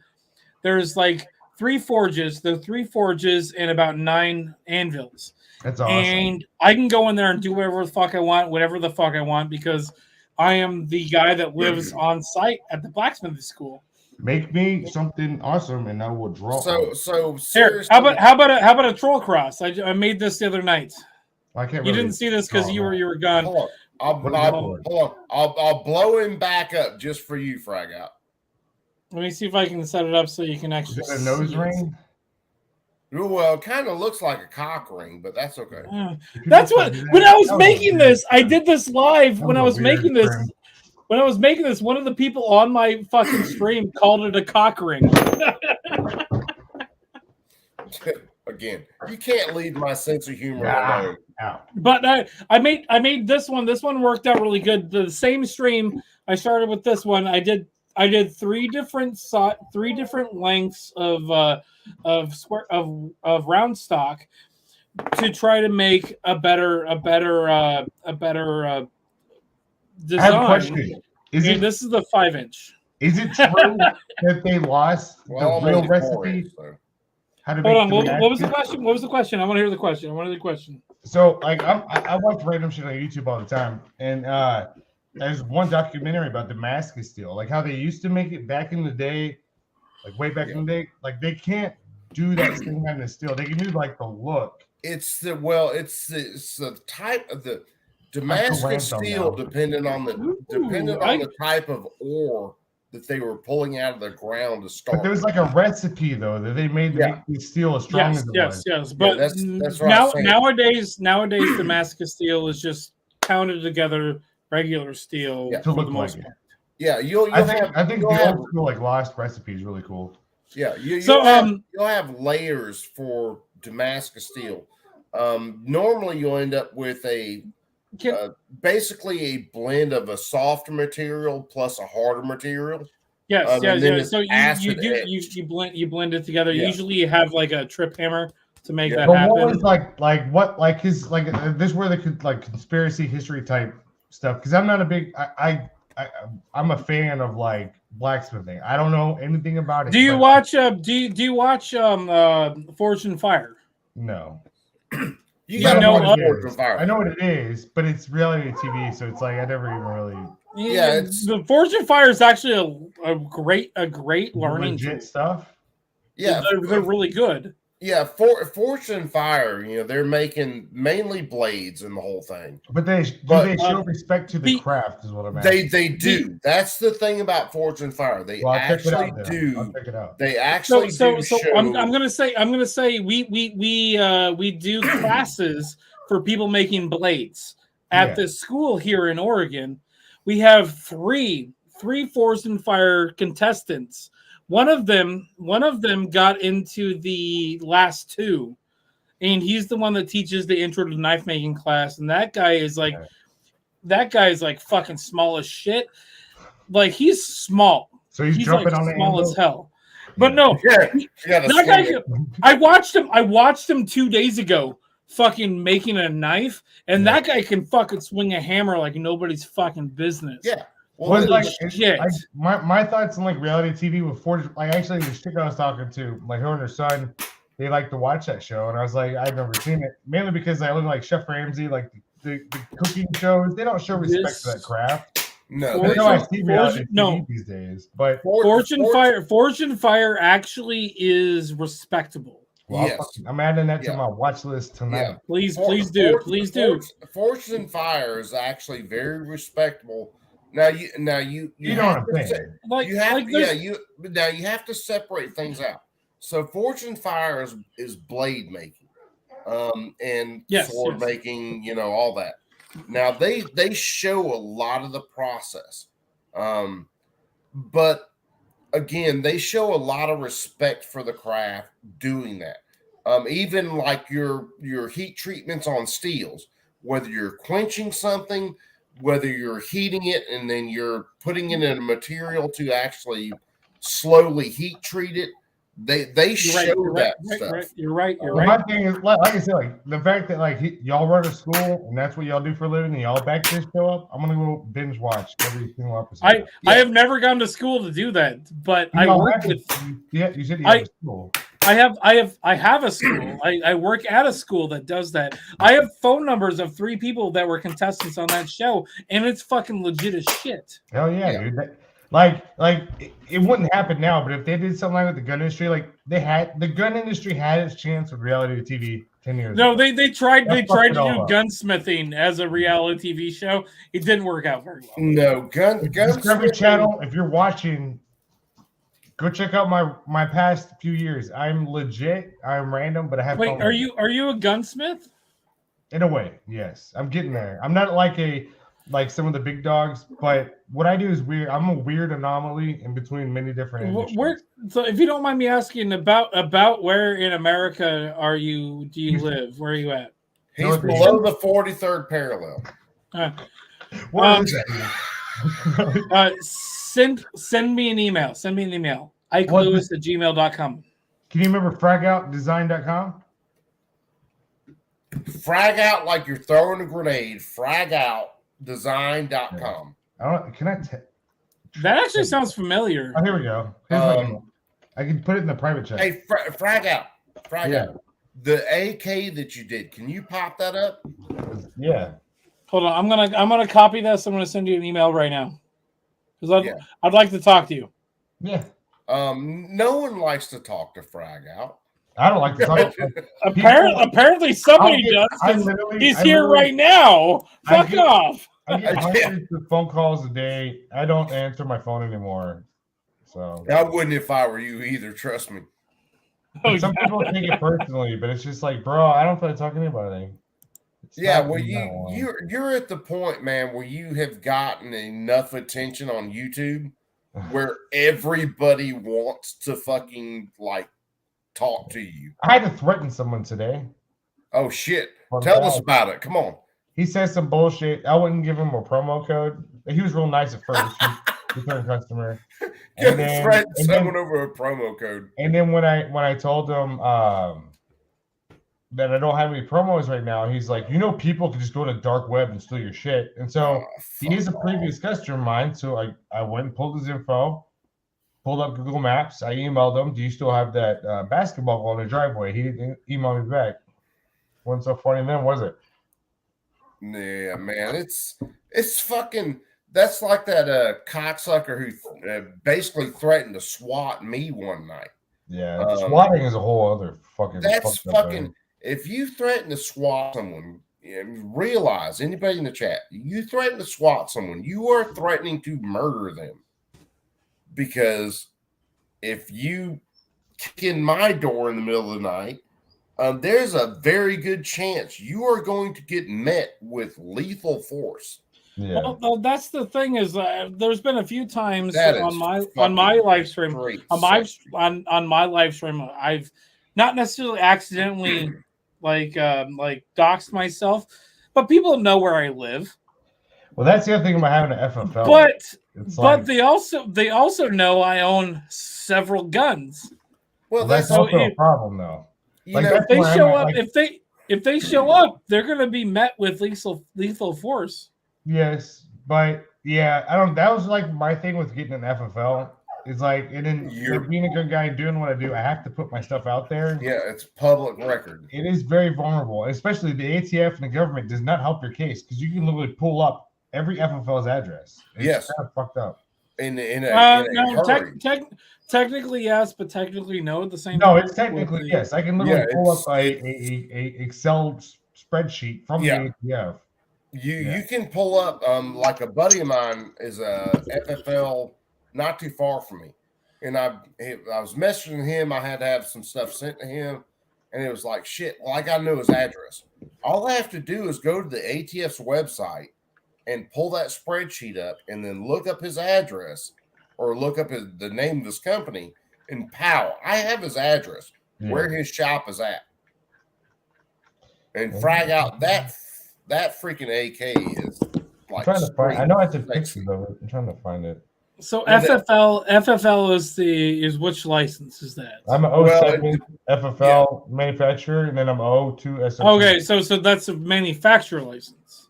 Well, it depends because you got many different FFLs. You can get an FFL for curios and relics. Where the issue is though, I was just curious because I just traded a car for 2 guns, and I put my information in to get the guns traded over to me legally. Through who? The person you were trading? No, through Oregon. Oregon. Well, yeah, you're in Oregon, whatever. so you don't have legal person-to-person transfers there. Well, yeah, I have to do it through a pawn shop. We did it through a pawn shop. I'm not going to say what pawn. I'm not going to say what pawn shop. You have to go through. Doesn't matter. Yeah, well, the only person you need to worry about having the information is the ATF because they have it.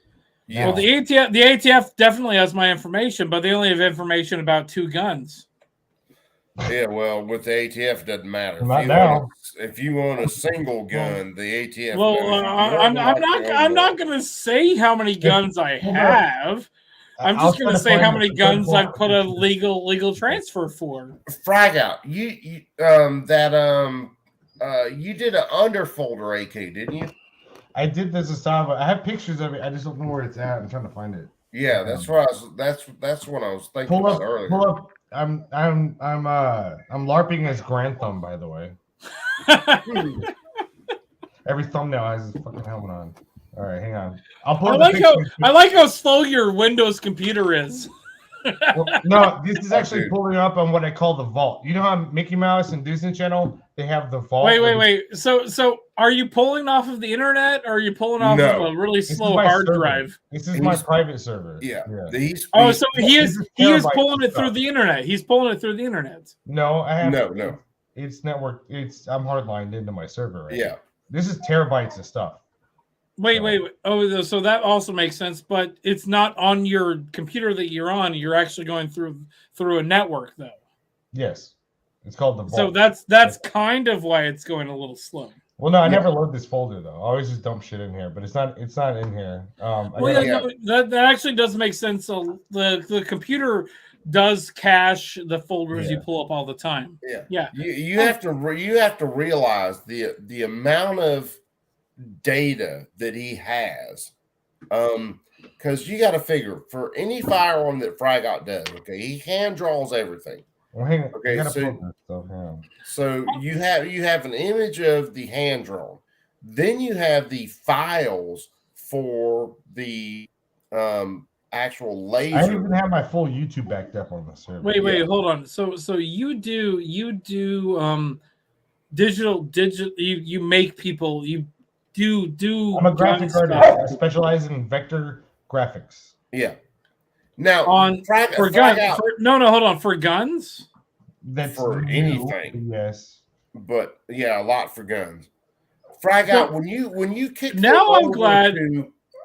when you kick them over I've to done work with Tony Hawk and Ice Cube and a bunch of people. Now I'm glad I swapped the information with you, because I kind of want to ask you to get something done for me, because I'd like to get some things done. Yeah, there are a lot of things I'd like Frygott to do for me besides sleep with me. There's a lot of people. That's my biggest hold frustration. on. I'm not going to ask you to sleep with me. I just want you to suck my dick. It was like Frygott doesn't do that.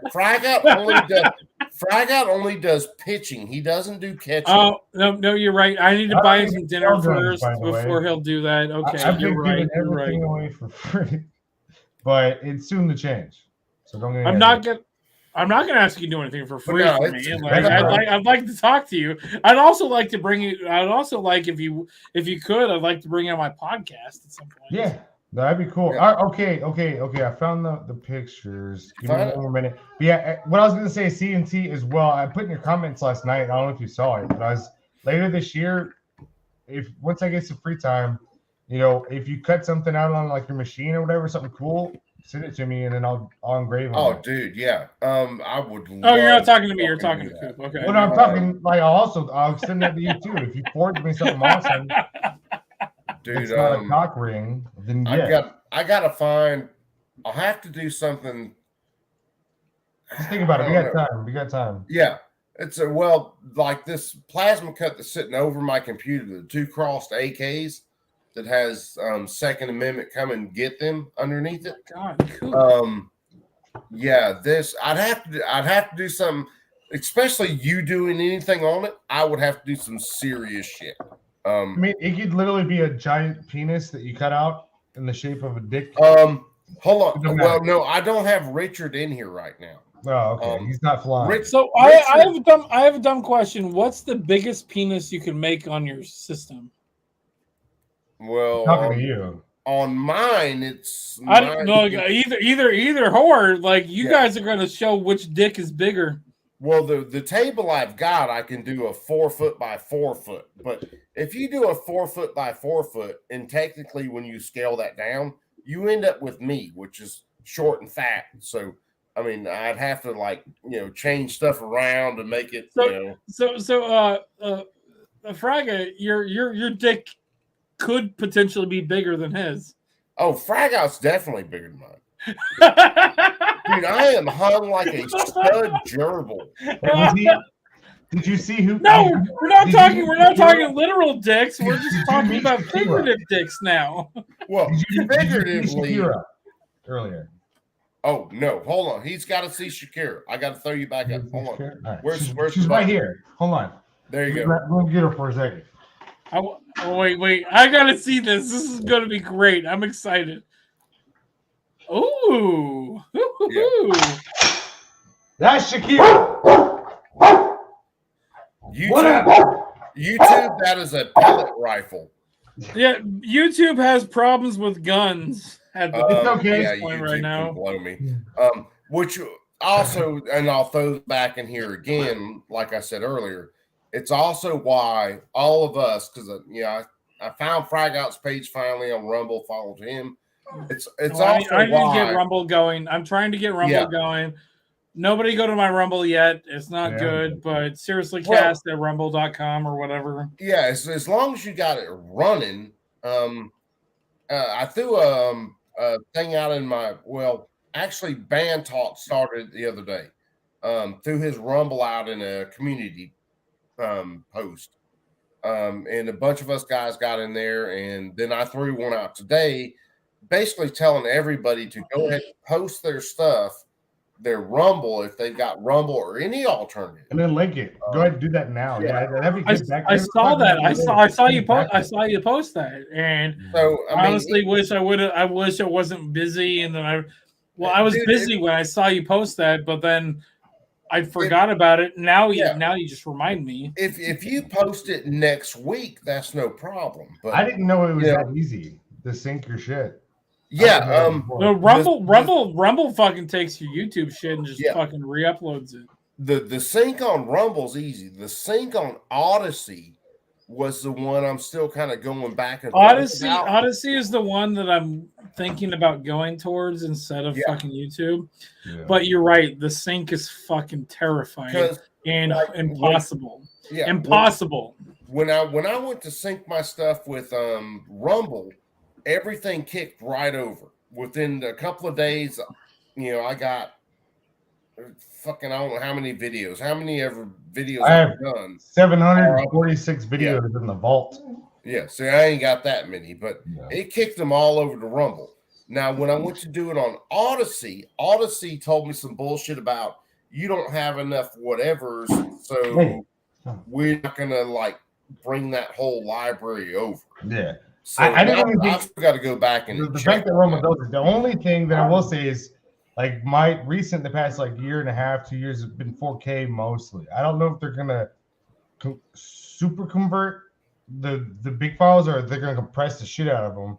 I don't really have an issue with that, but I'd much rather reload the 4K. Yeah, well, even if reload the 4K then, because what we're looking at, honestly, this year, what we're looking at on YouTube is they are trying to get rid of anybody doing any sort of gun content.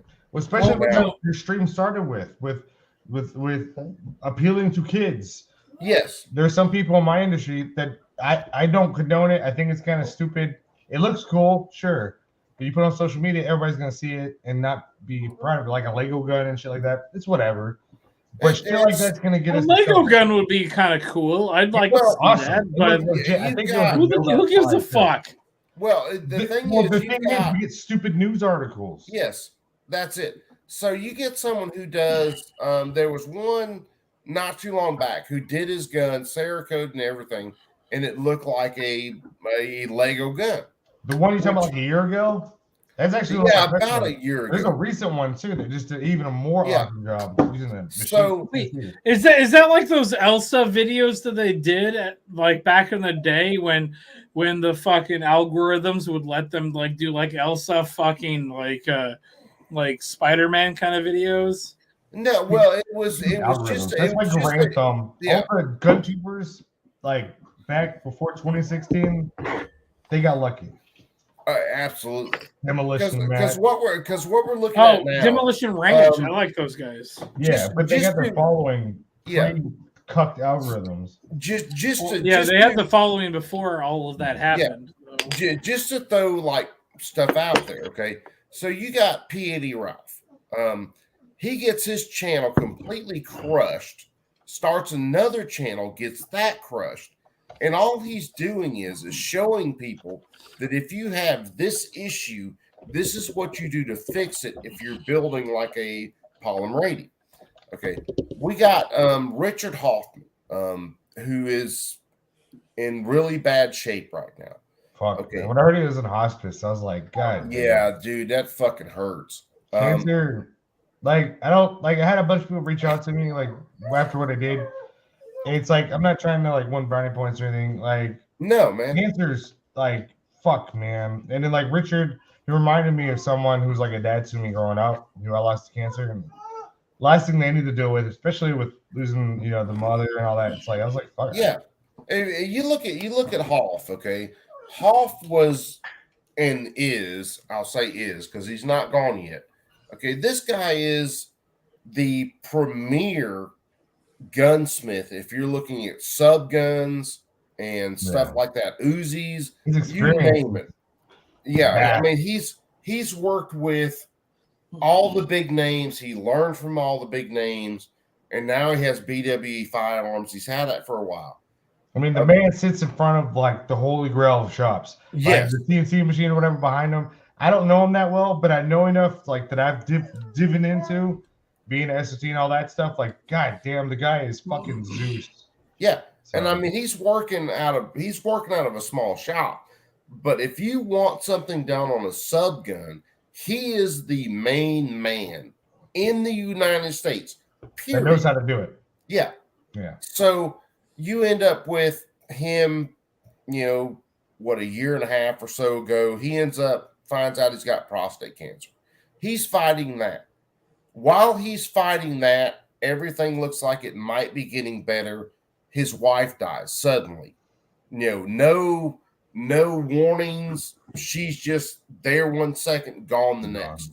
She got the jab then, right? No, that was a joke. That was a joke. I know where you're going, and it doesn't. Nobody take that as like a real thing. But it messed off up. Like I watched that video. That's when I really got like in the who's off was that video. Continue with your story. I'm sorry. I found Hoff through DLD.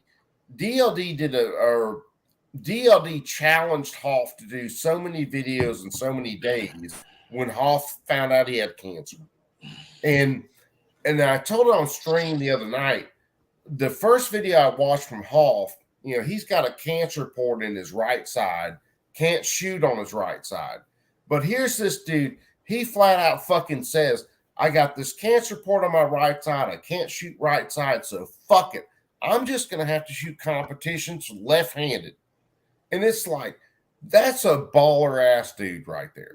I mean, talking about he's got cancer and all this other shit. And he's like, fuck it, I'm just going to have to shoot left-handed. So it was like, you know, I start watching. I found Hoff then. I start watching Hoff and figure out, you know, through watching his videos and stuff, you know, he figures out he's really sick.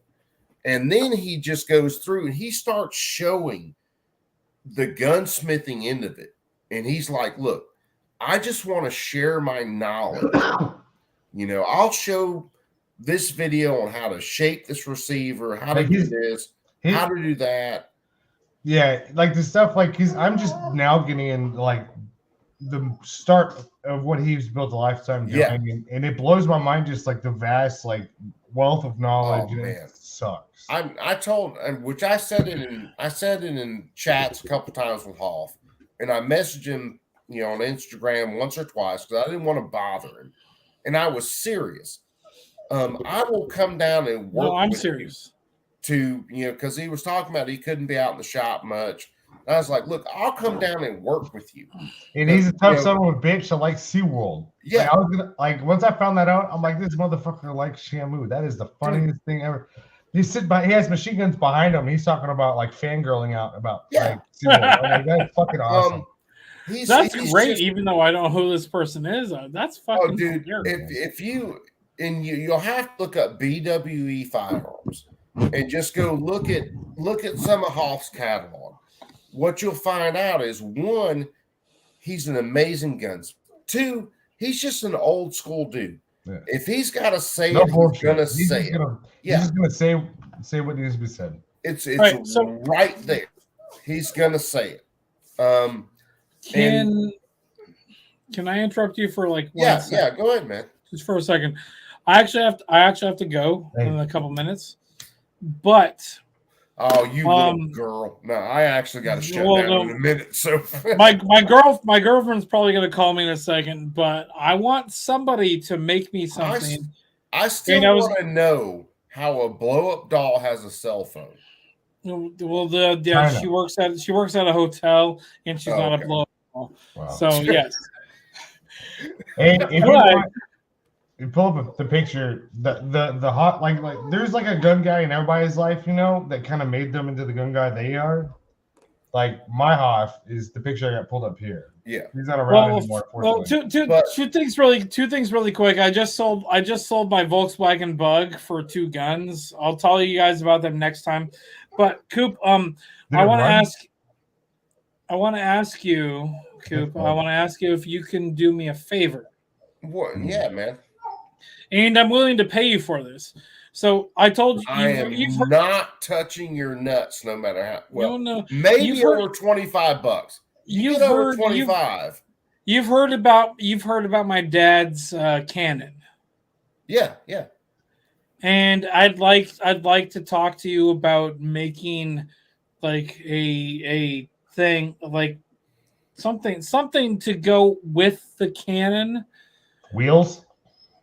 No. The wheels are going to be done in wood because it's a Civil War cannon. So your dad has a cannon without wheels. No, it's a Civil War cannon. We're working on that. We have some high school kids making those. But I'd like you to make a. I don't know exactly what yet. Like, cut something something to be. How big is this cannon? It's a half scale Napoleon. So like half the size of my truck. So if you look up a Napoleon cannon, half the size. I don't know. Is it big? Seriously, you emailed me, so you have my email. Yeah, I have your email. Give me an idea of what you want cut, and I'll start drawing something up. Just give me an idea. Make a badge for it. Point me in the right direction. Well, I don't know what yet. I don't know exactly what direction yet. I don't know exactly what direction yet. And I said direction, not erection. So that was a D, yes. So let's talk. Let's talk sometime, and I'll send you something, and then you can send me something back, and then we can just get together and we can show each other each erection, and we'll call it good. Yeah, well, you'll have to take a magnifying glass for mine. I'm sorry. Or mine too. Mine too. Yeah. So yeah, you either have to have really good eyes or a magnifying glass or something. I'm just warning you, just in case you need lasers or something. So Fraggot Arms. I'm going to explain what we just talked about. So I have my dad and I just bought a half scale Napoleon cannon for his funeral cannon, and the half scale Napoleon cannon is the same cannon they used in the Civil War, and so my dad looked it up, the big one. And so my dad and myself, we're going to have it put onto the proper like running gear. Yeah. The proper running gear and like a case on and everything. But my dad was in the artillery when he was in the military. Yeah. And so when I gotta ask a serious question. So you're younger, but did your dad serve in like a combat capacity? Yeah, I'm sure it sounds like it better. My dad served in late 70s, early 80s. Okay. You don't see civilians going out buying cannons. Usually they're veterans. Well, no, the reason I asked that is like my dad was part of the 173rd in Vietnam. He was artillery. My dad I don't know if I can even say this actually. My dad was one of the, have you ever seen the movie War Games? Have you ever seen the movie War Games? Yeah. Yeah. The fucking computer. You know the guys that are gonna push the button to launch the nukes? Yeah. That was my dad's job in the military. So he was part of he was part of the Minutemen. Yeah. No. He was Not over in Germany. He was over in Germany. That's where the nukes were that they were gonna launch on fucking Russia. That's what my dad was doing.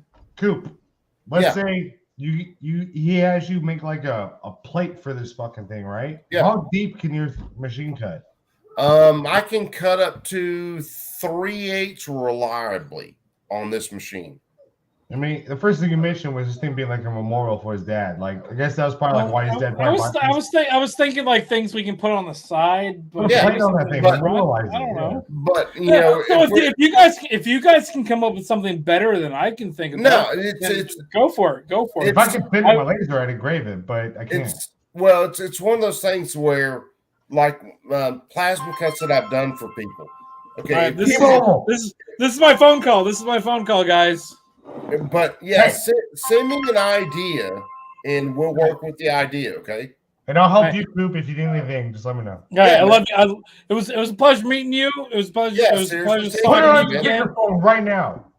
No, I'm not going to do that. Fuck off. Have a good night, guys. Pick it up. Pick it up. No fun. He billied out. He did. Yeah. Now we're trying to step on your toes, but I was just saying, like, if I had a cannon, I'd want it like personalized, and it sounds like his dad bought it for his. Any plasma cuts that I've done for people. Okay, in a way I think about them like a tattoo. You gotta give me an idea, a direction to go to. Like I did the chest piece that I've got. You know, I went and saw the tattoo artist. I gave him an idea what I wanted. You have showed tattoos? him. Yeah, it's I've drawn many tattoos that are like literally on people, like the artwork. I have commitment issues. I can't do that. This was something that I waited till I was 33 or 34 when I got this.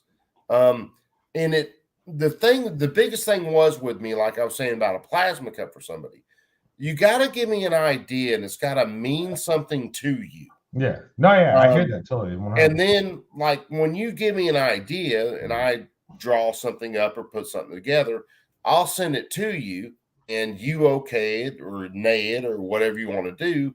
And if it's cool, we cut it. I mean, that's exactly like before the gun stuff, let them know now for 8 years. I mean, that's how I operated with doing logos and graphic design work. You send me what you got, and then I'll translate that to a few different ideas, and then you pick one. And like it may sound simple, people watching, but I'm telling you, it's not. But if you're good at it, you're good at it. And it's your wall. You know, Ron Wayne. I did a really easy plasma cut for his wife. Which she sent me the kind of the graphic that she wanted. I edited just a couple of things and cut it and kicked it out to her. And she did the paint and everything on that one because that was just, you know, that was the deal with it. Trollworks. I did a plasma cut for him. Did a sign. Hot dog. Now Trollworks kicked it up a level. Yeah. When I sent him the sign, he backed it and LED lit it and everything in the back and made it look freaking amazing. But, you know, that also gave me an idea. So a couple of the plasma cuts, like the one I did for Safety Doc. So how big can you do again? 48 by 48 is the biggest the table I've got will do. Because like in my lobby at my shop, I got a blank wall. Yeah. And I'm gonna pull it up. I gotta find it. I made this years ago. And I was like, if I ever have a business, like a place of business, I got to get this done. And it was a joke, but now that I actually have one, but I don't have a way to get it made. Yeah. And I think you can actually kind of make this. And so let me pull it up. Let me pull this up because I think you'll see my mock-up here and you'll be like, fuck yeah. All right, I got you. Let's see here. Let me find it. I'm still banned on fucking Facebook. This is stupid. Oh man, dude, I'm still banned on Twitter. I've been banned on Twitter for the last fucking 2 months. And the thing was with the ban on Twitter, someone posted this thing about a bunch of parents bringing their kids to this drag show. Figured as much. That's about the only thing you'll get banned for is talking shit about that. So. I kicked it over. I showed the clip and I put it on my Instagram. And I was like, you know, those are parents of the month. Let's push mental illness on our kids in the, you know, prime of their development. I can't remember how I said it exactly, but that's basically what I said. And yeah, it was. I said some other shit after that, and I had logged out. I logged back in. I saw I got a ban. And Was I'm this like, pre-Elon or post-Elon? Oh, it's post-Elon. But I thought I would have gotten banned for the other shit I said. I've talked so much shit on Twitter. That's what I don't even tell people to follow me on there, because it's usually like, what's weird is like I get banned for months on Facebook. Literally, like I've been banned since last year. I don't get my account back till March unless they fuck me over again, because they thought I was selling real grenades to the general population, but I wasn't. Yeah. You can't feel it on Facebook. I'll talk shit, or not on Facebook, on Twitter. I'll talk shit to every single fucking liberal I see on there talking some bullshit, like justifying the drag shows with kids and stuff. And I'm still on there. Like post Elon is great. I'm like, it's man, I caught the ban hammer quicker than shit. Yeah. My last account that I had on there, which was before I started C&T Designs, I got banned on there constantly. The C&T is a play on a couple things. Of course, my name is Coop. My last name is Cooper. My wife's original, her maiden name was Tamus. There we go. And then it came down to me and her were talking in the kitchen one night about the business and what we should name it, and it came down to C&T. Well, that also stands for come and take. So it's the whole what about the hamsters? Whatever, huh? The hamsters. What about hamsters? Which hamsters? I don't know. They're not hamsters. Dogs on your thing. Oh, the fucking plasma cut about the ATF. Yeah, that's on your logo. That's not the logo. That's just one of the plasma cuts that I did. That was that original plasma cut. It was a bill. Hold on, where's that? It's right.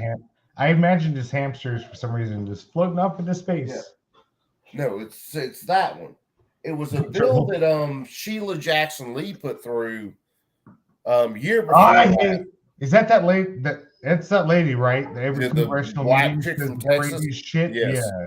So oh my God, that lady's one thing that blows my mind about the government, and I have a video about this that kind of like in parallel with laser manufacturers, they will literally lie straight to your face, make up just bullshit out of their fucking heads, and then they get away with doing that shit. Well, it's like, what? See, the thing is, when they have a congressional hearing, okay, the witnesses are sworn to, basically tell but not the the truth Congress people. But not the senators or not the Congress people. They're not sworn an oath to drives me nuts. Tell the truth. And I watch these things. Like I even watch the press conferences every day from the White House. It drives me nuts. It's like, how can these, like, gaslighting, I guess is the term. I don't fucking know.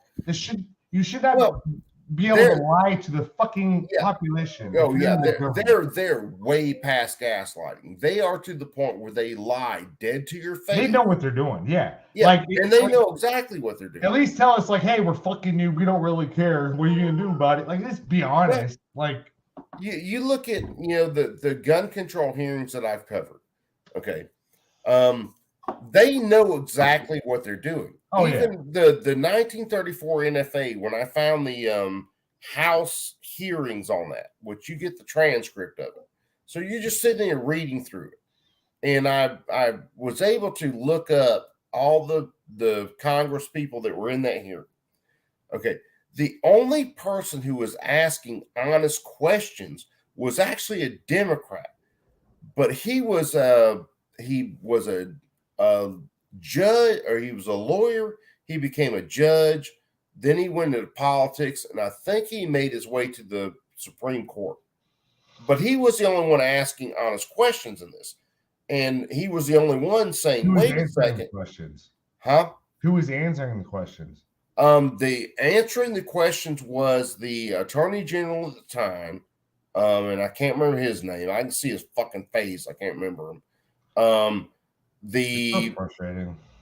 The fucking the two guys from the NRA that actually showed up to the hearing. Hell, the NRA too. Like, what is? Oh, my fuck thing, him. Like, oh my God. Like, I wasn't born yet with all this shit that happened in the past. Like, especially like including going off the gold standard and everything else. How did they just let that shit happen? I get that, like, we're more in tune now with the internet, but god damn, man. Well, that's the thing. Okay, you ended up with, before we were so able to see things. Okay, you ended up with people who were completely locked off from it. The 34 NFA, when the people from the NRA actually showed up, you can tell just from the text that people in Congress were pissed that they were there, because they were asking them, well, how did you find out about this? Who informed you about this? And so you had the vast majority of the American people could not see this information. Yeah. Now you have a situation where the vast majority of the American people can see this information if they want to look at it. Yeah. But the vast majority like of Trump was around back in the 30s. But now you have the issue that the vast majority of the American people are uninformed, unintelligent, and just plain fucking lazy. It's because their dads didn't take them out shooting cans when they were 22 because they were too busy working. Very true. You would think that this was by like intentional, but it drives me It is nuts. intentional. Yeah, I'm like when you talk tinfoil, I'm like 6 boxes of tinfoil into this. Well, that's one of the shows I did. Hell, it's been a little while ago.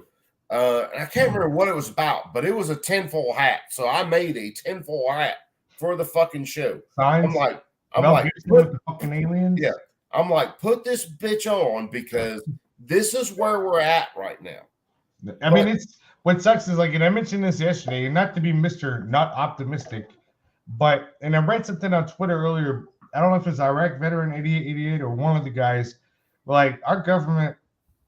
I mean, there's too many, like the balance between good and bad guys with good and bad intentions is far away to this. Well, point. yeah, it's like I said I would in the love to chat. hear an answer on like this is how we can fix this shit.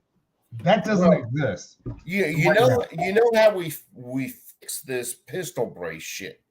Okay, you take so there are probably 40 million brace pistols in the United States right now. Yeah. Okay. I have a bunch of them. Yeah.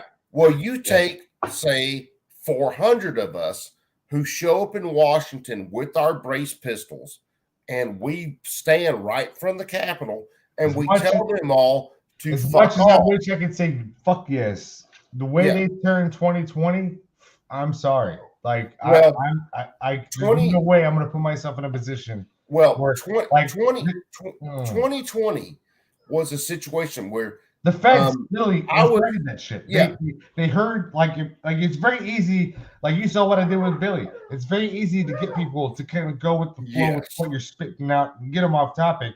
That's exactly what happened in 2020. I mean, I was calling it out live. I was put it on Facebook. I was like, there are fucking feds in there, and shit, getting that shit riled up. And there's no way, like, I wouldn't put myself like even. I need to bring. Yeah, I'm sorry. I need to bring because at that time I didn't have C&T Design started. It was all my personal shit, and I was sitting at work that day, and we didn't have students, so I was just goofing off. Yeah. And I watched live streams. I mean, I had this shit up on my computer where I had multiple views of everything going on with that. Dude. The Summer Love, all that stuff. I like this thing, like with what I do is I'm able to have this shit on and pay attention. And like, I knew immediately, like, dude, they got fucking riled up into that shit. Yes. Well, they did. Yeah. It was a situation. One of the original confrontations was some guys at a barrier. And they're arguing with the police. The Capitol Police are there. Capitol Police are in riot gear, all that shit. And one of the dudes from the Capitol Police, now there wasn't anything physical yet. He took and hosed them down with fucking pepper spray. Well, when he did that, the guys about 2 rows back, they had bear spray. And they were like, oh, fuck no. And they hosed them down. Yeah. And then it just started to escalate. Yeah. So it was, I listened, which I look up the charging documents and all the information from these people that are being arrested and prosecuted for January 6th. It's been how many years now, and they still got like people locked up in solitary. Yeah. Well, you look at from 2020, we're in 2024 right now. Yeah. They've had 4 years where you have people locked up with no fucking access. And they're sending a message. They're saying, try this shit and we will fuck your day up. And they are absolutely sending a message. And message loud and clear. Like as much as I would love to literally stand toe to toe with you guys and go protest lawfully and safe and constitutionally and not breaking any laws, you're not going to catch me in a situation where it could go south, because everything since then has been the trap to fuck everybody. It has been. Yeah. You look at like John Crump today. Okay, he's doing the story about FRT. Yeah, I saw that shit. I was like, oh, they are literally ruining this. That's why, like, I'm not a big guy, but I have enough money to know if I lost it, I'd be very upset. And that's why I've been kind of teetering on the edge of all this. You had, Lawrence DeMonico in them, and some things I think he did were kind of shitty, like going after Hoffman Tactical and all that shit. Now, I will give DeMonico credit because... So the guy that had a FRT? Hoffman does all the 3D printing, and I'm talking about the guy the reset trigger guy. DeMonico. He looks like he wears affliction shirts. He basically told the ATF and them to fuck off. Yeah, and kept selling those triggers. Which means he has a fat wallet, which they very well acknowledged. Come finding out today. Yeah, but what the ATF is doing with all their bullshit is all punitive. So they're saying, okay, you told us to pound sand. So what we're going to do is we're going to make things so fucking expensive for you that even if you win the case, we are going to destroy you. And that's what freaks me out. It's like, because I grew up in a trailer park. I grew up nothing. I've been my whole life, noodles, ramen, I'm really optimistic about things. And like seeing this guy, like how he seems like a guy that wears an affliction shirt that goes and hits on chicks, being weird. Yeah. But obviously he wouldn't have stuck his dick into the hornet's nest if he didn't have the money. And the ATF called his bluff. So aside from that, like that's the biggest play you can make in this, knowing that you're going to get called out and they're gonna fuck them like they are today. You can't go beyond that. Well, it's one of those things where they're going to ruin his life and his family's life. You could find him innocent in 3 weeks and prove that he did nothing wrong. But they're going to drag it out for 3, 5. Look at CRS. Okay, CRS is a case where they're going to try to drag this shit out for so fucking long. So if anything, ruin everything. Even if they win the case, they're still pretty much financially ruined. I mean, beyond that, it's just Ashley Babbitt. Like you just get shot. Yeah, just get shot in the neck, and you're done. Dude didn't have anymore. Yeah, didn't have a clear target. Didn't have a clear background. She was not armed because I was watching. No, I watched the live too. I was like all those live streamers from all that stuff that were on the time. I was watching too, and I was like, at that point, it was like maybe an hour after all this shit started. I could not sit down and watch. I was pacing around my living room, and I'm like, someone's up. They're gonna shoot fucking people, and it was just. Like I said, I don't mean to talk shit about your guy Billy on here earlier. No, man. I'm very good at manipulating people, and so it would be so easy to hurt a fucking crowd into especially a bunch of patriots and grandmas and people who are there for the right reason, who get hyped up and shit. Of course, they're gonna go in. You watch what happened in that whole thing. Okay, you had officers who moved barricades. They opened the door. They opened the door. They literally said, we were with you. We understand what you're doing. We respect These people walk right in between the velvet lines in the Capitol. They walk right in between the velvet ropes. The funniest one, besides dude with the fucking, shaman helmet and shit, there was a dude standing in the middle of the rotunda smoking a goddamn joint. Blowing smoke every fucking where. Yeah. Nobody there is getting violent whatsoever. And when they're told to leave, finally, you have people say, okay, hey, we're going to leave. Well, that's why like Alex Jones and some of the big guys, they were there, but then they have that like this is not good. No, and they fucking bounced. And this is before it all happened. But they like the sucks about the herd mentality with people is you get riled up, you get excited. It's like a roller ring. You go out there skating, and everybody just goes. That's exactly what happened. People talk about, oh, well, they were armed and all this shit. Now, hold on, wait a second. What they were calling armed were the sticks that people had the signs on. That's what fire extinguishers that got off the walls after they were lit in. Yeah. There was one I remember clear as shit where this chick, they were over by the rotunda, and this chick pulled out a fucking knife. And it wasn't a big knife, but everybody around her started screaming at her and screaming at the cops, going, "She's got a knife."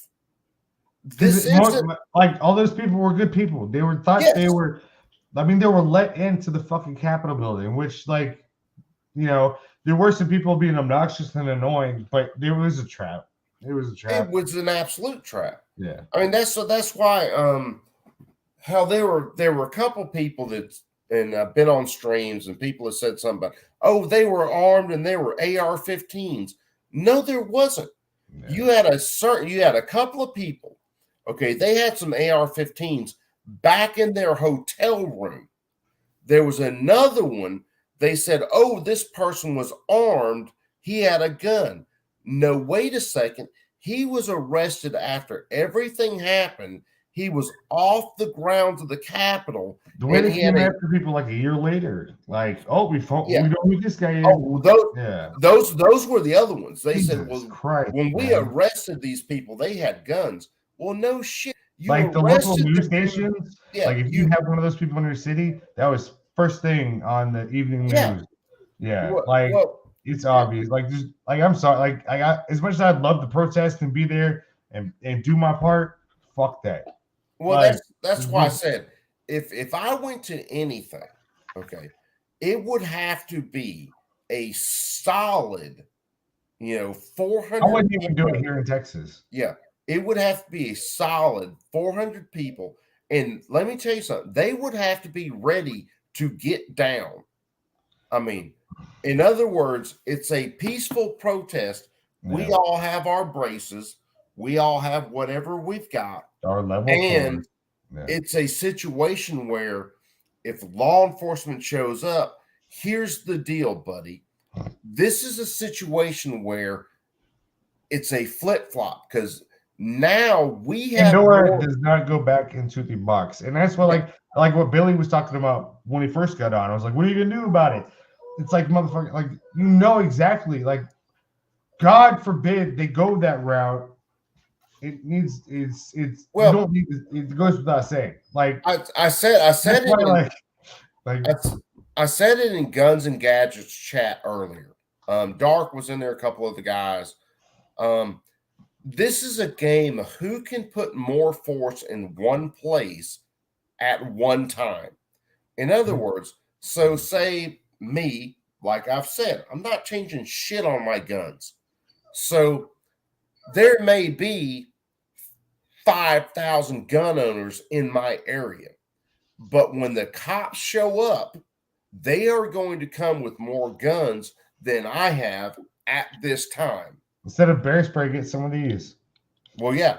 See, the only way that math works out different is like the original Bundy standoff, where you had you had the if you get yourself in that position, like, God damn it, you're gonna die. You're gonna die, but like at least like Ruby Ridge, like he got somewhat kind of justice out of that. Later after his wife and kids get killed. But we're at a point now, like it's not worth it, man, because this ship's going down at some point. Well, I'm not optimistic at all.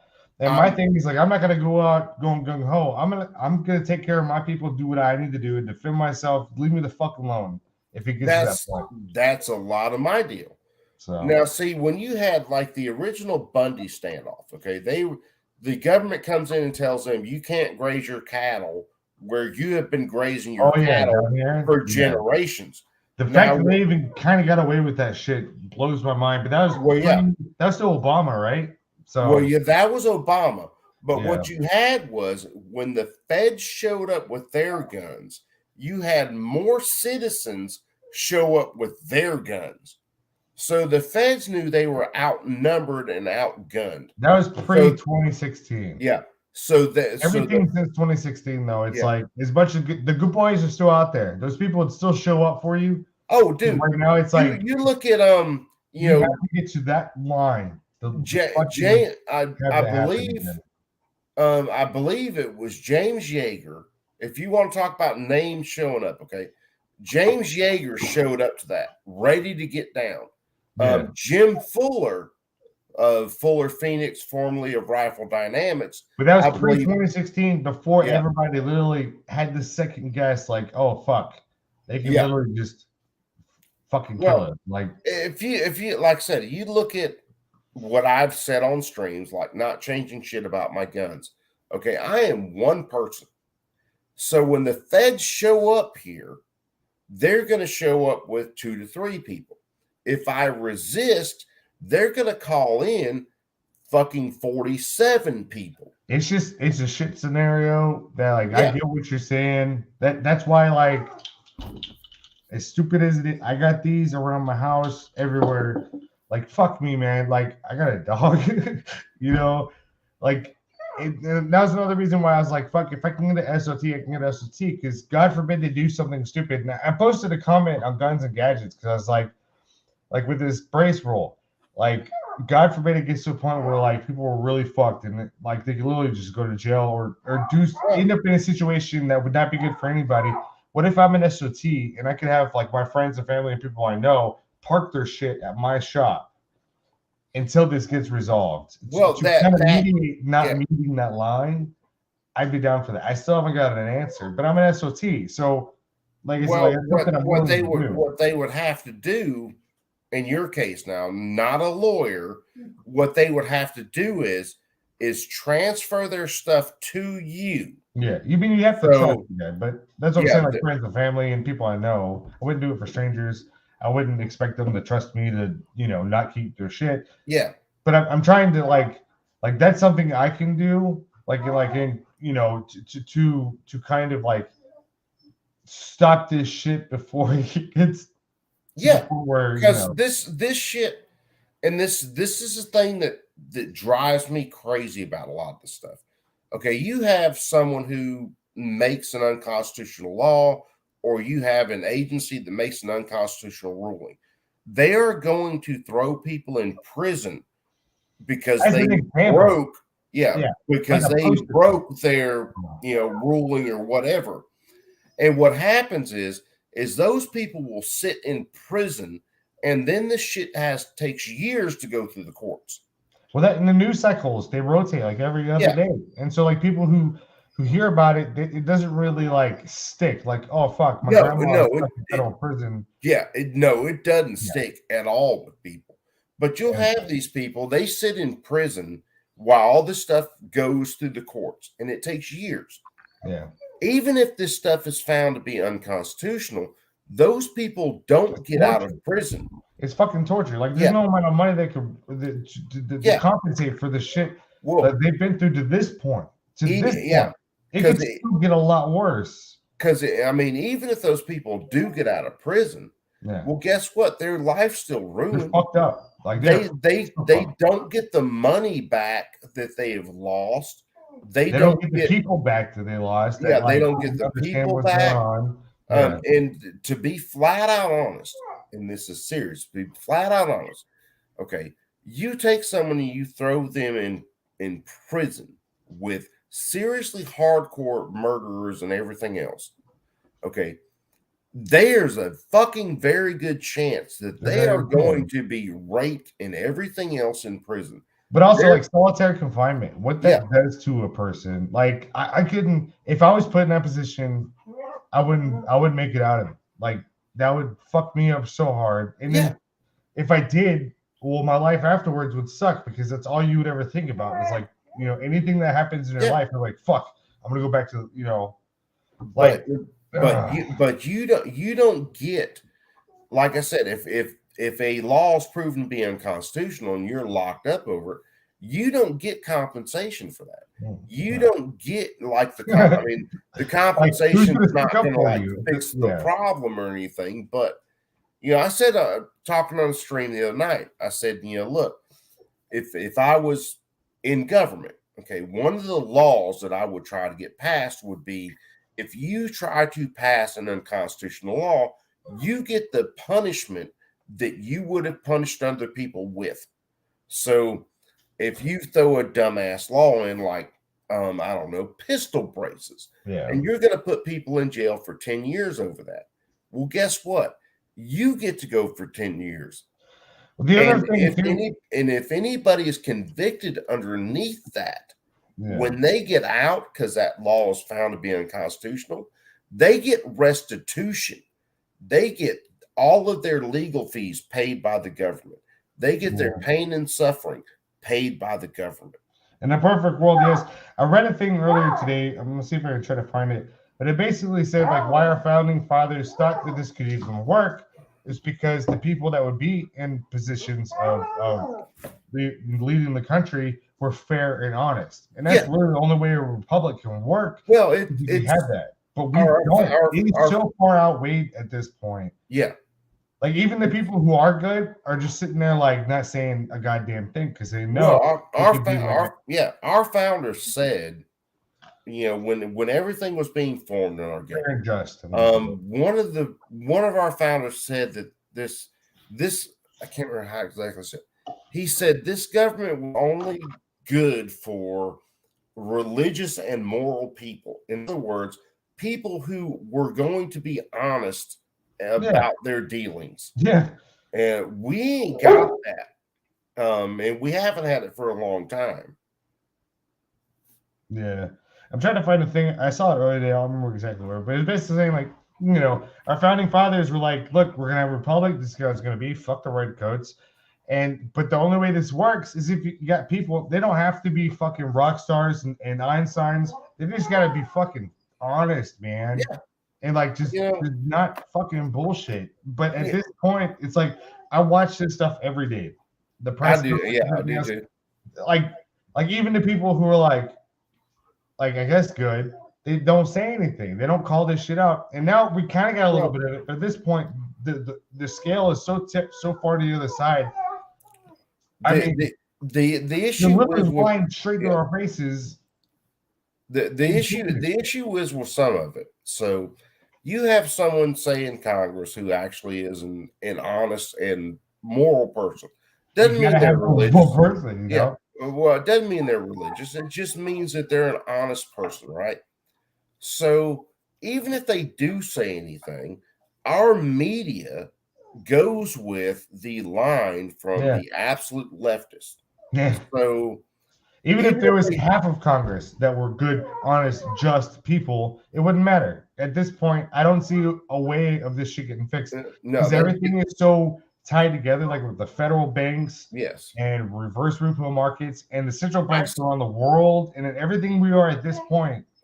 I'm like I'm looking for a sign of like optimism that I can be like I can fucking latch on to. Well, and I don't see it. And I think the optimism, and this is probably what helps me out sometimes.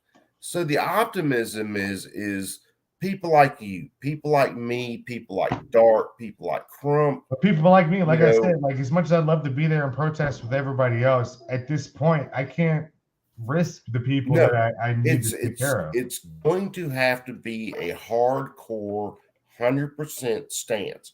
Now, here's the fucked up thing about that. We live in the most surveilled society that has ever existed because we all have these on us time. Remember that movie?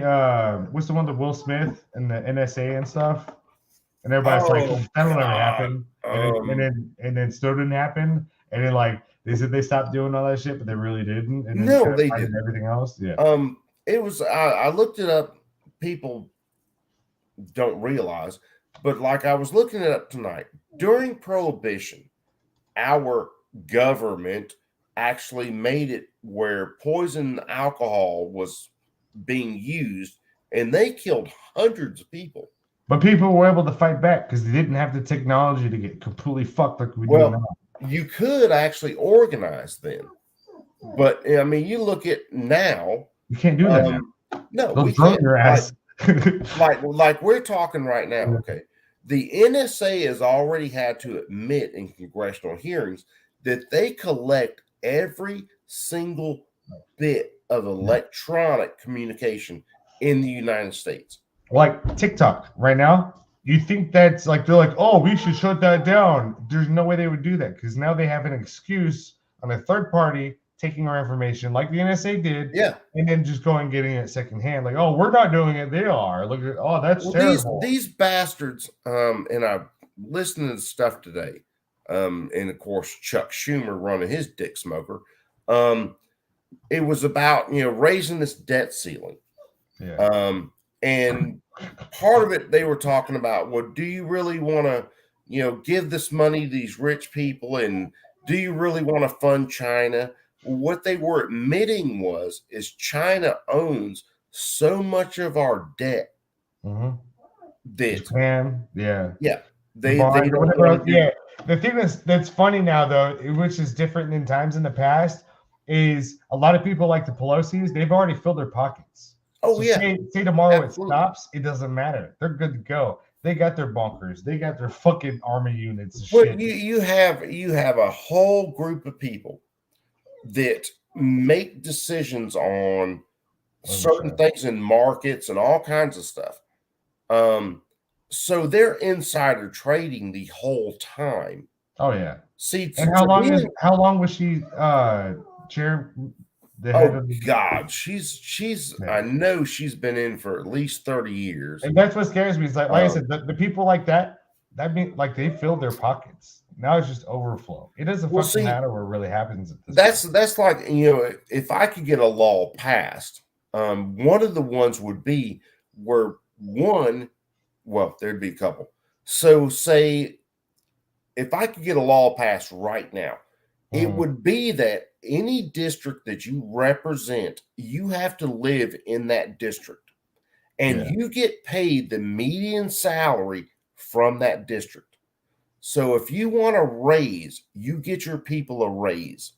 Yeah. On top of that, your ass gets audited no less than 2 times every other year. And I hear that, and there's people like who hold like seat at Congress and everything else that believe that, but it's too late. Like this should have happened. Oh, it should have happened decades ago. Yeah, and like I said, like the people like that's what scares me now is like the Pelosi's and those kind of people. They already filled their pockets, dude. They can walk away right now. It don't fucking matter. Oh well, see, if you put something like that in place, okay, and Pelosi's and then walk away, okay, I don't care as long as we get the shit back on track. Now, if we audited them and we found where look what they did in 2020. Yeah, it's not like we're gonna get any bills passed right now because we have a majority. It doesn't matter. Well, we have a majority. We have a majority in the House. It doesn't matter. So we can introduce bills that make us feel better. But 2020 happened. Even the past November happened in Arizona and all that shit. It's at a point now where it's like I voted, I still voted and everything else this past time, a couple months ago. But it's like 2020 happened. And regardless of what people will say about it, whatever, it doesn't matter. Like the position we're in now, we can introduce bills every single day. It wouldn't matter because even with some of the shit they're even bringing up now with like term ban the FFA or NFA and all that shit. Yeah. They straight up said we'll fucking veto it. Like what was the one that they said that the president would veto? I think it was about the taxes or whatever. I don't really know. It's just it doesn't matter. Well, see, the thing I don't see them kicking the can any further down the road than we are right now. This is where I get pissed off with so-called Republicans. Okay. Where were they at when they had the Senate, the House, and the presidency? Where were they at then? That's post 2016, though. That's the thing. Like I get that 100%. This guy right here, his name is Mark Walton. He got that 100%. This guy is the reason why I'm as a gun enthusiast as I am. He was like a dad to me. If he was around right now, it's just that was before 2020 happened, 2016 happened, and then you saw the 4 years that followed and how everything just really went to shit. So. I mean, it tanks, but again, and this is why I warned a bunch of people headed into like 2022. Okay, you didn't fix anything that led to 2020. All that shit's still there. But there's so many different like key points, like the Fed, the banks, and then you got literally every single institution we have to prevent bad things from happening. Let it happen. Oh, it did. Yeah, caused it to happen. Well, these bastards, they talk about. Well, there's when they talk about firearms laws. Okay. Yeah. They talk about firearms laws like there's no laws whatsoever. Yeah. I mean, that's the only thing saving this right now. How about this? Okay. You have the same restrictions on voting that I have on a firearm. In other words, I have to show up in person. I have to show an ID. I have to go through a background check. Try selling them. Getting an FFL, and being on this side of the fence now, I say they're not. The thing that's going to happen first is you're going to come after every single small business FFL. Oh yeah.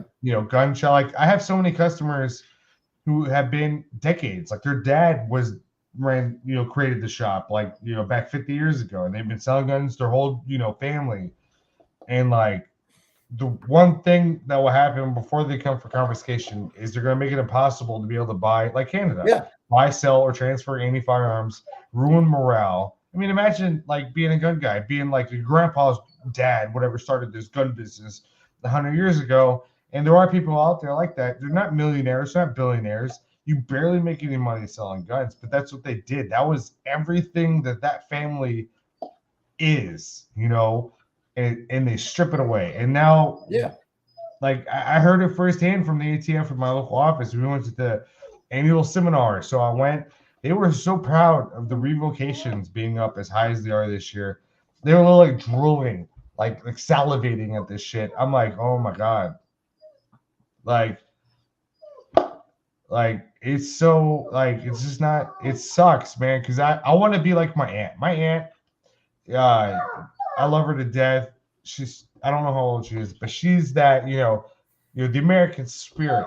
We'll get through this, through our bootstraps. Yeah. I believe in the American dream, and like her dad, my grandpa, he was he fucking loved the United States. He served in the Navy. He had all that faith. And this is when I was I wish he was alive now to talk to him.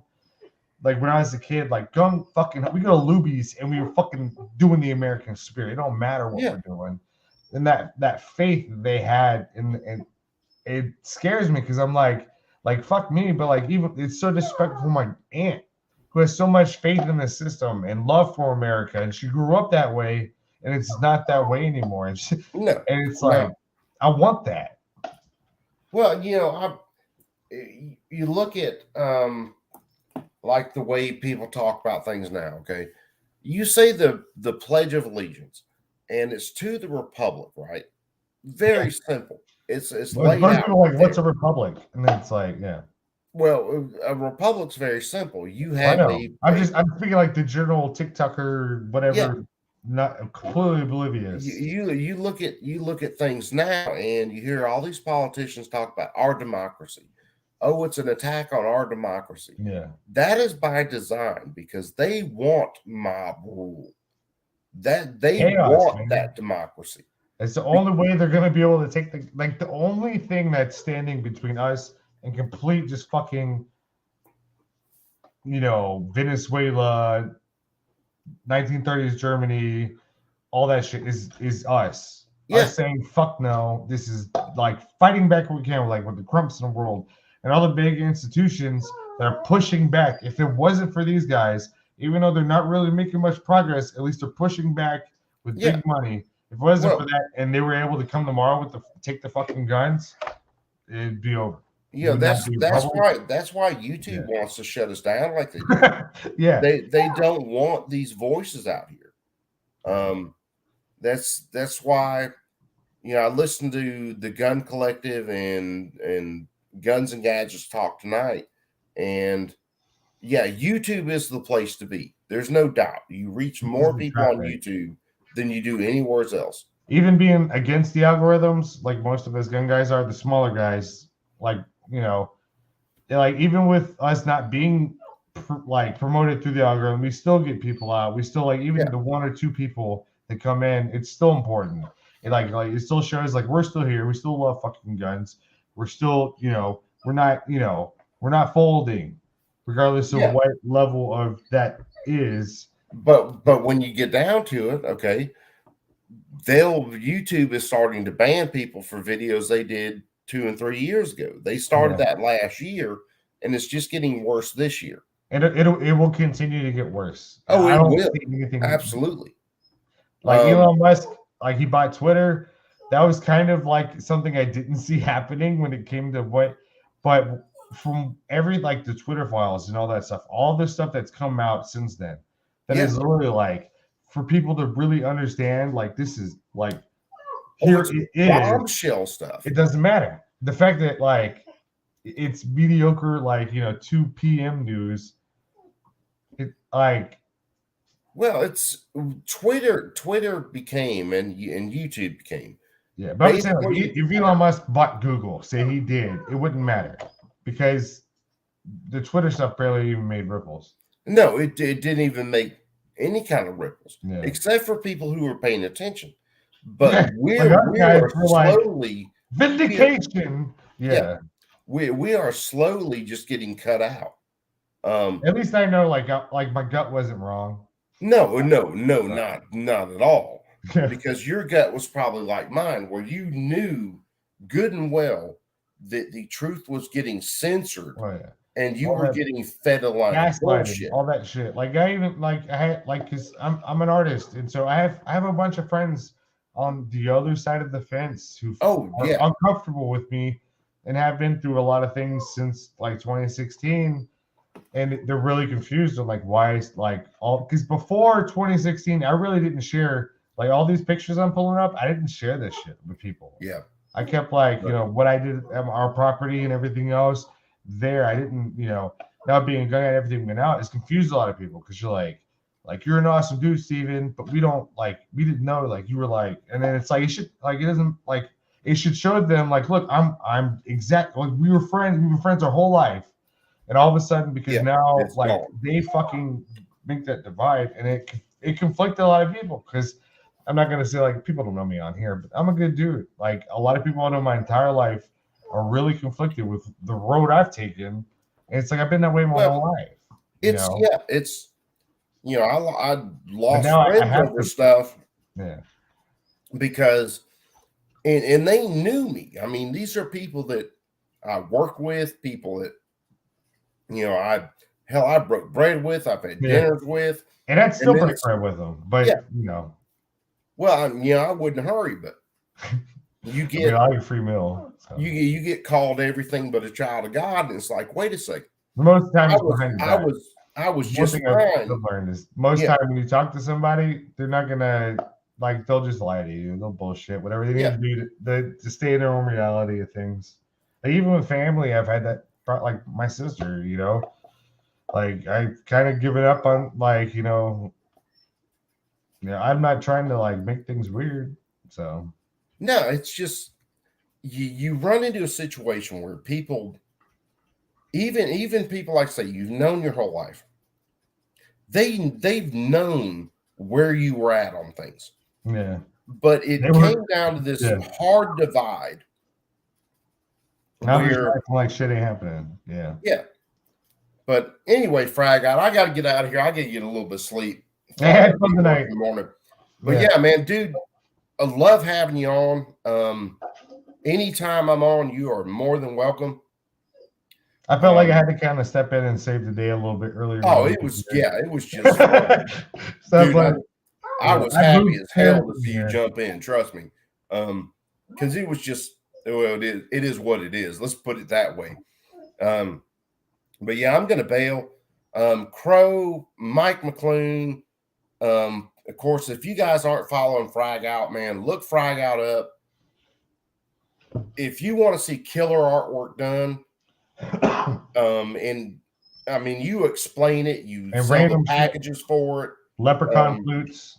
Yeah, and if you want to hear general bullshit, of course, tune into me. But yeah, man, Frag Out, I love having you on, brother. It's good to talk to you.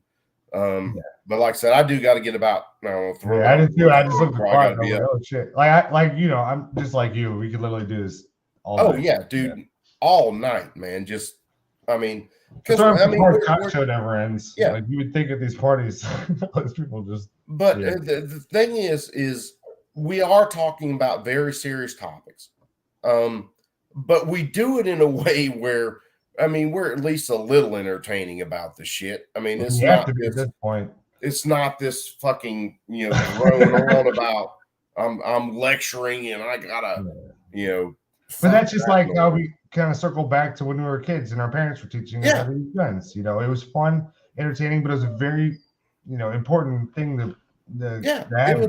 It was a very, very important part of our development. And we look at things going on now and we're like, Jesus Christ, man, if they learned a little bit of what we learned back in the day, we wouldn't have this fucking issue. I don't even know the word for it, but like we stupidity. It's the best memories I had growing. The earliest memories I had just shooting 22 with my dad, shooting cannons. Oh man, I can think back of my dad was in the military. I can think back of, we'd go on, moving from base to base, but we'd go on, basically vacation for a while. We'd visit family, go out, shoot. And those are some of the best times in my life. And it's kind of always been that way about shooting because you learn so much respect for life. You learn so much respect for others doing that kind of thing. And what's weird is there's nothing else like that. There's nothing else you could do like that has that kind of impact on your life, your whole fucking life. It's weird. It's the kind of thing that it's hard to describe in some cases. But like I said, it gave us such a respect for life and such a respect for others. That kids don't learn these days unless they're being raised like we were raised. And it's just crazy kind of, I don't know. I wish there was a word for it at this point. Because like I said, it's hard to explain that shit to people. Yeah, I'm like you. I can't really find necessarily one single word that fits it. But we'll have we'll have way more conversations about stuff like this until they kick us off of here, and then fuck it, we'll go to Rumble, and if they kick us off of there, we'll go to fucking Utreon. At least there will still be our voices out there, and there will still be people in the chat that get what we're saying. So there will still be that core group somewhere. That's what it comes down to, individuals like you and like me, being small, and you get one or two people come in. That's something. That's we're not fucking alone with this shit. I'm not very political with my channel and everything else, but I am very much so. This is new to me. It's kind of one of those things, man. You can leave your channel completely unpolitical. But if you want to get political, brother, I'm here and we can get political all goddamn night. It's nice to be able to talk about it because that's the other thing. What I do, it's I work alone, so it's and then I don't have many people that I can talk to about this in my personal life anymore. They moved away or whatever else, or died from cancer, and so it's nice. I haven't had a talk like this in a long time. So it's one of it's like when I threw the link out the other night, I realized you were busy and you couldn't get on the other night. Yeah, I think I already shut everything down at that point. Yeah. But I mean, it was just cool having you in the chat, and it's like everybody else, like Mike McClune and John and everybody else in the chat. You know, Yeah, it's good to know that there's still this core group of people out there who get it. yeah. Who, Like who it's are, really you cool know, hopping on. Like I said, even just talking about it, like I'm nobody big or anything else. Like watching all the big gun tubers every day and everything, and they're what news are putting out, but being able to actually like sit down and actually talk about it, and have a good time. Well, This is really nice. the thing is about a lot of the big gun tubers, they don't get into this. Oh yeah. You know, Jared Guns and You can hear Gadgets the bottom gets line. into it. Yeah.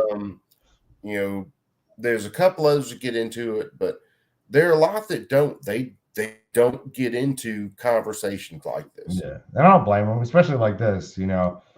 Well, there's a part of me that doesn't blame them, and there's a part of me that says, "Hey, dude, you have a 3 million person following. It's time for you to get off your ass." Oh yeah, they put can a little definitely make skin in the an game. impact. Yeah, and really start telling your people what's going on. But most of those guys at this point in their career, they started when they were young, single, and unmarried, no kids. Now they have kids and families, and so it's like I get it. I don't have kids or families, so it's like I guess I could kind of be in a position. Well, that, I got wife, I've got family, yeah. There's a lot that I have that other people in this chat have. And even though I don't have some big ass following, I only started this channel, it's almost hit a year now that I started this channel. But I'm still gonna say what I gotta say. Yeah. And that's why I like Trump too, and especially the target he's got. Mad respect for, if the big gun tubers did start speaking up, like I started following Iraq Veteran 88 on Twitter, and holy shit, I really like that guy now. Because I've watched his podcast and stuff over the years, and I've never talked to him, but I'm like, once I start following on Twitter, I'm like, why aren't you more like this is the shit people need to hear, and to go and look up for themselves. I started following Eric. Hell, on my old, when I just didn't have a YouTube channel started, I was just on YouTube. Yeah. So it's been a few years when I started following Eric. Back when he was just doing gunsmith and stuff. Is that his name? Yeah. Which he's now working for, I think, GOA. Yeah. He is out there doing his thing. He really is. So I can't take follow him on anything away Twitter. from I him. mean, holy shit. Like I got more respect for that guy than everything else I thought of the guy. Like out of all the big ones, like he's the only one I've seen say exactly what needs to be said. Well, yeah, and like I said, I think he started with GOA, I don't know, a few months ago, maybe 6 months ago, something like that. Yeah. And kind of became kind of a figurehead for GOA. And I don't mean figurehead in a derogatory way at all.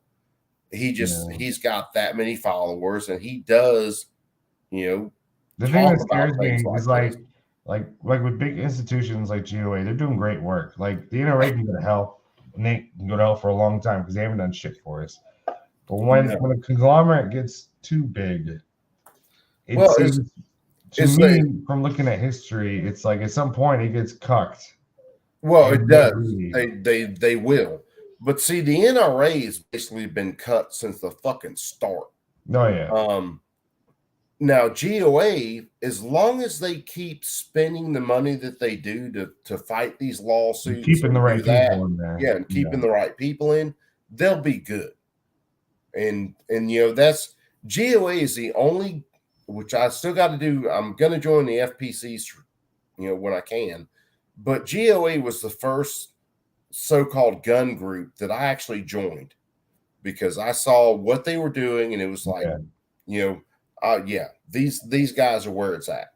And it's, join, not join, completely up to anybody, You read Loco's comment? Huh? You read Loco's comment? But like he's one of the generations on YouTube that were pre the ad apocalypse. And so, and now I think he's got a family and stuff. So like I said, but yeah, no, I mean, he's giant. He's got multiple following. Yeah. Well, Matt, from what I understand, and I've followed Matt for a long time. Matt's a veterinarian. So I think when he started Demolition Ranch was just him goofing off, but making money to support doing, veterinary work for people who couldn't pay. That's one of the reasons I kept following. I didn't know that. Yeah, that's awesome. Yeah. Because he is a really cool dude. But now with as many followers as he has, would I like to see Matt stand up and say, hey, this is going on, and all you sons of bitches that love my content, see me shooting guns. I mean, at the very least, he could make like a fifth YouTube channel and do that. With his following, like, yeah, he's got to feel like the same that. way. Yeah. But he's got like I said, like that's what it comes to. Like they've made such an example out of people. Like, we will fucking ruin your life, your family's life. We will drive you into the ground. Where it's like big people who could say something. Like, I get why they don't. I get it. I'll hold it against them, especially when they got a lot to lose. No, that's like people saying that they want to go ahead and register their brace pistols, and I was saying that to fucking Billy tonight. If they want to do that, that's completely up to them. I have that's the attitude that got us in this position in the first place. Just mass compliance. Yeah. Like, it should have never gotten this far. And people don't be like, oh, I don't want the ATF knocking on my door and killing me, or I don't want to break the law. Well, that's why I said I've got mad respect for Lawrence DeMonaco with FRT, because one, they had an ex-ATF agent send up that middle finger. Yeah, they had an ex-ATF agent look at their trigger and obviously went by the definition of a machine gun, and that trigger does not fit the definition of a machine gun. He got approved for it, right? Well, no, he never got approved. Oh, okay. What he did was he hired he had an ex-ATF agent look at the trigger, and after they designed it and everything, and the ex-ATF agent, who has testified in a bunch of cases, said that does not fit the textual definition of a machine gun. Yeah. Because there is, and see, like being a certified welding inspector, which is, part of what I've done. Okay. The only thing that matters is those, like the guy I learned from. The only thing that matters is those black words on white paper. Until they can just change it overnight. Yeah. It does. I feel like that dude's got big balls. Like, I want to see where these big balls go, because I haven't seen anybody literally hold this deep for themselves if they don't have some big fucking balls. Like, and that to me, that's been the issue with a lot of stuff with the ATF. They haven't had enough FFLs. Now, getting an FFL in and of itself is bullshit. You shouldn't have to do it. But they haven't had enough FFL tell them to piss off. We are going to do this because it does not fit inside the legal definition of this. So kiss my ass. Pistol braces is a huge thing. They do not fit in the textual definition. Those are the ones that got approvals. Yeah, they actually got approvals. Yeah. They do not fit in the textual definition of a SBR. Even with the hysteria with the bump stocks. The only reason why that happens is because of Vegas, and there wasn't a bump stock that was used in Vegas. That was a belt fed, 100%. I bet. Well, what they did was in Vegas, okay, and there still hasn't been everything that come out about that. There never will be. But the pictures they put out showed a bunch of guns with bump stocks on them. And the Patsy dead on the floor. Yeah. And see, I've got my own opinions about that, but I still think there was other shit going on. Like you, I think it was a damn belt fed that went off. Oh, it was 100%. Like, I've watched those videos on repeat after it was happening, the whole night. And I'm like, there's no fucking, that is a belt fed. I've heard them. I've shot them. I know it has a specific rhythm and sound to it. You can't replicate with anything else. And that's exactly what it was. Yeah. I've never been in the military. I've never shot belt feds, but I have worked with vets for the last 10 years.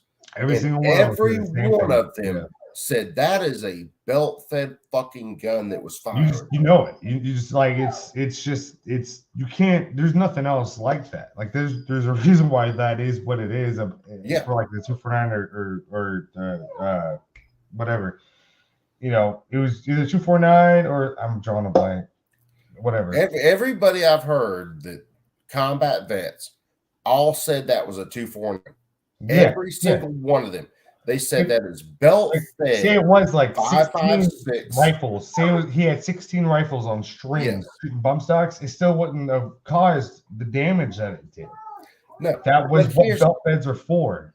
But here's the thing, and this I'll leave this, and then I got to get out of here. But if you, because they made a big deal that he had like charts, like ballistic charts written up. Okay. I can get ballistic tables on my phone through apps all day long. If you really wanted to kill that many people, he would have done better. I mean, with all the guns he had in there, why would he have something with a bump stock? He was obviously up to some kind of stuff in that room. Say he was. A bump stock is like a fucking, you know, like I got a cool app on my phone. It doesn't really do shit, you know, whatever. But he would have, if he really wanted to cause damage, he would have done way better with a 308 semi-automatic with a good scope. He would have been nailing people. But I'm just saying, like in regards to like the stupid fucking rules that they've been coming out with, it's like that one was. I mean, it just like I said, I remember that night. I was listening to all the videos from all the different areas. I'm like, who has a fucking belt fed? You know, like what the fuck is this? This is insane. you had that happen. You still have to explain to me how he blew the glass out to actually open up the shooting lanes, and then was able to put that much fire on people when they showed. Which they showed pictures of some of the bump stock guns that he had. Almost every one of them was jammed. They were stovepipe. They were double feed. You could see them out. I mean, it was spread out like if you were to plant a scene, it was exactly like that. It was exactly like what you would think someone who doesn't, you know, to try to make a scene would make it look like for people who don't know. Absolutely. Like why would you be in Vegas? I'm gonna get weird with it. I'm gonna lay on the floor. I'm gonna have all my guns just kind of laying around like they're, you know, plants in my house. Like, it was that whole thing. Yeah, it was a fast type. There are way more questions that need answering that we will never get answers for. That cake is layered. Yes. Yeah. Like, that case, like some of the things with like helicopters and the other shit that was going on. That cake's a fucking onion. It's so goddamn layered. Yeah. But anyway, I got to get out of here. I got to get a little bit of sleep. Frag out, man. Love you to death, brother. Beautiful work you do. Thank you. All you guys in the chat, Mike, Crow, fucking love all you guys, man. I can't say how much I appreciate you guys, literally. Other than that, I'm going to end it. You know, Dark's got his spiel. Mine's simple. You perps be cool. Keep that thing on you at all times. That's it. Yeah. All right. Love you guys, man. Y'all take them easy. I'm out. Friday out. Bye, guys. Be cool, brother. Yeah.